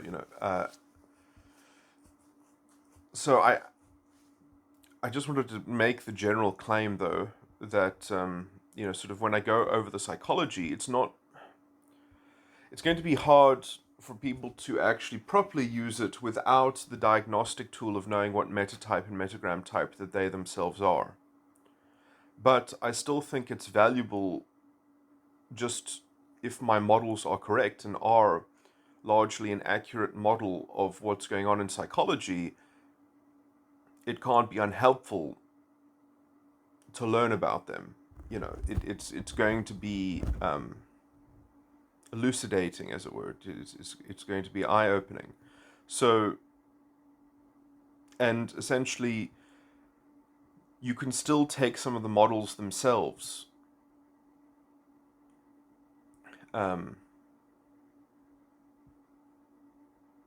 especially the metagram emotional tones, as a standalone subject. Uh, but metatype, although I think that you can also glean a lot from just understanding an explanation of metatype in the abstract or in the general formula of how it comes together, you would only be able to verify it for itself if you knew your own metatype. And if you knew your own metatype, then when the structures are being explained, you could literally plug that in, perhaps, or you could see how that was a reflection of your own internal state, essentially. Um, and there might be things about metatype that I won't think to say that perhaps are yet to be articulated or formulated, which are somewhat implicitly within the ambit of what I'm going to be describing, that, sort of would be a much better key to unlocking that kind of internal insight. But, metatype certainly has the most far-reaching scope to self-actualize and to gain in self-knowledge, essentially. Um, it's somewhat sad that it's going to be abstract, because I don't have a cheap and easy way to a time. I mean, I don't have a I need to at some point get familiar with psychometry and work. I mean, actually, there already is something that I have on the subject, but in some sense this is sort of somewhat into the future of. But essentially, um, Jordan Peterson's bank of questions, which he uses in his Big Five questionnaire, has within, because it is essentially testing the five metrics are made up of, in some sense 10 are made up of five axes, which are made up of one on either side, sort of two traits. So there are 10 things there, and those 10 things are very close to my 12 kind of cognitive functions. So and I think that that there's only a slight conflation, because essentially I only have 8 cognitive functions, but I've got 12 things that make that up, because there are 2 types of NI, there are 2 types of extroverted sensing. I'm talking about within the 12 model. There are 2 types of FI. There are 2 types of. Right, are there 2 types of TI? Well, I mean, there are 3 types of TI in the 17 model, but in the 12 model, actually, I think there's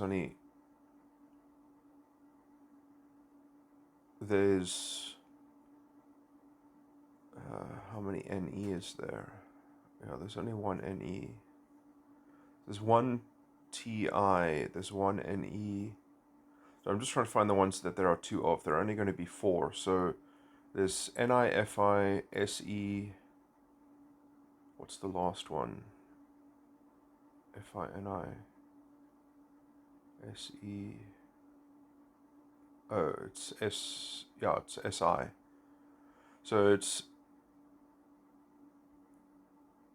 NI, FI, SI, SE is the only duplication.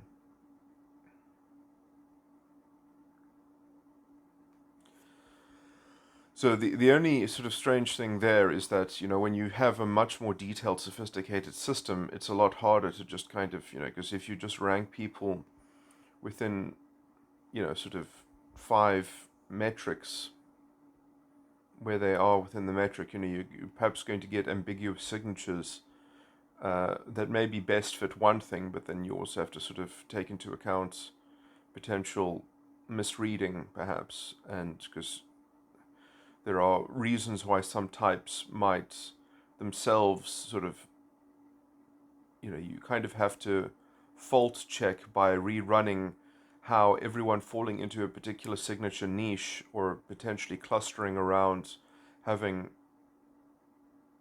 in some sense, the best way to actually discover that is to have a psychometric test and then actually work out when it's failed, and then retrace why the question was answered incorrectly, and then essentially fortify the question, so as to, because that particular metatype interprets that question as being ambiguous, or has a propensity to essentially try to confabulate in order to sort of avoid a prickly issue that metatype is particularly prone to, or something like that, or that particular metatype and metagram type. But anyway, when I mean, if I'm correct, there are at least 48 metagram types, and more if you count the internal um,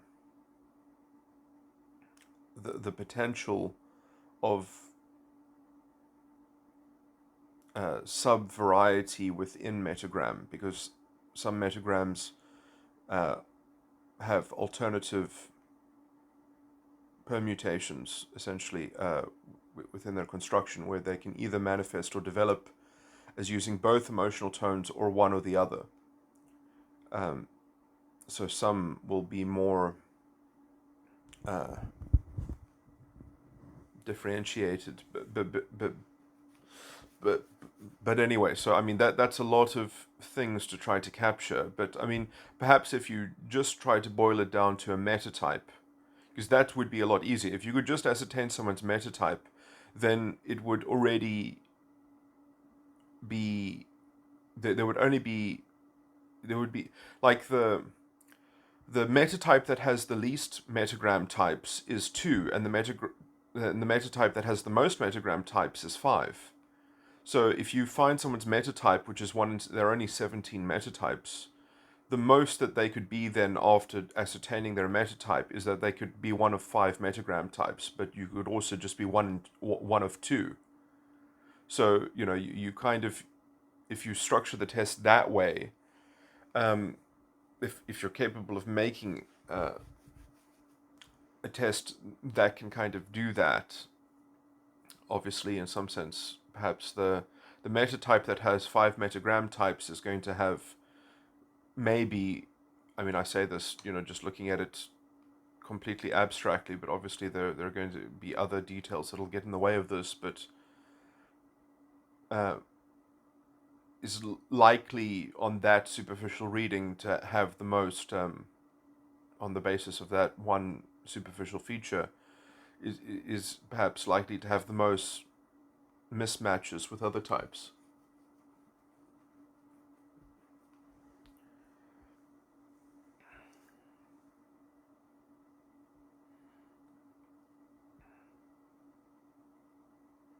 And many metatypes just have 3 metagram types.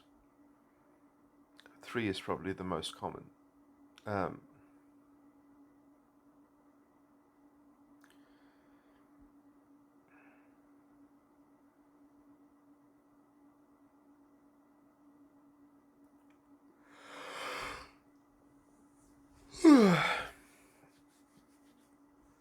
anyway, I mean, I've been thinking about some interesting features and mechanics, but it's better not for me to talk about those until I've got the diagrams to explore those things. But yeah, I feel like a lot of that stuff is going to be very dry and technical, and people might not be interested in it at all, because I'm just going into a very particularized detail of the bones of a structure, or the bones of an entire system, or particular interesting little tidbit in the part of a field of psychology, and no one can really see how that is pertinent to them as an individual, but it's an interesting sort of little uh,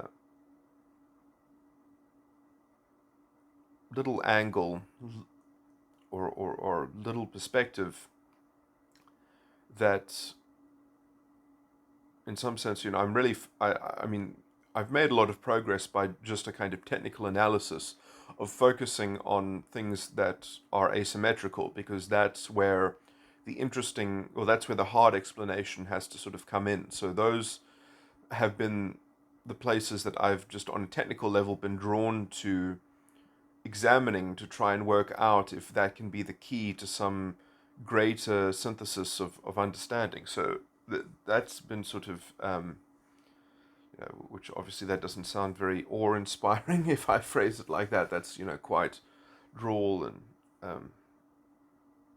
trite. But some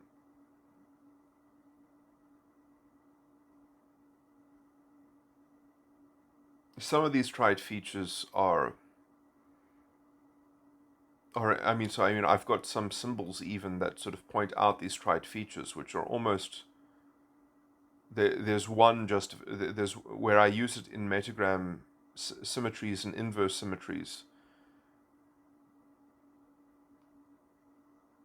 which again has a lot of technical aspects to it. When it's layered into the other diagrams and the other models, it starts actually being quite profound, because then essentially there is an aspect within the field circuits in terms of how the field circuits jump or correspond and connect one field circuit to another field circuit. And that connection, in some sense, embodies or has imbued within it, not in something, it exists in between that connection. It doesn't exist on that connection. It exists sort of, it's not intrinsic to the connection, but it's intrinsic in how the metatype relates to that metagram connection, as it were, of the metagram field circuits. That that connection has, in some sense, embodied within it the whole problem with the fall of man. I remember when I was being part of a creative project, a writing team, or no, not a team, but a production team, where I was essentially the lead writer, although it was a very organic sort of process. And the plot that we came up with, in some sense, embodies this quite beautifully. And anyway, this is just kind of like an artistic parallel. But the name of the movie was Eagle vs. Shark. Um, and the movie is really about this little tidbit of this psychological insight, um, of the ambiguity of the eagle circuit, in how it's connected uh,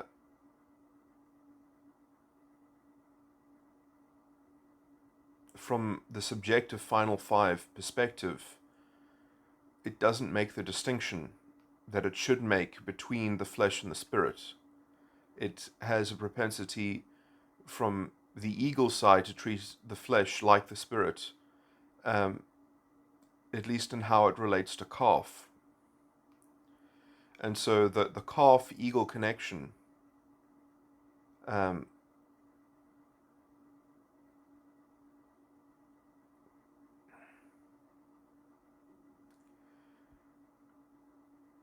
is the calf knows that it's a tangible connection.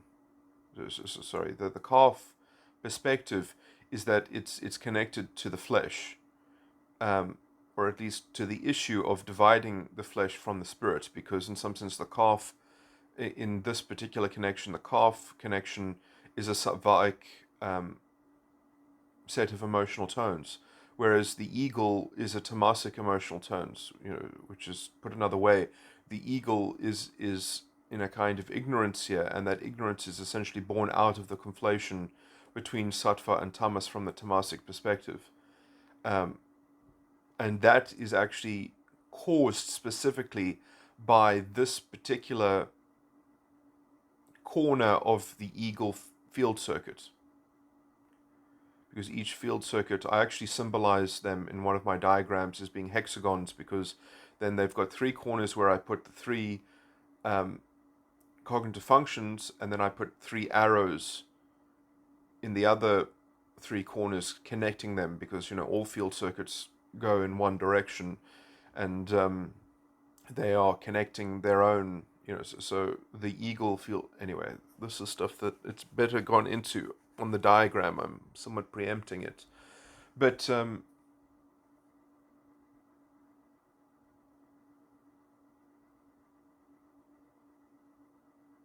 eagle is in a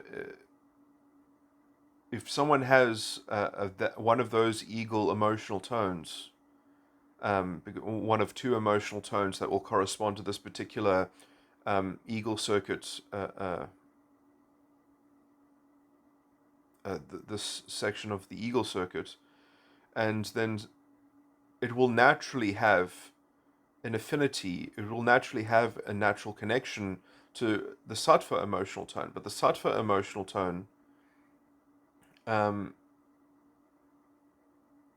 is going to be much more aware of it's in some sense that eagle calf disjunction is emblematic of Maya. In the Hindus would call it Maya, or essentially the fallen state of the world, is packaged and hidden within that fundamental mismatch, or that fundamental, you could call it a kind of intrinsic disagreement, that eagle knows less than calf in that setup. And eagle does not know the inequity that it's engaged in, as it were.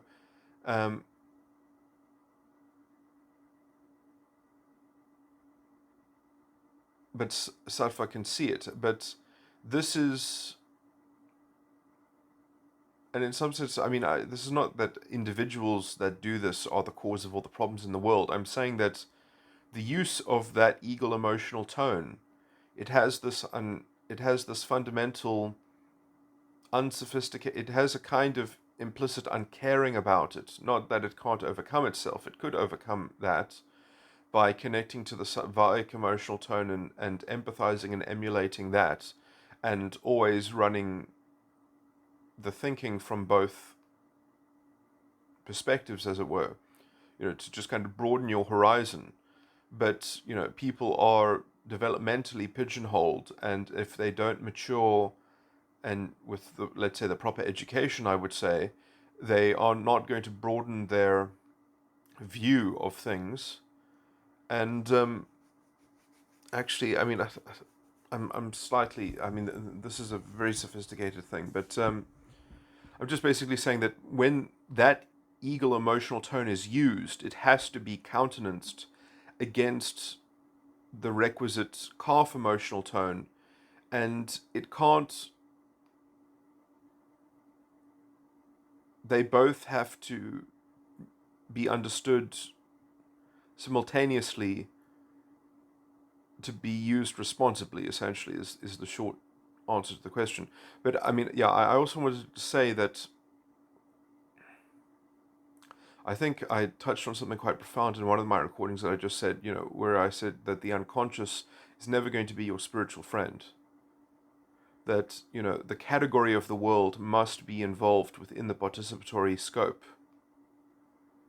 Now, that doesn't mean that on a private, personal level that you can sort of jointly transcend and overcome that category.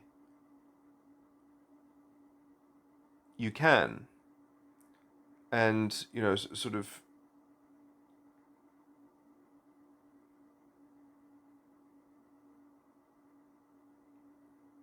and in some sense, that really, I think, is only achievable when you have the confidence that other people have the same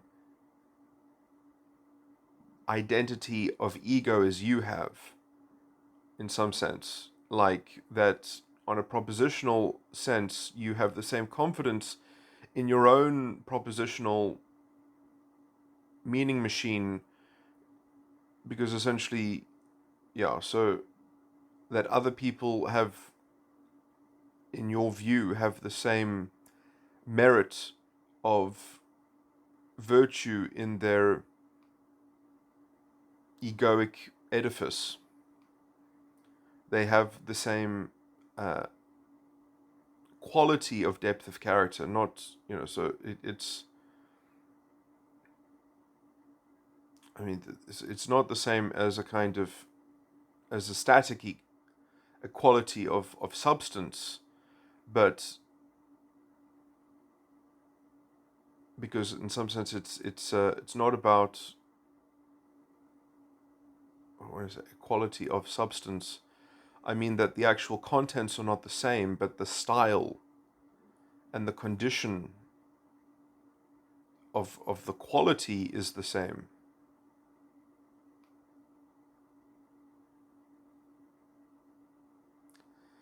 And that is also kind of the definition of what the truth is. But, this also means that you have to actually have confidence that you have recourse to the truth yourself, because if you don't have access to it, you can't sort of ever lend that confidence to any other mind if you haven't sort of have it found within yourself. Anyway, that's going to go into actually detailing a theory of therapy and self-actualization and how these things, and I've also come up with really, I think, useful ideas around that, but I must say that a lot of my theories of therapy and self-actualization are it's sort of, that's even one step beyond having a proper synthesis and integration of metagram and metatype. And so, these things are always somewhat tentative, but I am confident enough to sort of explore, but you kind of have to sort of take it all with a grain of salt, although I think that maybe I'm just kind of wasting my own time. Maybe this is, but I think I've found the ingredients of essentially a proper synthesis, and essentially it has to do with integrating the inferior function of the ego into teleporting it into the dominant function. It needs to be translated into the dominant function of the superego. I'm about to sneeze. And the point of that is that then the dominant function is one step above the child function, and the child function is really what is causing the sin. The child function of the superego is what is inculcating the sin. And in some sense, it was also permitted to do that by the parent function of the superego, which will also kind of continue to potentially create that condition, or at least that allowance. So you actually want to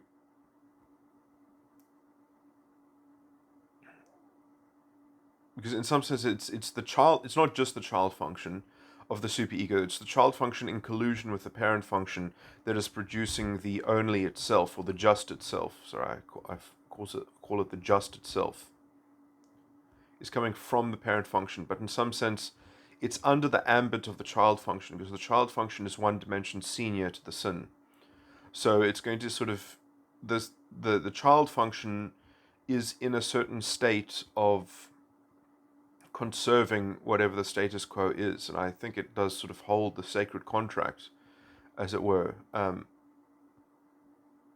which in some sense the ego's parent function or dominant function is the beneficiary of that sacred contract, because then it gets to play this kind of never-ending video game where the game master is essentially the superego, but it's an unhelpful thing to talk about at this point, but how it gets unlocked, I think, is that the inferior function actually has to create a kind of mocking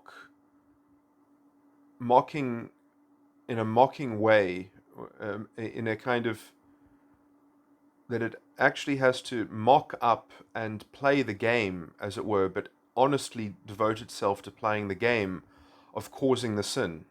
The inferior function has to see itself as responsible for producing the sin, and therefore obviating the control that the child function, the superego, is perpetrating. That's the only way to subvert the child function, is to kind of skip over it. So the inferior function becomes like the child function. It actually says, no, it wasn't you that was causing the sin, I was causing the sin. And that is how the inferior function gains access to the dominant function in the superego. That's how it eclipses the child function. And the inferior function infused in the dominant function in the superego then can essentially rewrite the child function. And that will fix the sacred contract. In some sense, it will address the primal hurt. And the primal hurt is something like, I think, the just itself. So you're actually trying to stop the parent function in the superego from projecting this atrophy onto the cognitive function that corresponds to the sin. And then the superego will lose its foundation, which is the ego's sin and the superego's base and foundation. So if the superego loses its foundation, what comes to take its place is an expansion of the ego into the child function of the superego. So I think that essentially it's the reclamation of the child function, and under the tutelage of the dominant function, essentially, that the dominant function becomes the New Jerusalem. And at the center of the New Jerusalem is the tree of life, which was the former parent function. But that becomes operated in your private sanctum, as it were, because this New Jerusalem is not a worldly structure. It's internal, it's psychological, it's inside you, and there is no natural light. You see it by the light of the sun and the light of God and the light of the Son of God, the Lamb, which is yourself then. That is essentially, but it's not your, but when I say the Son, it's that in an integrated way, integrated within your metatype, within this particular ontological narrative of the development of, in some sense, the undoing of the development of these structures.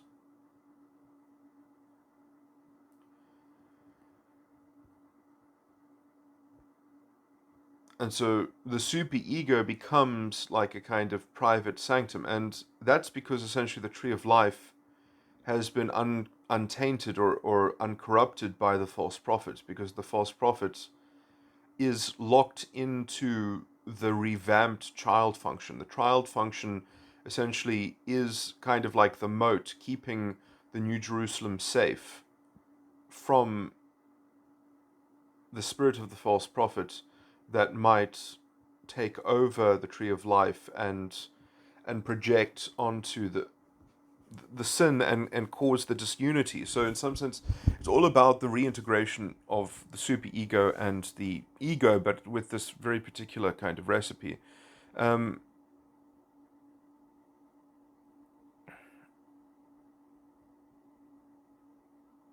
so essentially what I'm saying is that the child function becomes a lake of fire, but before it becomes a lake of fire, almost paradoxically, that you only gain access to this kind of stuff if the inferior function is actually willing to burden responsibility, 100% responsibility for the sin, because otherwise it can't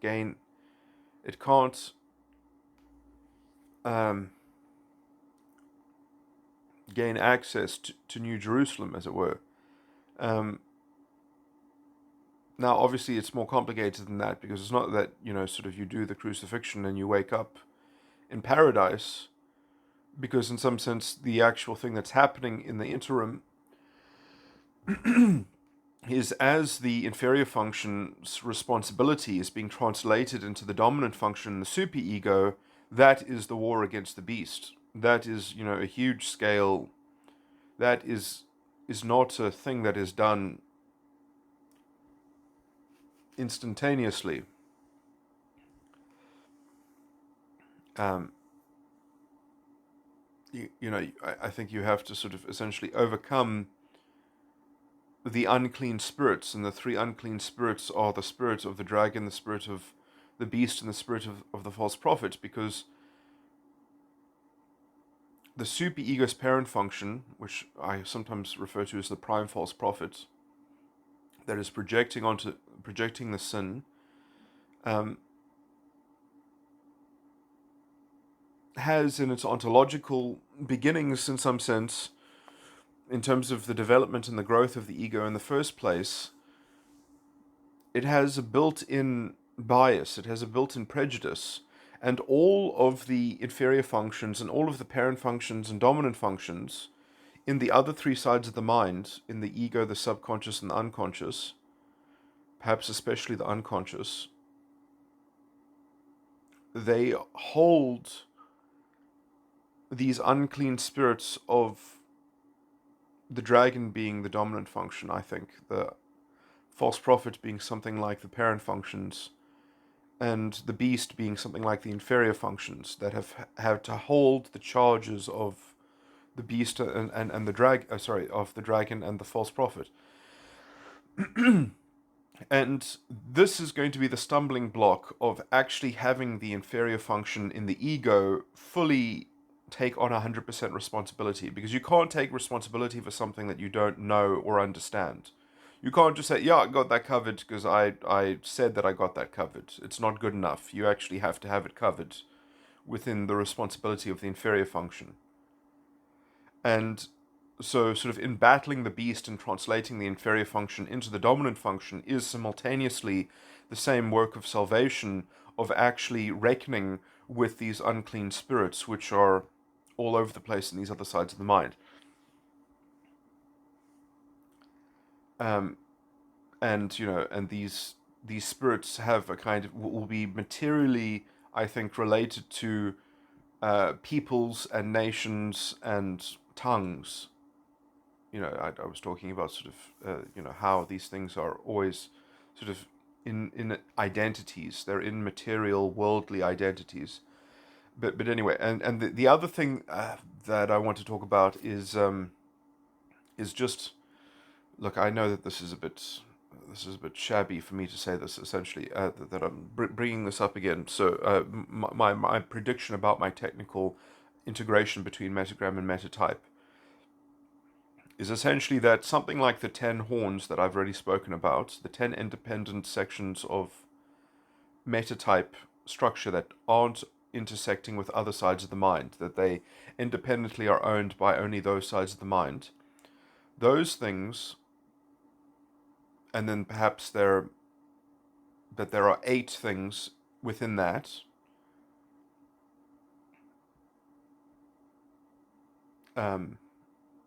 with perhaps being the super-ego's parent function being the 8th, and the other ones are the 7.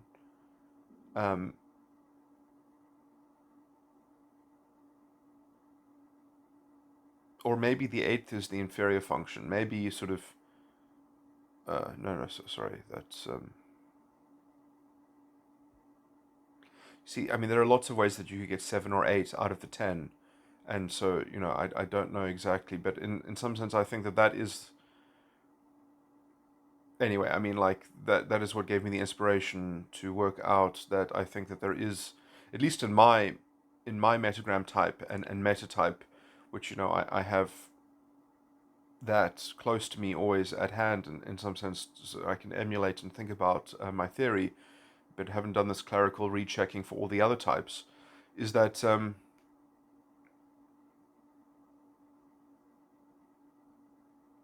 there are...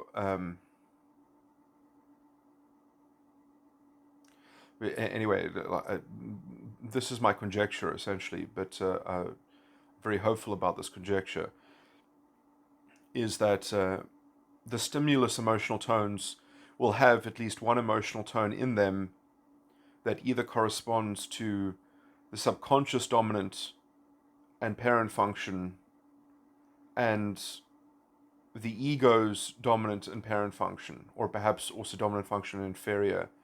But no, actually, I don't even want to include the inferior. I think that that's unlikely. I think that it would generally only be those things. Although there might be types that do have both, that have one of the... there might be a particular metagram that actually does also include both. That includes one of the dominant and the parent and also the inferior. And that might cause a very particular kind of confusion in that type. But anyway, that's relevant to this general rule. I'm trying to create a general rule that will be true and that will be somewhat evidence of the correct integration of metagram and metatype.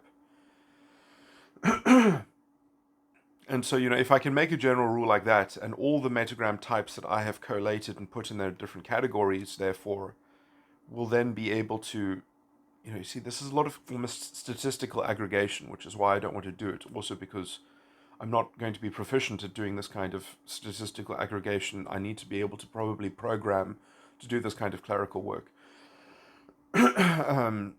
thoroughly and effectively and without mistakes as well, but also just because there might be so many permutations that I'm not going to be able to. I would be able to design the program, but I wouldn't be able to write it. Anyway, to write the code for it.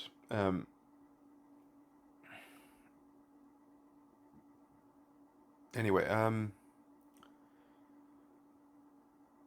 my point is there I just said an ambiguity that another kind of layer of the ambiguity which I was trying to talk about earlier, but now hopefully I'm going to articulate it more clearly, is that if the stimulus emotional tones then are either contributed or one of their base, let's say, anchor in the connection between metatype and metagram is either that the stimulus, which is the foundation of the subconscious, will either be from a subconscious itself, the subconscious dominant and parent function will be one of its base constituent ingredients, or it will come from the ego.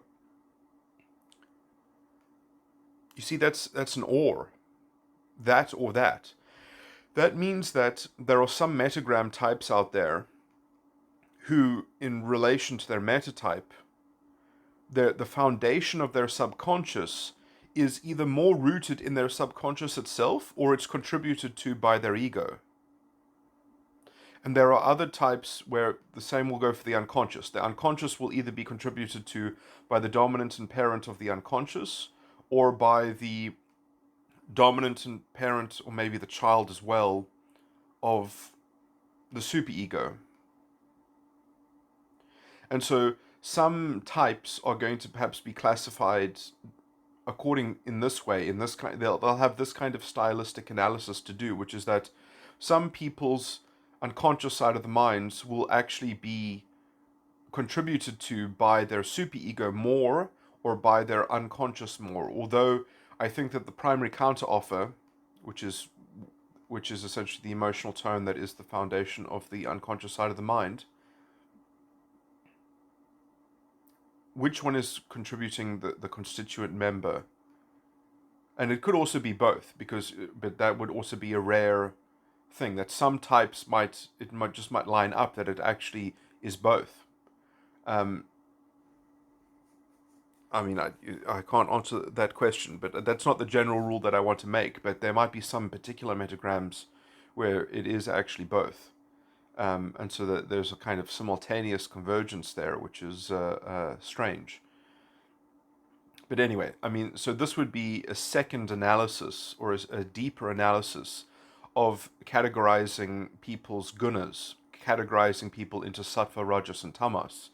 That then there are perhaps tamasic or rajasic or sattvaic personality styles or structures of their false ego that have different profiles, where some people's egos are, and maybe they're correlations, maybe all sattvaic types have the same formula where their egos are constituted either by their ego itself or by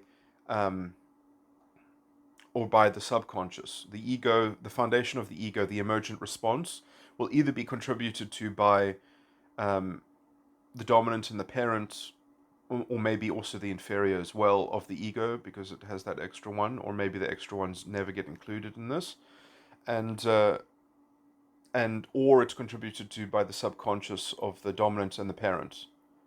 And so, in some sense, there's a second layer of subcategory in a general way that you can say, oh, okay, and this would account for people being more unconscious focused than other people. Or so some people's egos will be sort of more self-contained, and some of them will be more premised on their subconscious. Maybe if for some reason I have a feeling that Rajasic individuals might, if this is a general rule, that the definition of Rajas is that, or part of the kind of the definitional structure of Rajas implicitly is that their egos are contributed, and the foundation of the base of the ego is sourced from the subconscious dominant and parent. And so in some sense the dominant and parent of the subconscious, sorry, did I say that the subconscious dominant and parent is the main constituent provider of the foundation of the ego. So, or maybe vice versa. Maybe the Rajasic, their egos are self-possessed, and it's Sattva who has a consistent, or maybe it's individual for each metagram type. Might also be the answer, is that there are some Sattvaic metagram personality styles that are, that their unconscious is founded this way or that way, and it's just another kind of layer of subcategorization of the types. Anyway, in some sense that might only be useful on the individual scale, or it might, if obviously the rule manifests consistencies within certain subsets, it would be interesting to see how that perhaps plays itself out, because it might explain other phenomena, perhaps sociological phenomena, why some people find themselves in the same religion often, find themselves following the same, why you can find often people who are quite alike in the same subculture, why people are attracted to the same subculture, etc., etc. Anyway, I mean, who knows? I'm speculating somewhat wildly as to the implication, but I just wanted to lay out the prediction properly. In some sense, this is a technical thing, which is, not obvious how it has any impact on any kind of meta-type, meta-ethic, but it would be a useful detail that would help perhaps in psychometry and testing. It would also help in diagnosis. It would help in ascertaining, working out what type someone was. It would make those things, like once the clerical work is done, psychometry is perhaps going to be a lot easier to devise, some kind of psychometric testing platform. But I must say, I think I'm at the stage at which I might actually need to find an editor.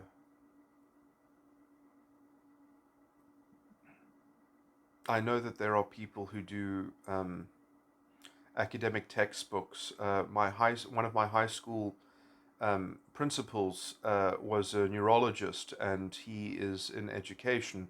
And I remember when I was in high school, telling him about my project in high school, and I must say he was very concerned that I might be a victim of plagiarism, because he said, the kind of plan that you're taking, your work is likely going to be plagiarized by someone, but I told him that I had already created measures that would make plagiarism quite awkward and impractical, but some sense there are some booby traps that people might not realize as to what they're going to fall into, what pits they're going to fall into when they start plagiarizing me, because I guess I won't reveal exactly what my security measure is, but it's going to be obvious when you plagiarize me at some point, except if you really gerrymander the theory quite badly to the point at which that it's not really going to be viable at that point. But if you're actually going to sort of use the theory, you're going to find that there's already intellectual property that covers some sections of my work. which is essentially a kind of booby trap. But anyway,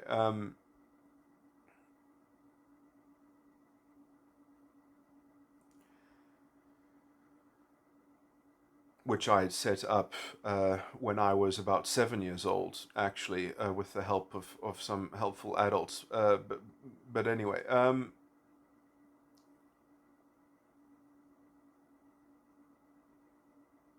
but yeah, I think now actually might be the time of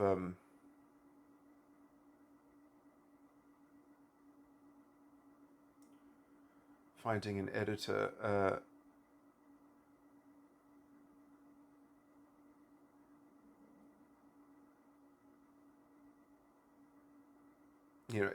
Some editor that will be profusely thanked, but will not take an author credit, essentially, um, and will obviously deserve perhaps some